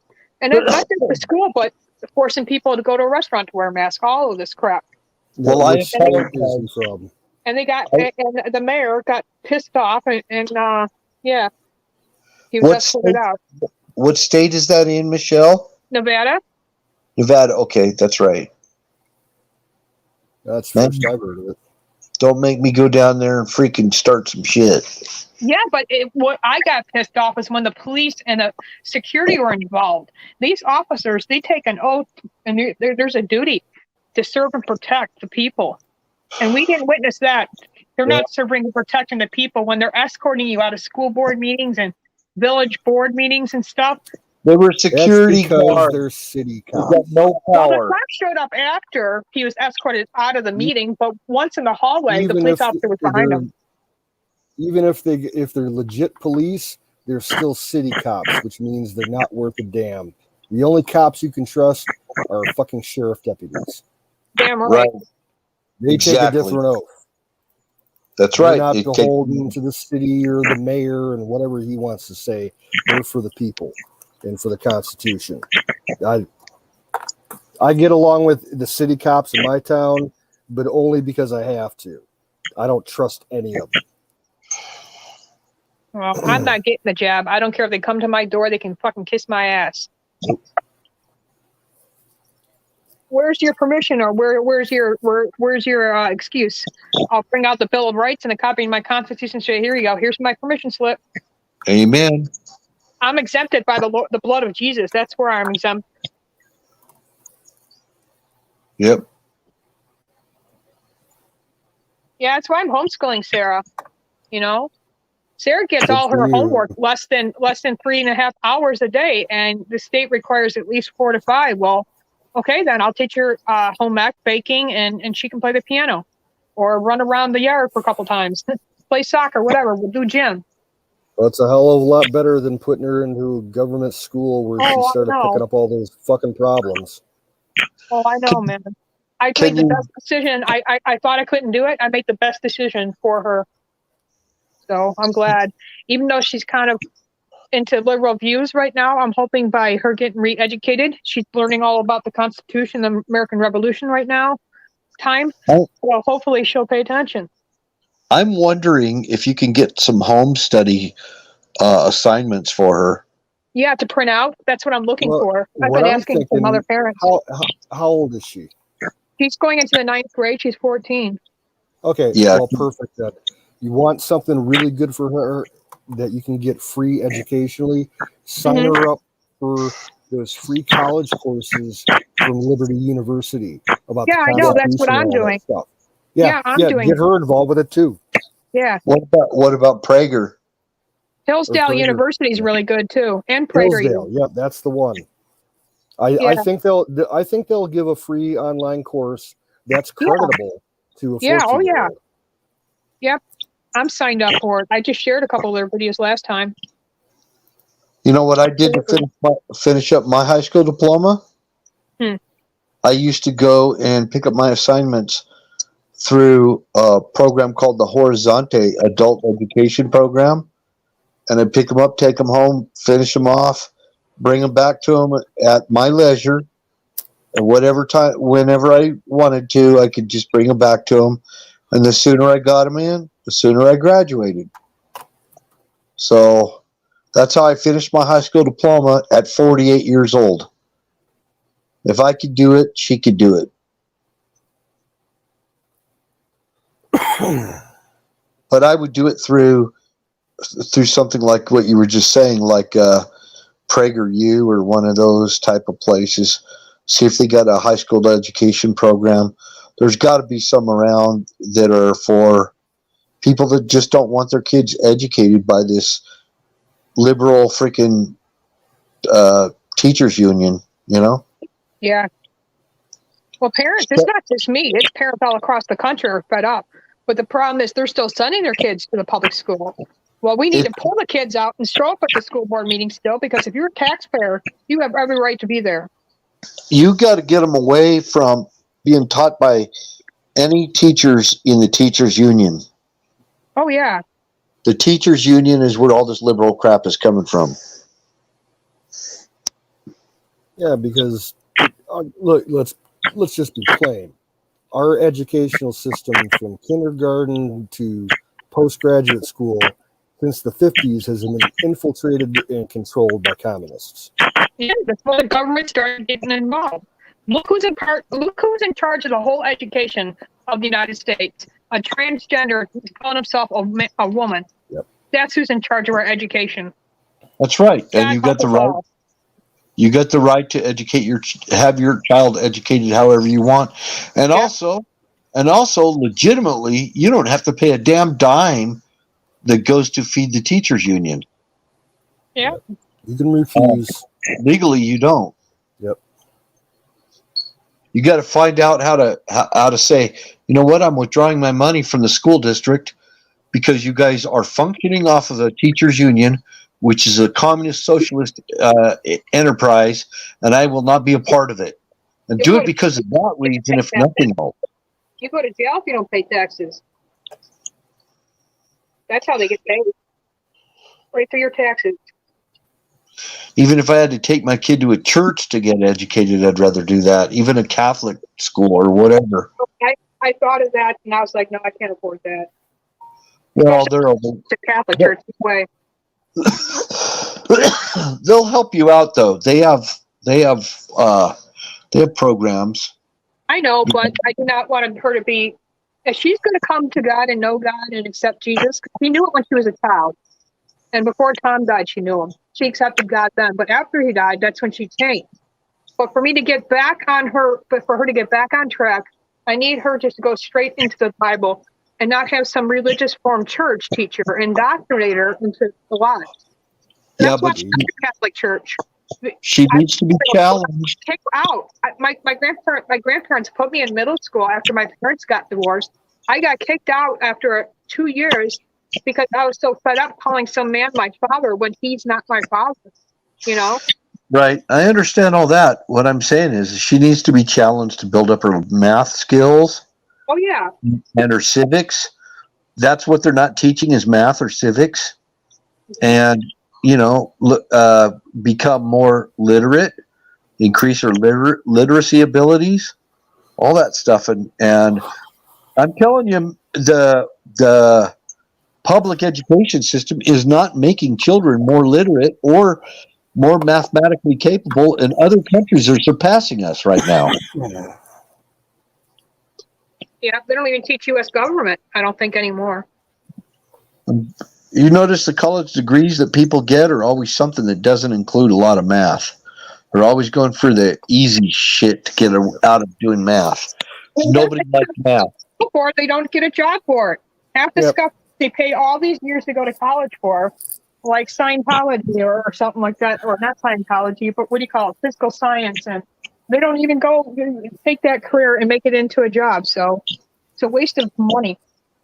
Yeah, when you're in high school, from what I understand nowadays, the only thing that your guidance counselors are going to push are for you to get some kind of degree from a liberal arts college. Yep. They don't want nothing with the trades. They don't want nothing to do with base sciences. God forbid to work with your hands. They want you for a trade job. See, back when I was in high school, we didn't have civics. They all called it social studies. And They had technology and shop in my school. It was garbage. You could take. They had a car shop. You could take. They had technology rooms. You had all that. People learn how to take the car apart, put it we together. had that too. We had all that, but they taken it out of the school. They don't even offer that in our town. God forbid. Well, you need definitely to get through in life. The people who get paid the most are the ones that are in the math. Those are the highest paid jobs. Math leads to all the science disciplines and everything. Plumber, electrician, those are good jobs. Electricians, there's a lot of math in electrician. And believe it or not, there's a lot of math involved in construction. Oh, yeah. Oh, yeah. And being a machinist, a tool and die maker, learning what tolerances are, all that stuff. Yeah, there's a lot of math in that stuff. Probably more than you clowns use. Read blueprints, read a caliper, just, marking a piece of wood the right length, Yep. And then business math is a whole different animal right there. Accounting, yeah, that's. Ugh. Yep, accounting and just business math. That's what my schooling was in, marketing, which is one of the business disciplines, marketing and logistics management, and business type math. I had to get a completely different business math calculators. So it's a lot of stuff to learn. But she'll be fine. I think you can find stuff that will challenge her and get her out of that public school mindset.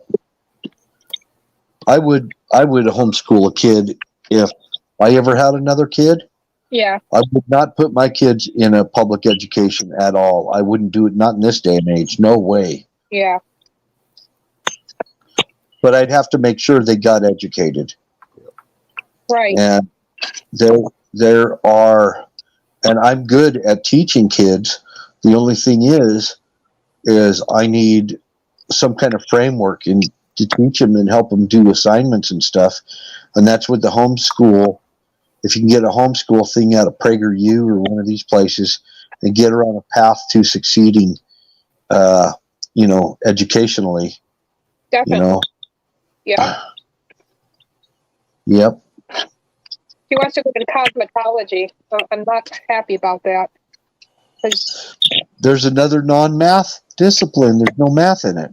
I know. What is They, that? they always want to do something that doesn't include any math. Kids just don't want to do it. Yeah. And they're scared of it or something. But, you know, They call it lazy. mentally lazy, yep. Yeah, and that's not just my kid; it's the whole generation of since my child's been born. The whole since 2000. Let's just say since 2000. What a drastic change! I thought I was terrible at math. Oh, I suck at math. I learned all my math on a job site. I have problems with math. And I found out, I thought I sucked at math, and I found out I was actually good at it. I thought, oh, I can't learn this.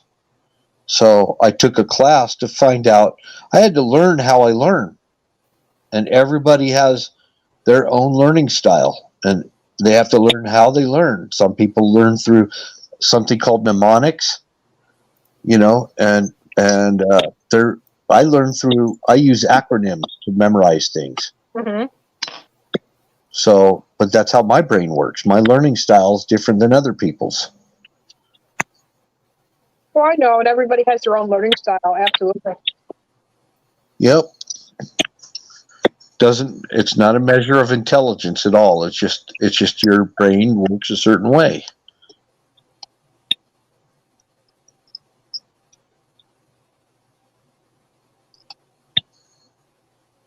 How is everybody though? Everybody doing good? We're doing good. I'm doing good. How about you, Canoes? I'm kind of stoned and kind of little drunk, but I'm all right. Zachary, the back noise. I didn't eat dinner tonight. I'll keep it going for a little bit while. Look at that big grin on Zachary's face. Carpenter Patriots in the This house. is the best stuff to buy right here. And he It's needs called to get his Swiss butt up here. You can get it online. It's called Swiss Chalet dipping sauce, and it's for chicken. It is amazing. They used to have the Swiss Chalet restaurant, but they closed it.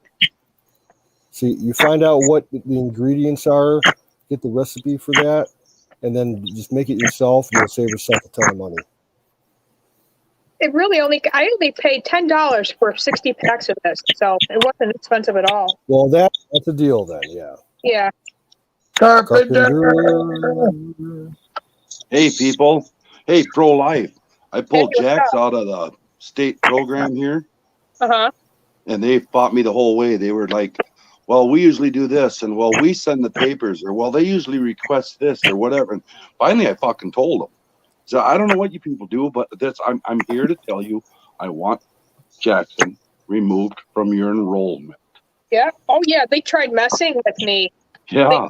They called her absent 12 days in a row. And when you miss 12 days in a row, that's when law enforcement or the school resource officer gets involved.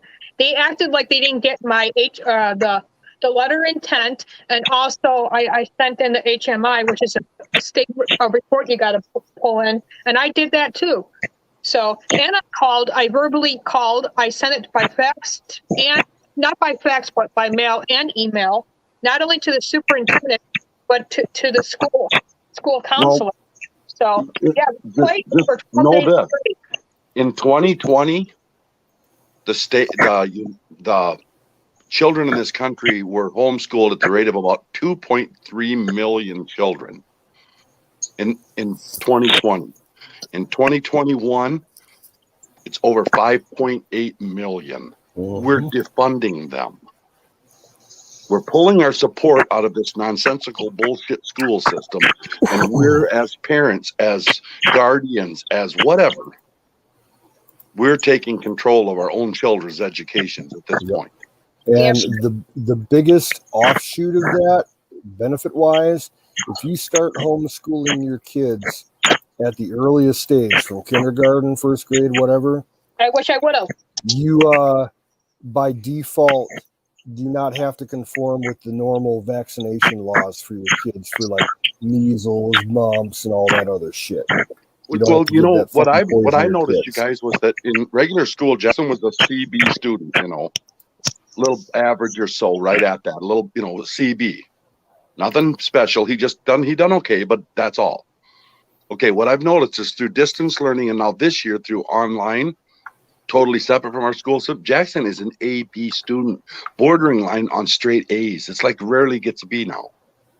Because he can concentrate on what he's trying to learn instead of being around a bunch of other people in a social environment instead of an educational environment. Well, absolutely. Absolutely. You know, when I went to school in third grade, I seen on the thing and they had math, reading, arithmetic, history, and social studies. And I said, I get the math, reading, writing, and arithmetic. I get all that, but what's social studies? And the teacher looks at me and she says, well, that's where we teach them, you know, how to get along in society and how different societies work and meld together. And finally, I just listened. She was just talking in circles and wasn't saying nothing, like they always do. And finally, I just looked at her. I said, well, I'll tell you what. I said, why don't you teach him the reading, writing, and arithmetic, and I'll teach him his manners. Yeah, damn right. And you should have seen the look on her face. I've got into it, not like all really nice, never one time even swear. When I get mad, I swear a lot. And I never even cussed one time, but I'm just straightforward and direct with them. Well, I'm done with you people. I've had it. I'm not messing with you anymore. You should have heard the principal for 20 minutes try to talk me into, well, you know, what if this happens, that happens? I said, I'm pulling Jax out of this mess. I said, well, I'm not dealing with this anymore. We're done with this. I'm done with you people. I remember I had social studies when I was a kid in school. I just can't remember what it was. I had American history, it was called, not social studies. Okay, another thing is I sat in on his history class, pro-life. The only one I've sat in on is his history class. Do you know what his first lessons are in history, and he's working on them right now? What's that? Constitution and the Bill of Rights. Yep, that's what my daughter's going through. It's amazing. It's like Jackson's like his eyes are wide open and his ears are wide open, and I can see his eyes are crystal clear and his mind is turning and he's listening and he's paying attention. You know, and he ain't, you know, they ain't muddle fucking him with all this nonsensical gibberish, talking in circles, bullshit that they, you know, that's what they do, because that's what they do. They can't get you with facts and stuff, so they try to baffle you with bullshit. Mm-hmm. You know, and I just don't listen to their crap anymore. I'm not listening to their nonsensical. They'll sit and talk for that principal. I don't know what it takes to be a principal. I don't know what education you got to have, but whatever it is, this guy is a highly educated principal of our school. This guy talked in circles. I'm not shitting you. I listened to him for 20 minutes. He didn't say a fucking word. He didn't say nothing. Carpenter, where did you get the material to teach him? Jack, my daughter looked it all up online, and one of her other friends, Jackson's one of his close buddies that lives really close to me, they're like done with this too. And so them two got together and started, and it's a 5-star thing. It's called Minnesota something, but it's not just because it says Minnesota. It has tentacles in every state. I'd have to get the exact name. Minnesota Academy something Academy of Minnesota or something. But whatever it is not related to the Minnesota public school system. All of Minnesota designated as the state it's in every state. But is it free? No. Well, I had to pay $180 for a laptop for him. And then I had to pay another $116 for the tablet or laptop, whatever the follow-up that Mal has. So they've got 2 of them that they watch. Right. And that's all I've had to pay. All of the rest of his funding for normal school goes in. And they said that I'm not going to monkey with it. They said there was some way I can get that paid back to me, but I'm just like, I don't really care. $25 a month. Powerhouse Schooling does it all. Yeah, exactly. They do video teaching, and then she takes the test or assignments or whatever due that day, and she can get it done in less than 3 hours. But the problem is, New York State wants at least 5 hours to 6 hours of okay. We went through that with her because here they have that same thing here, and what it is here is like, did you know that her FIED can count for that? And that means just vacuuming the floor, out mowing the lawn, out playing with her friends. Yeah. Yeah, you can use to get her to her level of hours a week. Jackson probably really goes to school 3, maybe 4 hours a day. He gets accredited for 6 hours a day, but 2 hours is, you know, all kinds of different stuff. Out playing with his little buddies, out doing whatever he's doing, out reading his books out, I whatever can't he's hear you doing. at You all. can, so you can kind of get around that. You know what I mean? Because I agree with you 100% that you go to school and it's just a bunch of nonsense to get to that 6 hours. Oh, they're getting 6 hours of teaching. Well, the truth is they're not getting an hour and a half in a day. You know, truth is they're not teaching our kids anything but what we don't want them to know. You know, things that we don't agree with. The big deal is that you get your public funding pulled out of that school system. And then you have control and you can kind of watch and see what's going on with her. What are they teaching her? What are her class? That's the big thing. Right. Sorry, I had to refresh. Yeah, we're going to do gym and stuff. And we do home ec, and then she does music, which will play her trumpet or the piano. And that's another hour and a half right there. Well, absolutely. Is, you can. How do I prove that, though? You don't have to prove it. You just have to write it down. Okay. You don't have to prove. You don't have to prove nothing to them people. Like if your state system in Pennsylvania or New York rather makes you prove it, just take a fucking video of it and send them the link. Yeah. Here it's just written down by the parents. It's just written. It's got to be signed on by the parents. Yeah, it's quarterly reports. Yeah, we just sign it on. Mallory does it on an everyday basis. Well, okay. Jackson's out on, was out in physical activity for X amount of hours. He was reading for X amount, and that's all that she has to have is the hours and then her signature. Right. Okay. So you don't need like written pictures. You don't need verification like that. So I'm worried about nothing then. Yeah, you are. You're worried about nothing. They only have the authority. It's good seeing you, but my phone is 10%. I got to charge it, and we start homeschool at 9 a.m., so I got to get some sleep. But thank you for all your advice, and I'll have to calm down a little bit because I got nervous there because she wasn't doing the hours she should be. But like I said, as long as I'm writing it in, and then I'll turn it in quarterly, that's all they need. Yeah, just keep up with it on a daily basis and keep track of it. And anything she's doing, like you said, practicing her instrument, reading a book, anything like that, anything that even remotely, just write it down as hours and sign it and send it in. Yep. All right. I appreciate it, guys. Thank you for inviting me on the panel canoes. We'll see you guys next time. Yep. Take care. Good night, guys. Bye, Michelle. Smartest thing I did, you guys, was got him out of that school. Well, like I say, one of the things that's going to benefit him, no matter what he does, is learn math. Yeah, he's good at that. The reading, writing, and arithmetic.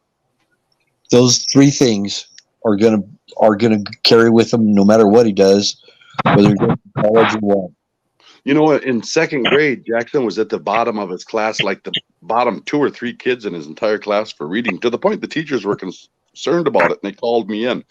Do you know what me and Jackson did to get him from the bottom 2 or 3 of his class to the top third of his class in about 5.5 or 6 weeks? When we were driving around, which me and Jackson run around a lot. When we were driving around, going around, doing whatever, we read stop signs, we read billboards, we read everything. We just started reading everything we've seen on the roads. Yep. And we used to have games like that for traveling for kids. Exactly. To pass the time, stop signs and signs for state parks and natural parks and all different kinds of shit. Cities, counties. It's like you see one, they kind of made it like a board game. Yeah, it was like actually bingo. We just started monkeying around with it like that, and he went in like 5 or 6 weeks. They're like, holy buckets, he's really made a big improvement. He's at the top of the class now. And that's literally all we did was, we'd read store signs and store fronts and I don't care what, when you drive down the road, anything you see with words on it, me and him were reading it. I'd check, what's that say? What's that sign say? What's that say? And that's all we did. I mean, no effort. Absolutely, really, you guys, no effort. My grandpa, what he used to do with all the kids is he'd always ask kids. And he was a principal of a school at one time. And he used to always ask kids, what's the capital of North Dakota? What's the capital of Minnesota? He'd ask kids that, and they'd give him the answers to this. And, little things like that make a huge difference. Because I know kids, they don't even know what planet they're on. Oh yeah, there's college kids like that. There's college kids. There's grown-ups that don't. I know. There's people that don't know what's the largest river in North America. I mean, and that's simple stuff that everybody should know. But those kind of questions, I mean, I'm talking outside of the math and reading and all that other stuff. There's a lot of things about geography and geology, a lot of stuff about geology, geography, things like that. It's just kind of basic common knowledge that you would think that kids coming out of high school would already know, and they don't. They really don't. Yeah. They're more concerned about Nicki Minaj or something like that. They just really, and they know all the trivia to everything, but they just don't. They can't function. They come out of school dysfunctional. I don't want any kid of mine. I don't want them coming out of school being dysfunctional like that. Well, did you see that? I don't know what state. I don't know what state she was in or whatever, but that teacher, I think, if I remember right, you guys, it was like juniors or seniors. Might have been sophomores, but I think it was juniors or seniors. And her lesson involved this letter. I don't know to who or what, but it was a handwritten letter to someone, a big 2-page letter. And it was to read this letter and write a report on it. This was her thing. She had 31 kids in her class. 17 of them came up to her and didn't know how to read cursive. Right. That's another one. Nobody knows how to write cursive anymore. I noticed that. Floored. She's like, how can you not? What? Their writing looks like scribble. Dawned on her. I've seen people at work. Their writing looks like scribble, like nobody ever taught them how to write. Yep. Yeah. I see it all the time. Like, I don't know about you, but we started learning cursive probably in the 3rd grade. Yeah. I want to say. Yep, 2nd or 3rd. Remember them with the 2 dark lines with the spotted line in the middle, and you had to do the capital and then the small letter in cursive. Yeah, we worked on it for years. Yep, so did we. And I know for a fact my nephew, he's in 2nd grade now. They don't teach cursive. Hell no. Well, we've got to get these schools defunded. We got to break them. We got to let them know that either you will teach our children things that progress. It's like my argument with the IQ test is I think the IQ test is a pigeonhole test. It's instead of getting the people that are smart, it's getting the people that are easiest to manipulate. It's testing them for their ability to be manipulated, not their real intelligence. Because really, you guys, one's ability to remember random useless knowledge would hardly be considered intelligence. I don't know if it was just me being in a particular grade at a particular time. Not once in any class in public school, from kindergarten to my senior year of high school, I was never given an IQ test. No one was. For a couple of years. It was kind of strange. Yeah, me either. Well, the only thing we did was I think it was either our junior or senior year in high school. They had the military come in and gave us ASVAB tests. And I scored in the 97th percentile on my ASVAB overall test. Nice. They're like, holy shit. And I took that as, those test results to the recruiter when I was trying to join the Air Force. And he's like, holy shit. He's like, what kind of computer job do you want? I'm like, I want to jump out of airplanes. Yeah, there's a lot of story questions in the ASVAB. When okay, you're in a plane that gets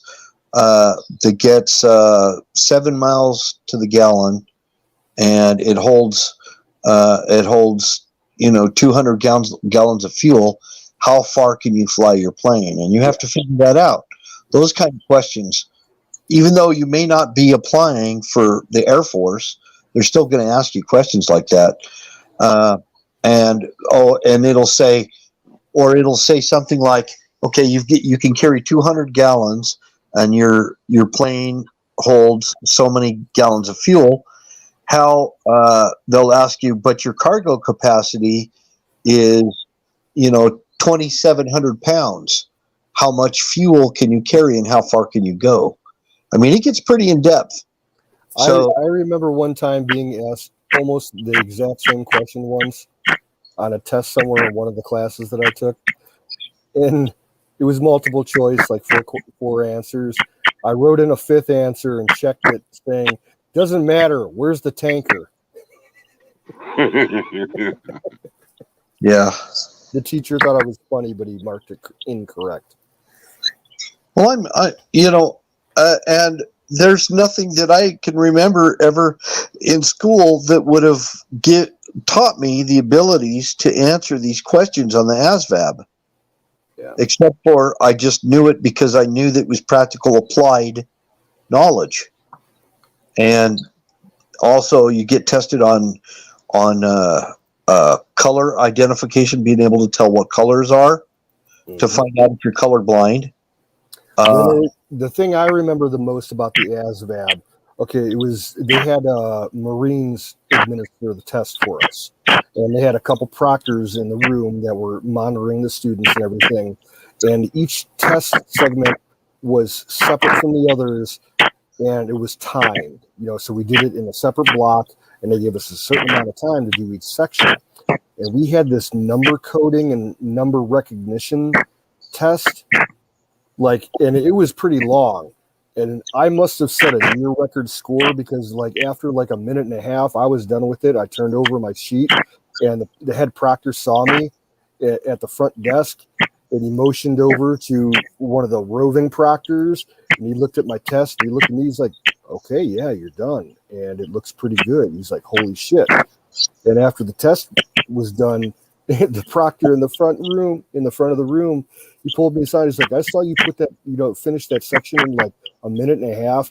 And he's like, "Normally it takes 5 minutes for someone to finish that test." He's like, "You want to join?" I'm like, "Not the Marine Corps." I scored pretty high.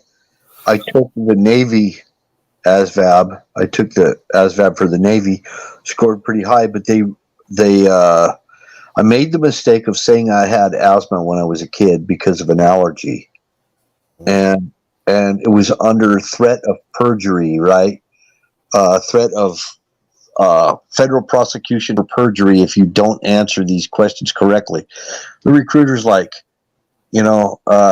oh, really? Well, and then they said, I'm going to have 3 doctor signatures saying that I'm fit for duty, which I did.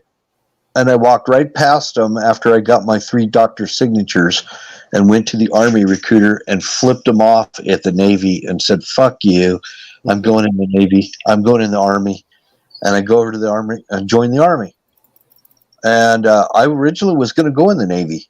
But the other thing about the Army versus the Navy was at that time, the Army would let you in without a high school diploma. Yeah.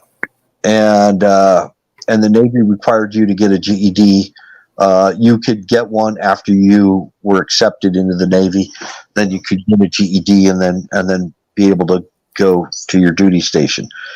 Anyway, long story short, I went in the Army, and the Army gave me my choice of any job I wanted. And I had to take the ASVAB all over again. And they gave me my choice of any job I wanted, period, because I tested so high and I had no high school diploma. And without a diploma, you also needed 3 extra points higher to get the same job that a person with a diploma. So I still qualified to get any job I wanted in the Army. And I went into electronics. And after electronics, I wanted to go to the Middle East. And they gave you your choice of duty station. So I wanted to go to the Middle East. And they said, well, if you want, we have a slot in Turkey. We have a slot over in Turkey. And in order to get that job in Turkey, you need to also cross-train in artillery. So I went to 2 more weeks of artillery training at Fort Sill, Oklahoma, and then I got to go to Turkey. that's how I did it. I didn't want to go to Korea. I wanted to go to someplace exotic, right? Yeah. And so that's why I did what I did, and that's how I wound up where I was. So I have those two MOSs that I could operate in, field artillery. Actually I could operate in air defense artillery, fully 100%, and also in electronics. And two different MOSs I can operate, because the actual electronics MOS was actually the slot for being a section chief for the linemen, for telephone linemen. And I wound up doing artillery communications, running lines and stuff like that with the 36 kilo guys. And so I had that MOS. I could qualify. I was fully qualified to do several MOSs. And that was because of my score. I scored high. Now, I don't know if you can tell on the screen, but my name on my little camera here, that's the MOS that I wanted originally in the Air Force. Oh, really? Yeah, I wanted to be a combat controller. Oh. Basically, it was Air Force Special Ops, and it was, Air Force's version of Green Berets and Navy SEALs. But the premise of the MOS, we were all cross-trained to go, jump out of planes, be, scuba diving, sea delivery, land delivery, whatever, go anywhere, however. But our mission once on target was to take over enemy air bases and then use our knowledge in air traffic control, call in airlifts, basically turn an enemy runway into a fully operational airport, just with backpack satellite gear and radios and shit. That's what I wanted to do. And you had to go to 23 different training schools for it. It was like a 2-year pipeline program. And you had to spend 1 year down at Keesler Air Force Base to become a fully trained air traffic controller.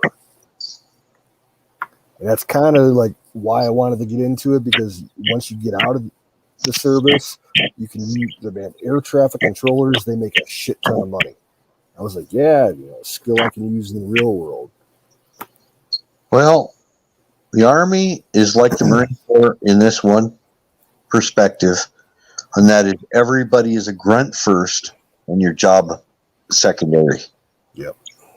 So that's the purpose of basic training, is to become a grunt. Yep.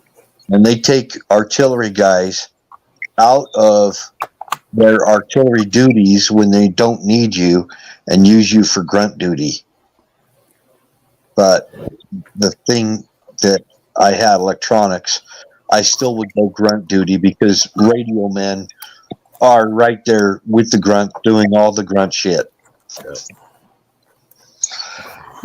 Didn't get any easy, cheesy freaking job, I'll tell you right now. It's I remember when I was discussing when I was still in high school, my mom and me, had a long discussion when talking about college and shit. And she's like, well, have you considered the military route and everything? I'm like, yeah. She's like, well, what would you like? And I think I was 14 or 15 at the time, freshman, sophomore. And I told her, I'm like, if I'm going to go in the Army, I want to be infantry. And she's like, are you fucking nuts? And he's like, yeah, start out, as, a private in the infantry. You don't even want to try to go to West Point and everything. She's like, if you're going to join the military, you got to be an officer. I'm like, fuck that. Well, she expected too much from me, I guess. If you go in as an 11 Bravo, you really don't have to go through a long AIT. Yeah. Oh no. Yeah. Basic infantry school, and a few other courses, and you're off and on your way. Yeah. I think nowadays they send after infantry school, you go to field medic school, just to get some basic first aid training. I probably should have went infantry, actually. I think I probably would have been a career soldier if I did. Yeah, and both her and my dad are like, are you sure you could, handle that and everything? I'm like, yeah, I'm in the Boy Scouts. I know discipline, They're like, would you feel comfortable going to war? I'm like, I'm not going to cheese out. You know, I took an oath. You know, I'll be taking an oath. I'm like, I'll fight if I have to. They're like, you're crazy. Well, they've got they got a tier system.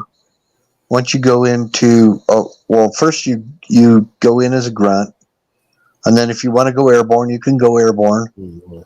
And then after you go airborne, then you can go to Ranger School. And then after you go to Ranger School, they've got Tier 1, Tier 2 Rangers and Tier 3 Rangers. Well, then they also have the Army Corps of Engineers side route. I knew a lot of guys that went in the Corps. You know, one dude, man, he did Corps of Engineers for 15 years, and he ended up getting medically discharged because he got hit with an IED over in Iraq. And he started a foundation here in the States to benefit vets and everything. And he's like providing like prosthetic, super high tech limbs for people that lost their legs and their arms and shit. Yeah. Super cool, dude. But yeah, I actually could have been artillery or a radio man and also been a ranger as well if I wanted to. I just don't. People told me, he said, there's no sense in nobody in the right mind would jump out of a perfectly good airplane, I would. I'd love to do it sometime. I'm not even afraid of heights at all. I'm not afraid of it. And I am to a certain extent. Like if I'm on the ground in a very tall building and look out like on the observation deck, yeah, I could get a little queasy. But even though I have not been up in the air in a plane, I know I would have no problem with it. Being in a vehicle compared to something else, it's a whole different story as far as my perspective goes. They actually baited me with nuclear experience. And instead of doing the Ranger thing, I wanted to do that because I thought that it would be financially advantageous after I got out of the Army to work in a radiological environment. So would it have been nuclear artillery or just nuclear stuff? Like I said, air defense artillery, and it's actually classified. I don't want to go too much into that, but oh, that's cool. Yeah, it was air defense artillery. Pershings. No. Okay. Hawks. But Nike. I did see some stuff that I didn't like to see. Yeah. Now, I had a friend who was in the Army Air Corps in World War II, and he worked as a photographer, and he actually did some of the photography at some of the nuclear shots that they were doing back in the 50s and the 60s, like at out in the desert and offshore in the Pacific at like Eniwetok. Yeah. And he ended up getting like all kinds of thyroid cancer and shit. I'm like, yep, that's where you got it from, bud. Well, actually, the stuff that I saw didn't involve radiation, but it was even worse. It was way worse. And it's a year, about a year of my life I can't talk about. Well, all I can say, if it was out at like that depot that's out by Salt Lake and that depot up in Washington State, if that's the kind of shit you're talking about, yeah, I don't want to hear about it. No. It's not nerve gas. It's none of the biochemical stuff like that. Oh, okay. I thought you meant like Thule and No, nothing like that. Actually, some of it was that too, but the proximity where we were, yeah. Anyway, I don't.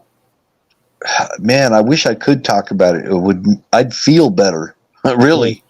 Oh no, I understand. It'd help me get it off my chest. I know all about NDAs. Certain things you got to keep silent about. I wish I could tell you some of my stories. I've told Wiz a little bit. He's offline, but I just can't really discuss. It's all good, brother. Yeah. We are live broadcasting to everybody. Yep. So, yeah, I'll put it. I'll say one thing. Our country has done some things that are against the Geneva Convention, which every country has done. Sure. That's without a doubt. And our country has things that are in contrast to international arms conventions that we have signed between other nations. And that's been going on for a long time. We violated a lot of treaties. We've done things against the Geneva Convention and the Nuremberg Code. And everything what's going on with COVID is all against the Nuremberg Code.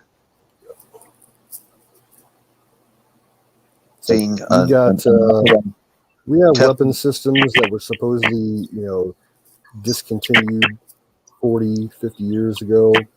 They're still in deep storage. The U.S. military doesn't throw anything away. No, it's mothballed. It's like people think, we don't have destroyers anymore, or we don't have battleships. We still got them. They're mothballed, and they can be put in action. Well, the sad part is the majority of our active fleet is fucking destroyers. We got more Arleigh Burke-class destroyers out there than any other type of vessel. Yep. I saw an article the other day. Okay, do you know about the long-range, long-term storage ships that we have parked around the world with, like, Army equipment and shit, pre-positioned? Yeah, like the stuff that they got outside of Diego Garcia.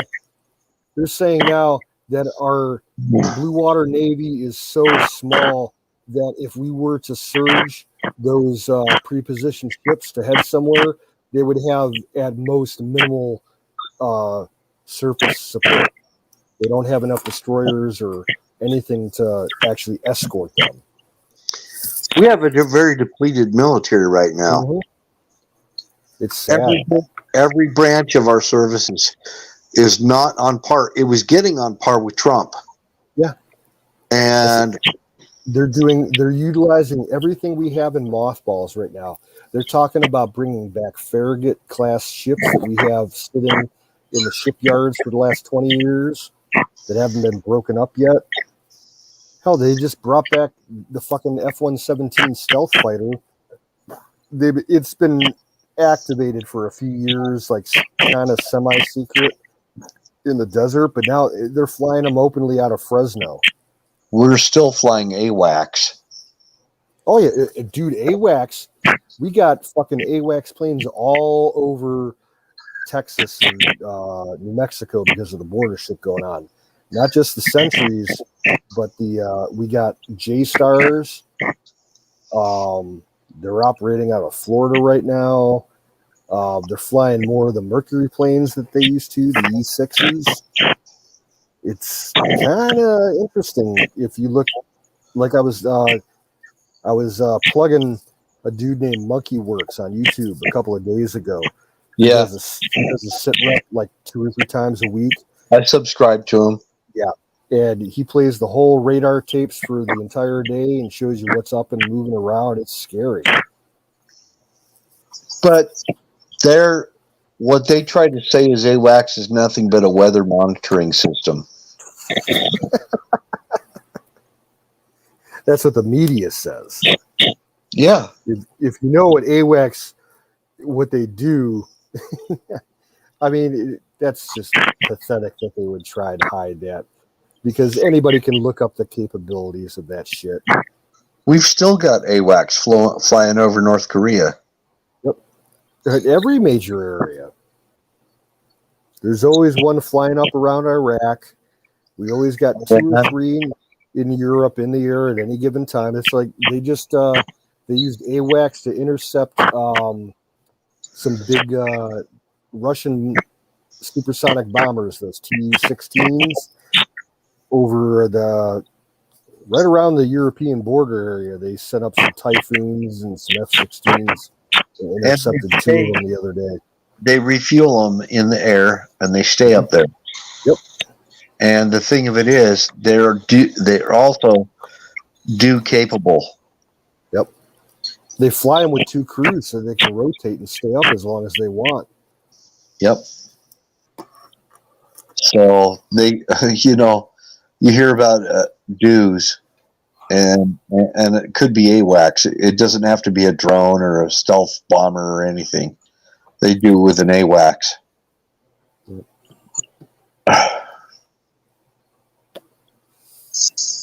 In fact, if you follow Monkey Works, he's been talking the last couple of weeks about how they're surging troops and material down to that air base in Honduras where Jimmy was living. There's a lot. They're beefing up big time down there at Sotocano. Oh yeah, yeah. Like they're landing like C-17s and C-5s down there, completely filled with troops. C-5, that'll hold a lot of troops. Yeah, they'll hold 500 troops. Wow. I heard they can. I heard, this is what I think I heard, is they can actually haul 4 Abrams tanks on one. A C-5, I think, can handle 3. I know they can handle 4 helicopters, but I think they can only handle 3 M1 Abrams. Because the Abrams, they weigh so much. It's either Abrams or it's 155 self-propelled howitzers. I don't remember. Oh, like a Paladin? Yeah. Yeah, they could probably put like 4 or 5 Paladins in there, maybe even more. Yeah, they're lighter. Yeah. But they'll haul. The point is, no matter, I don't have stats sitting right in front of me or anything, but the point is, they're meant to haul a lot of weight, and they can really haul some stuff. I mean, they could pack it front to back with freaking Humvees and stuff, and still have room for troops. Well, not only can they just haul it, from one point to another, land it and offload it, they're airborne. You can drop 500 troops in the air. More. You can pallet drop those tanks and the helicopters. When I flew in C-5s, it was just taking a hop. That's the only time I got on a C-5. I've been in a C-5 on the ground, man. That thing, it lives up to its nickname. It's the big gray whale. It's as big as, like, being inside of it, you think you're in a fucking whale. It's that big. Yeah, they're that big. Very comfortable to fly in. Oh, yeah, it's just like a jetliner. Bigger than a 747, I think. Yep. A lot bigger. By quite a bit, yeah. And, I sat in the seats, the webbing seats that they have. Uh-huh. I could be comfortable in that for a hop, no problem. Well, they got them set up as just plain out military passenger jets. Yeah. But they do. The floor of those planes, they have such, they're all modular. You can attach seats, you can attach tie-down points for cargo, anything. But back in the day, it just used to be all the webbing seats that folded out from the hull. I imagine they could even use them as a bomber if they wanted to. Oh, they do. They do. Yep.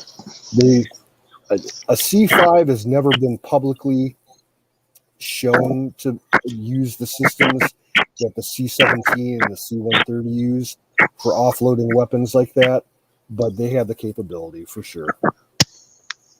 In fact, the one article that I saw earlier today,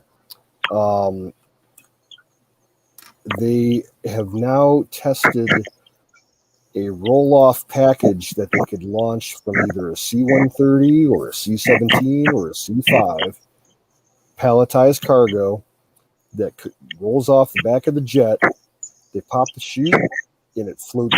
They have like multiple chutes to extremely retard the fall rate of descent, and they're basically boxes with a rack system that can hold multiple smart munitions that are pointed downward, to actually target like a large area. Either missiles or JDAMs, whatever you want. I'm just thinking AWACS is flying over right now. I guarantee there's at least one flying right now over Texas at the border. They usually have like 3 during the daytime, and I'm sure they've got at least one at night.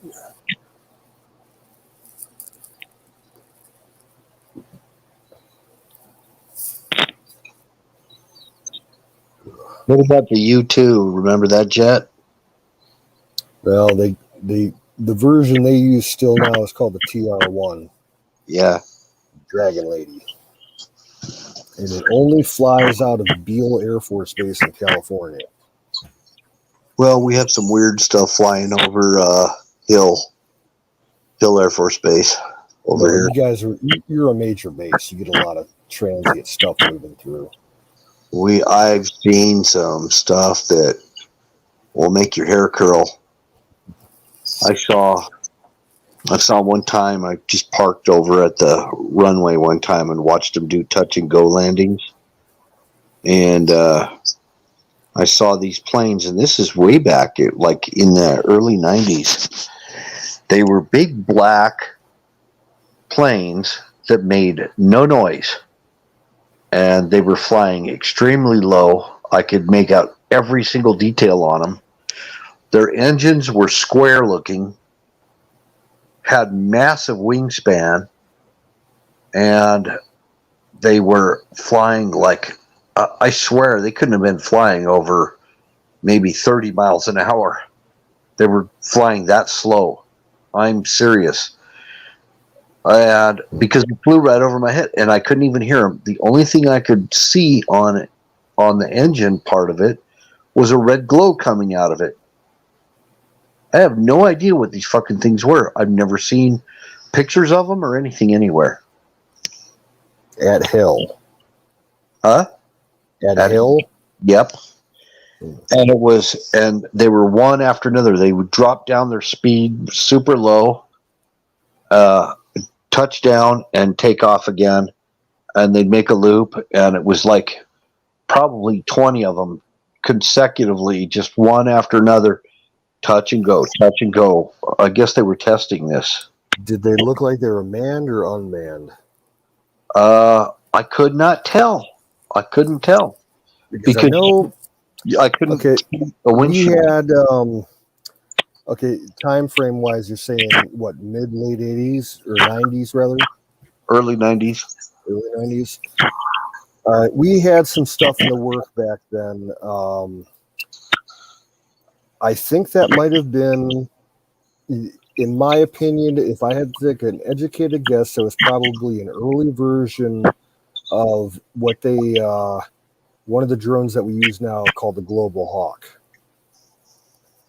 These look more like maybe some kind of a stealth bomber is my thinking. I mean, they were blacked out, completely blacked out. You couldn't see windshields, nothing on them. And they were very angular, looked like stealth technology, like I said. Some of the drones like that we're operating now, the original prototypes that they would drive from were worked on in the 90s out in the deserts. The early versions of like the RQ-170, the Beast of Kandahar, Global Hawk. We had something called Dark Star back in the 90s that looked like a flying loaf of French bread with long wings. And they had a bunch of engines on them, probably like 12 engines on each wing. Oh, okay. Then that's out of my knowledge. Yeah, and they were boxy looking. and the only thing you could see a red glow, but you couldn't hear it at all. No sound at all. I mean, it was probably at the most maybe 60 feet above my head. That's how low it was. I could see all the detail on the underneath of it. I couldn't see the top. Well, And they that's didn't look like that that blackbird or anything like that. They weren't like that at all. They were just super long wings. You'd think, well, maybe blackbird or something. And no, they were not. They were not boomerang shaped either. that sounds like something like some civilian contractor came up with as a prototype, testing it for the military that never went past prototype stage.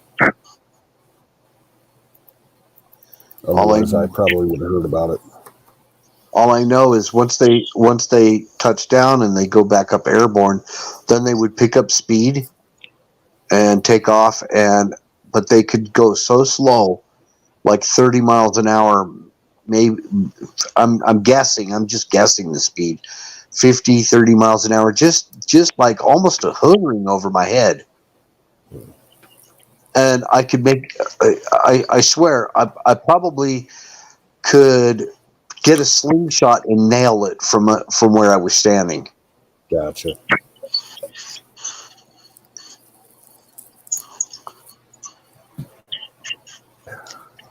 And there wasn't really, this ramped up security around there back then either.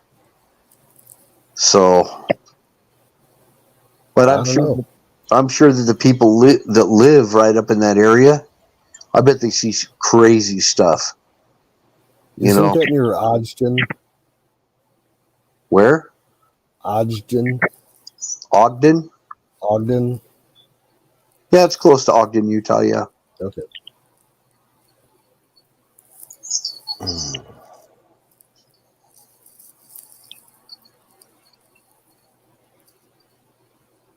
Yeah, because I've always known Hill as more like a major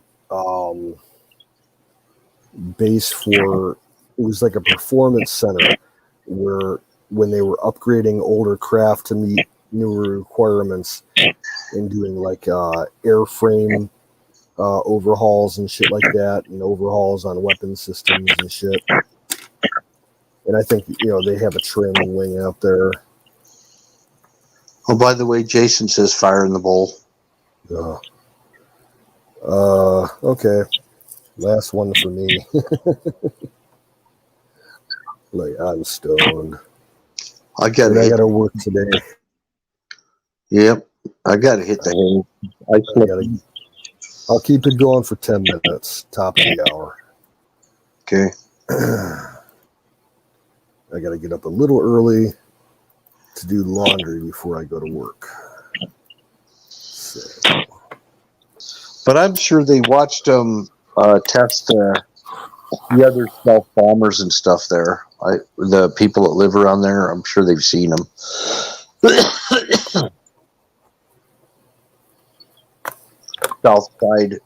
south side of the runway. Yeah. The south runway, there's the main entrance to get into Hill Air Force Base, and there's a bunch of houses there, and I wouldn't doubt that they've seen just crazy stuff. I mean, I watch F-22s and all that all the time. We get F-22s up here in Ohio on occasion, and it's like every other year or so, and it's always because when you get a hurricane coming up, Gulf of Mexico or on the East Coast, and it's tracking towards an Air Force base, and the Air Force will move all the planes, to some other base to keep it safe and everything. They always send F-22s to Columbus. We got an Air National Guard base just south of Columbus, and they always seem to send I think the last time they did it, they sent 6 squadrons of them up there. The whole base, the ramp was packed with fucking Raptors. Have you seen the stunts and stuff they do with them? Oh yeah, I've seen them at the Cleveland Air Show. They're fucking insane. Yeah, I've seen them do like a they'd stick the nose straight straight up.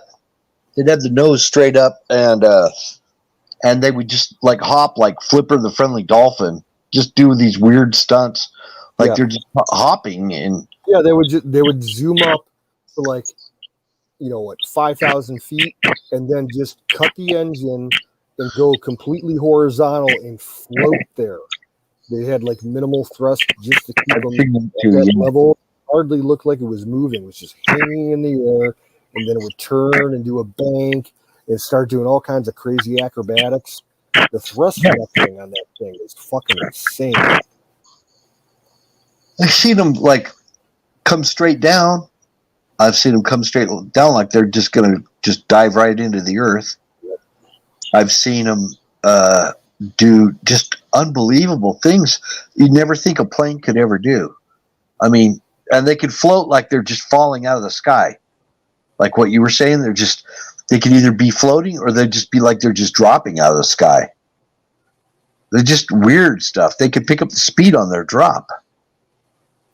And I don't know. I wonder if it's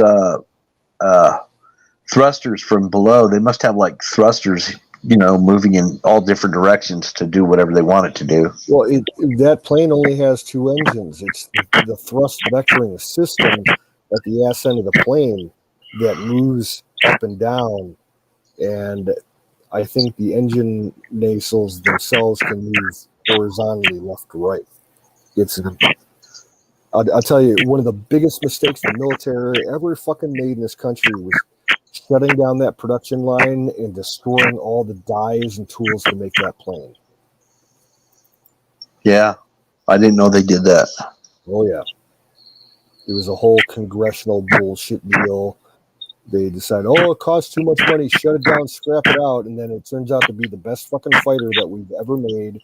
It still outperforms anything new that's coming out anywhere else in the world, and now we're kicking ourselves in the ass because we can't make any more of them.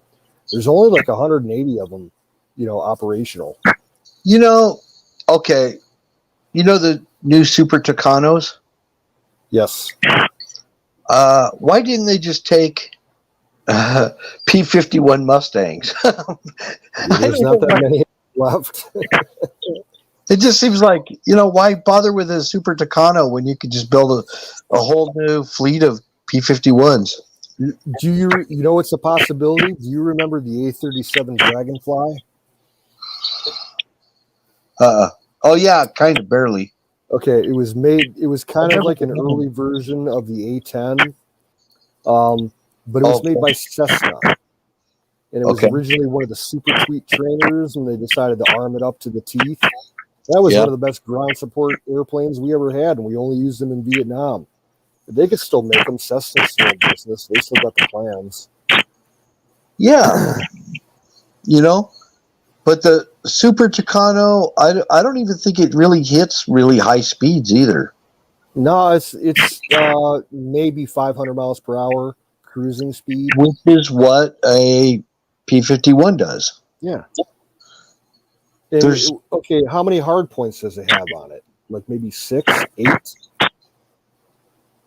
And then doesn't it have an integral cannon like probably like a 50 caliber? I'm sure it's not even a 20 millimeter. I think it's got. You know what? I think a P-51 has everything they need for close air support, close ground support. Yep. And we sold a lot of them to other countries for that particular role.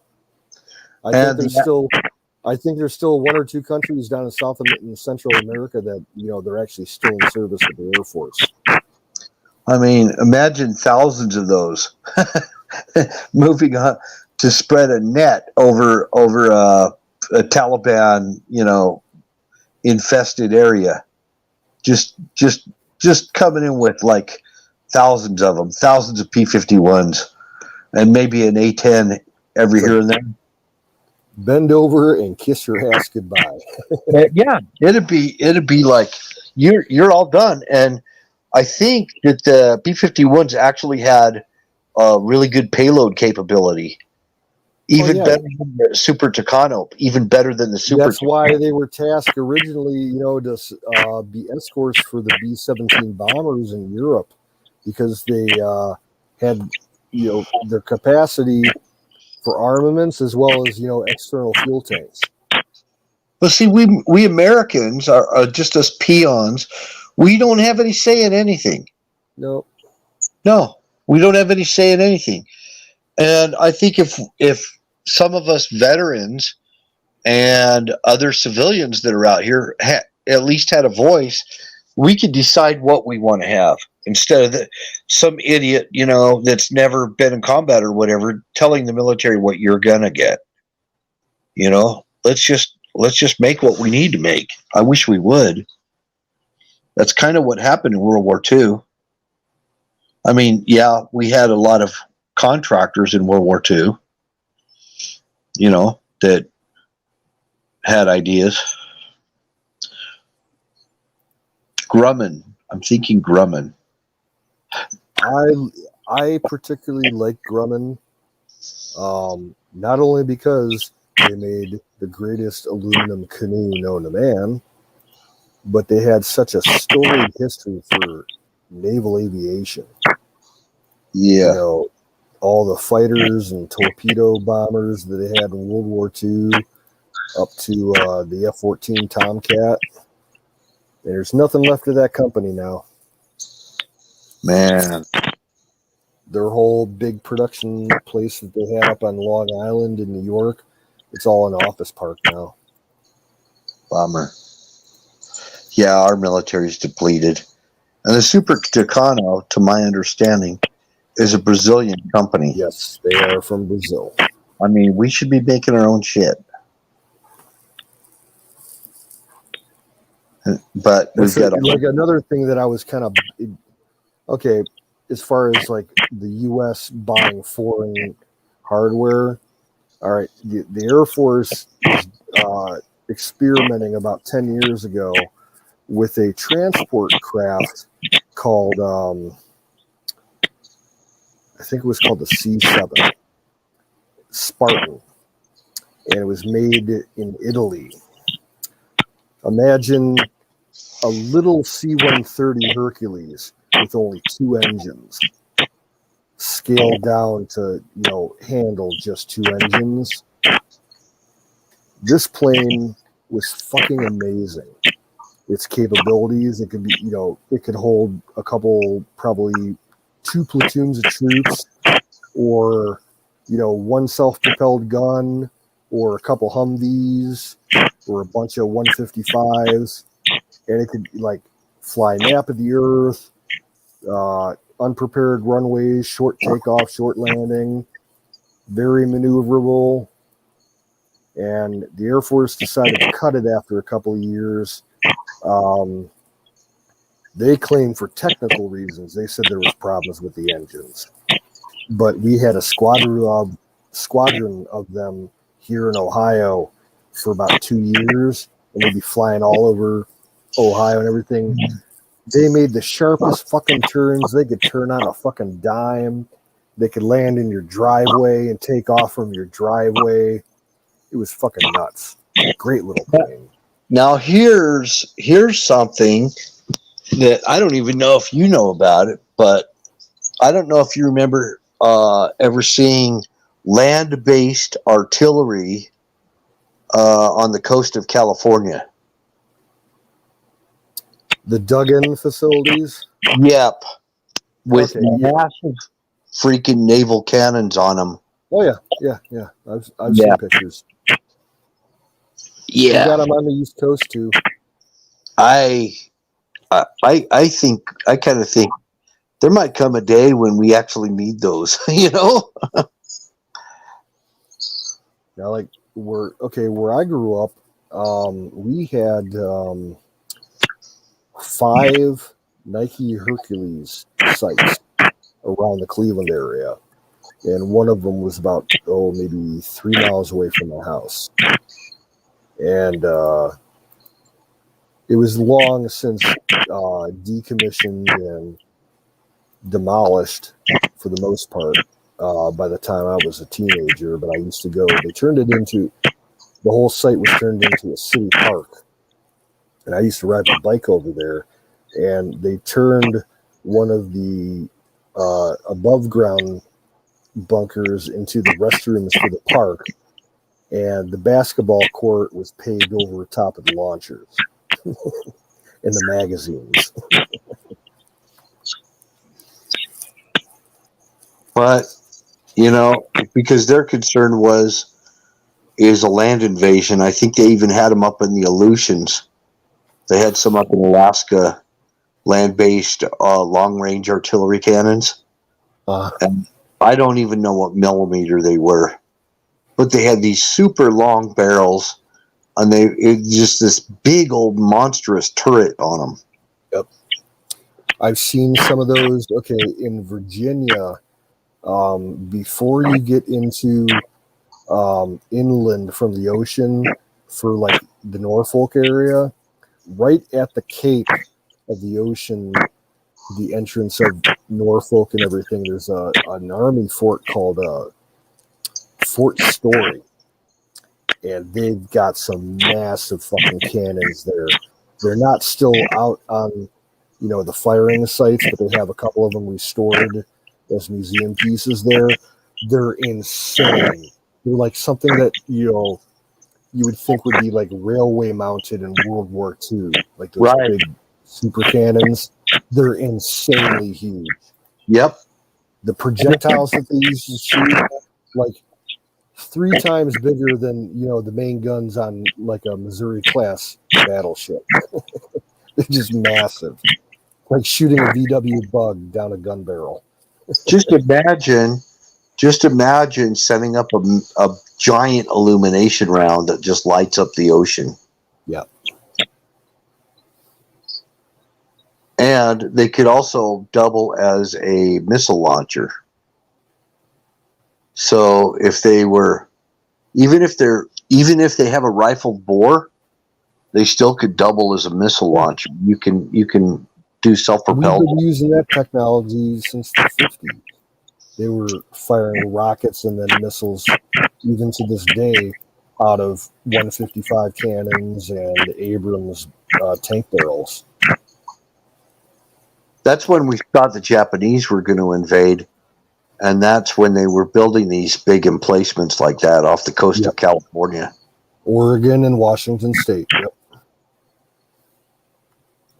I think they're a good idea, except maybe you'd want them, instead of just using regular artillery rounds, you want something that has a little better range, that's self-propelled, you know, a rocket or something. They can shoot out of them and send up an illumination round or something like that, you know. Hey, back off. You're getting too close, kind of thing, you know. Like, say, China or somebody like that, you know, decides they're going to get kind of froggy with us. Or like that ridiculous movie reboot of Red Dawn when North Korea invades the U.S. That was the worst fucking worst fucking war movie I've ever seen in my life. Oh my god, it was fucking terrible. That is funny. But, you know, just think, I mean, they're planning some kind of an invasion. I mean, it's just kind of like a way to rattle a saber, you know? Just like say, you're getting too close, buddy. Send up a big-ass illumination round. They'll back off. When they see something that big coming at them, they'll freaking back off. Yeah, what we need are like blimps, dirigibles, long-range modern airships mounted with Sea-Whiz systems. Mounted with what? Sea-Whiz. What's that? Close-in weapon system, the phalanx guns. Oh, okay. Oh, yeah. Like yeah. You know what I'm talking about. Yep. There's a different version for land. They call it the Sea Lamb. Basically the same thing. It has a slightly higher firing rate. Sounds like a big fart. There's videos all over YouTube of the sea rams going off over Afghanistan and Iraq because of missile attacks and shit, like at the air bases, a few years back. It's like it's like laser beams going through the sky in different patterns. The land-based ones, the sea rams, they have self-detonating ammunition. So after they shoot and they get to their maximum range, so that they don't cause civilian casualties on the ground, they prematurely explode, and you see these explosions following in reverse in the chain of fire across the sky. It's the most wicked thing in the world. Wow. It's like a Pink Floyd laser light show. So we could put that on dirigibles. Yeah, for sure. How about over the border? Over international waters. No, I like it on the Mexican border. Yeah, they already have to. They could hover them on our side and easily shoot anything probably 10 miles into Mexico. And then another thing too, when the cartels start showing up or whatever. And another thing too, I don't know why they don't mine the whole border instead of building a wall. Yeah, dude, I've been saying that for years, man, but I always get a lot of flack for that. Mines are evil. No, they're not. In fact, they serve a purpose. Yeah, you put up signs that say in Spanish, "Danger minefield ahead." And after Pedro blows up and Juan blows up, all of a sudden the word will get out. It will get out. Pedro and Juan is no longer he was a pink mist. And we can't find any parts of them. And people don't realize we do utilize mines all over the world for force protection around bases. Yeah, why not? They're all around Guantanamo Bay. They're all around whatever we got left in the Middle East. Yeah, we got millions of them in reserve. Bouncing Betties, whatever, just freaking mine the shit out of it. Claymores. Yeah. And Juan find out, they're with they become a pink mist. The word will get out. I'm not going over that border. They got mines. Yeah, and you don't know where they're going to be. You don't know where you're going to step on one. And hopefully, a desert tortoise or something doesn't cross one because they'll go up too. With the armadillo, freaking armadillo, my great. Can you imagine that? Well, then there's all the an aspect of munitions that everybody looks over. Naval mines. We've got all kinds of weird ass new naval mines. Oh yeah, magnetic. Not just magnetic, electrospectrum. They'll home on any kind of RF that's being broadcast. We got mines that basically the mine itself acts as a mothership that launches miniature torpedoes. Oh wow. Yeah. And I really can't say anything more than that about them. Well, if and it won't take long. I'm sure the immigration will stop. It'll come to a screeching halt. Yep. Take all the DHS and all the Border Patrol guys and tell them, okay, you're on mine duty. You're going to be planting mines. And we have mine maps, and we know where all the mines are. And if you, I mean, it's so they wouldn't it be people building a wall? It'd be more cost effective than building a wall. Yeah. And the vehicles and stuff wouldn't be, coming through. You wouldn't have cartels. Just mine the shit out of everything. It's a war zone. Why not? I mean, it really is. It's a war zone. The cartels have declared war against the United States. There's too many elites involved with the cartels. That's the problem. That's why, because they're getting the payola. It sounds, they don't give a fuck about humanity. They don't care about humanity. None of this is having to do with, them caring about humanity, letting them across the border like that. It has nothing to do with that. So anyway, just a thought. It sounds kind of harsh. Well, no, look at it this way. Okay, ISIS is back.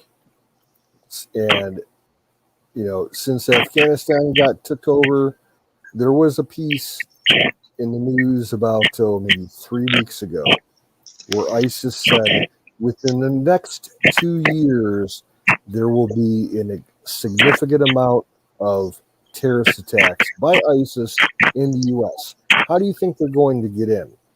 They're going to utilize the cartels. They're going to use the coyotes that the cartels provide to go over the border. And you're going to start seeing all kinds of fucking terrorist attacks in the U.S. Well, that's right. I think it's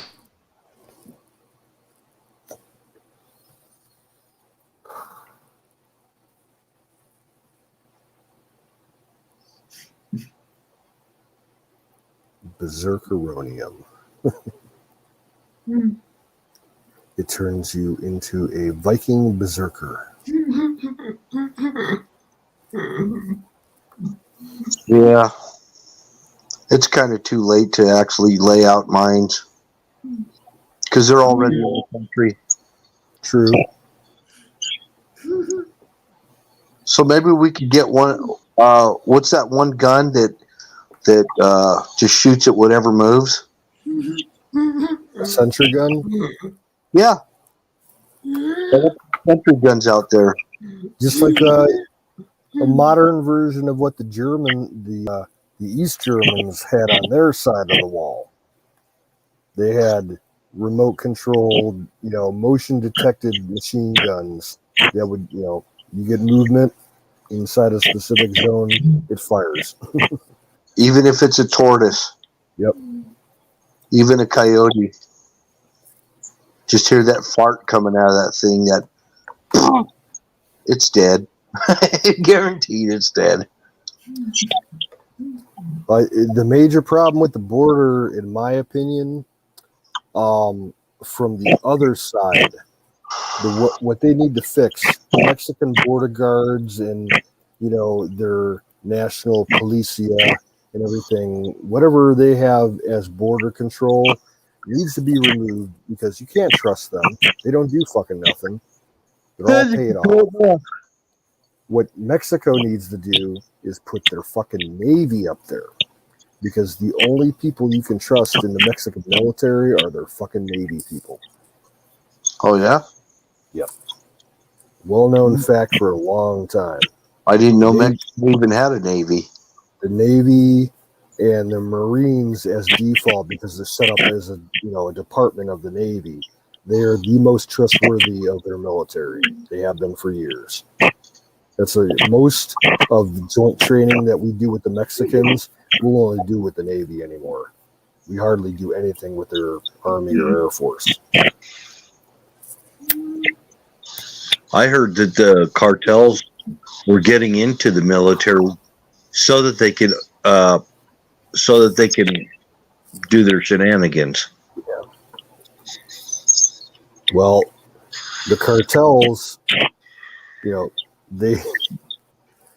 they have the ability to buy off people in the Mexican army. They've done it in the past. They'll find some, lazy soldier in the army who'll take a bribe and let a couple of guys cross the wire at night and just fill up their truck with whatever munitions they can find, on base. And I'm talking like rounds for a 155. Yeah. So, What's up, Kay? Hi. Hi. Hi. How are you guys? Kind of stoned and drunk on my side.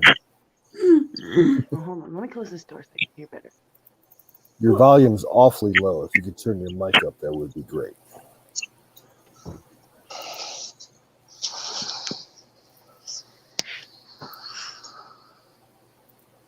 Okay. Now maybe I can hear.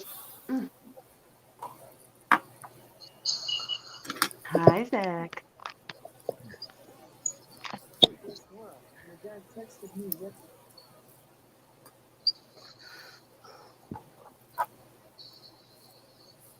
Damn, do I not have sound at all now? Okay, guess what? Your dad texted me yesterday morning. He sent me a Bible verse, called me brother, and said he loved me. I really think he really appreciates how much I care about you.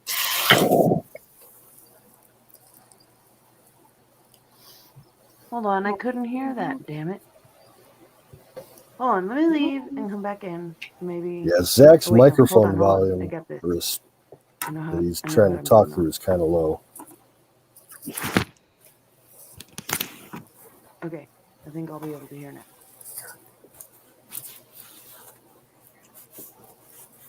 Okay, guess Okay. what? Your dad texted me yesterday morning. He sent me a Bible verse, called me brother, and said he loved me. I really think he really appreciates how much I care about you. My dad texted you? I heard the first part. What the hell's wrong with this thing?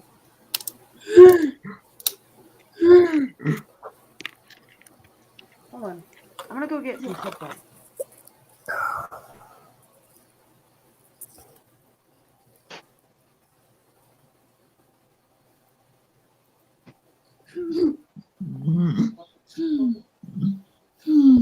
I'm looking at bunk beds in the background, aren't they? Looks like. Oh wait, no, these ones won't work. They're iPhone.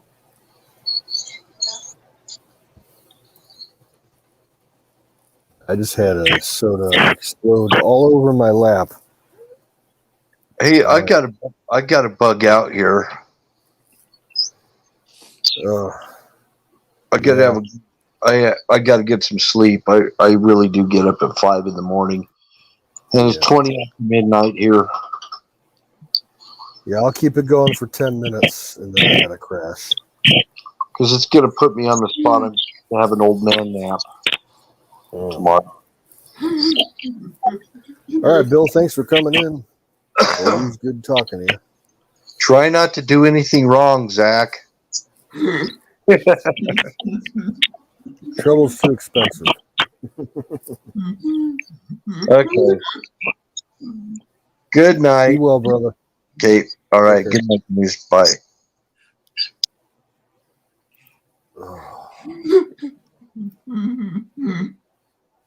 Yeah, I'm really gonna call it in 10 minutes because I'm like stoned and drunk as fuck and gotta get some sleep. Hardly ate anything today, so kind of got a headache going. Ugh.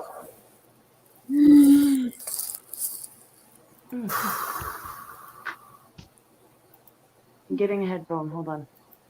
Having one being brought to me. And then I'll be able to hear you. So, man, I haven't talked to you in quite a while. Are you back in Colorado? Actually, I'm in New Mexico right now. Cool. But I've been literally camping for like the last 2 months, pretty much. Cool. Off and on. And I haven't went. Thank you. Thank you very, very much. When you take them off, if they touch, these things touch, they shut off. Okay. So I just link them like a normal Bluetooth? Yeah. Okay, hold on. What are they called?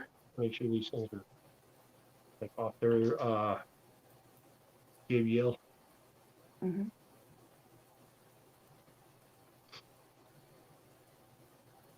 How the hell do you put it on? Like this.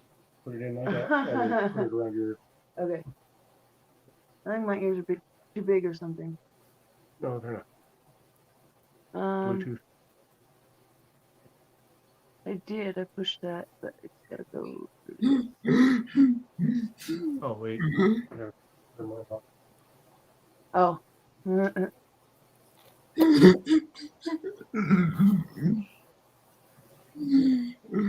don't understand. Hold on.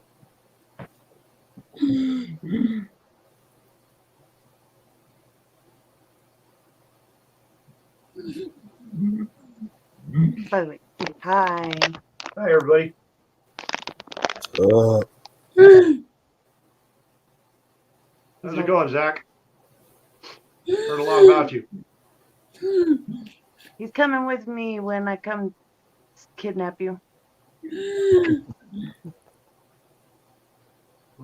are you going to end up on the FBI's most wanted list? What? Said, are you going to FBI's end most up on the? wanted. Yeah, are you going to end Yeah. up on the I didn't the do it, top though. 5 list Not yet. for kidnapping Zach?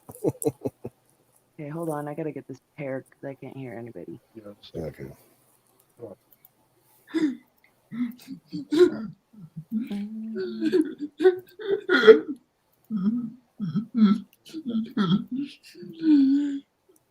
Okay. Is it dead? No. It's still showing up online. Online. Oh.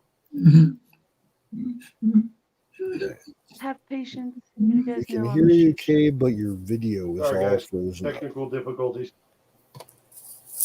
Moto E? No, Well, what the hell's that? that's my phone. Oh.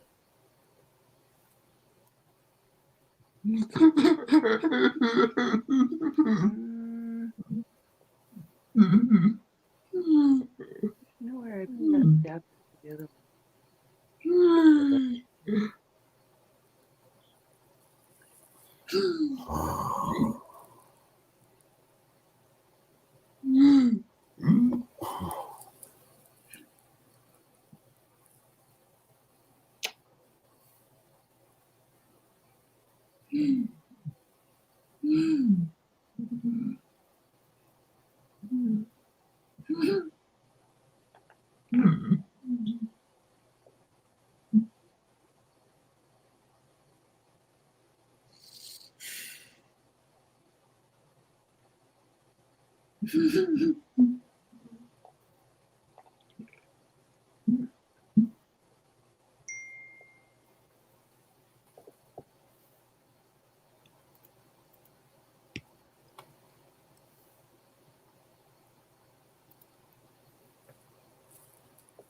Kay, you're all frozen up. You need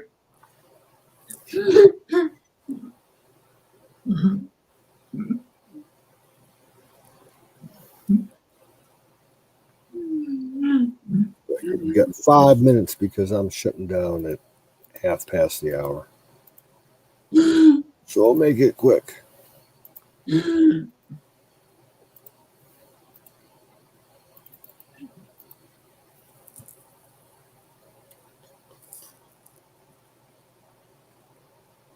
So how's the weather out there, Zach? I haven't heard anything from Colorado weather-wise lately.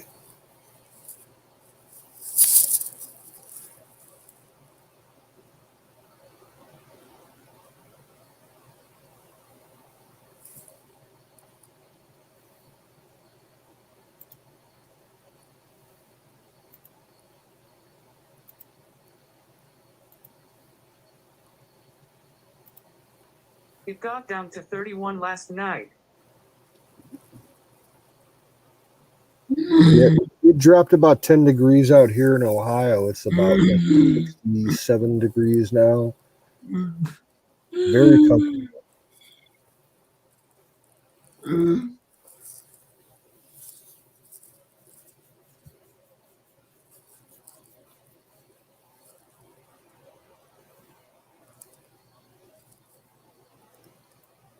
But I'll be honest, I'm done with summer and hot weather. I wouldn't mind 30 degrees. I like fall and winter.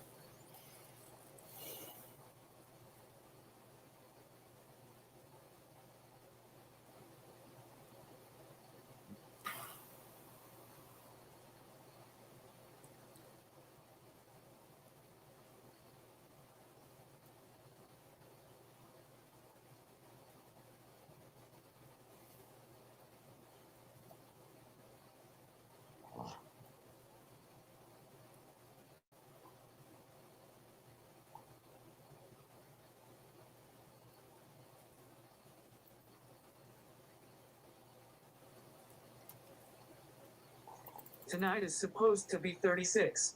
Tomorrow high is 79. Can't go better than that. You getting a lot of smoke from the wildfires? Because we get a little, like, it's not smoke, it's more of a haze. You get it every couple of days out here.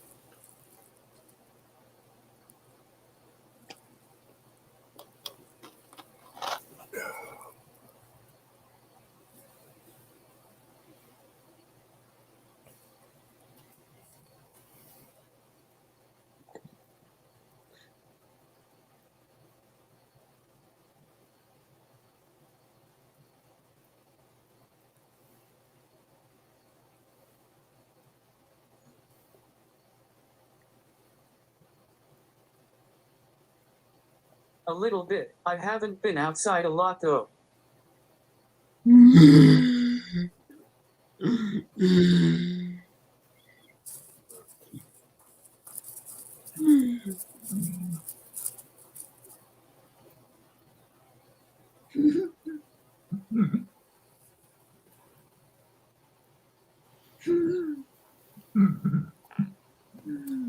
All right, man. I don't think Kay is coming back. I think she's got technical issues.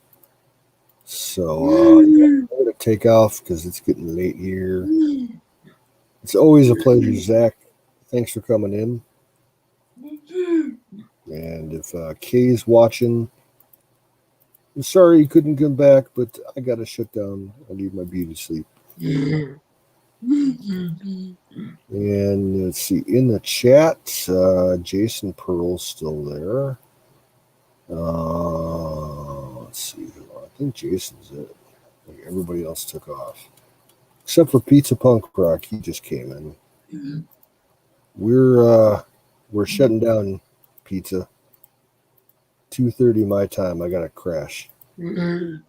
I'm drunk and stoned myself, and it's been fun.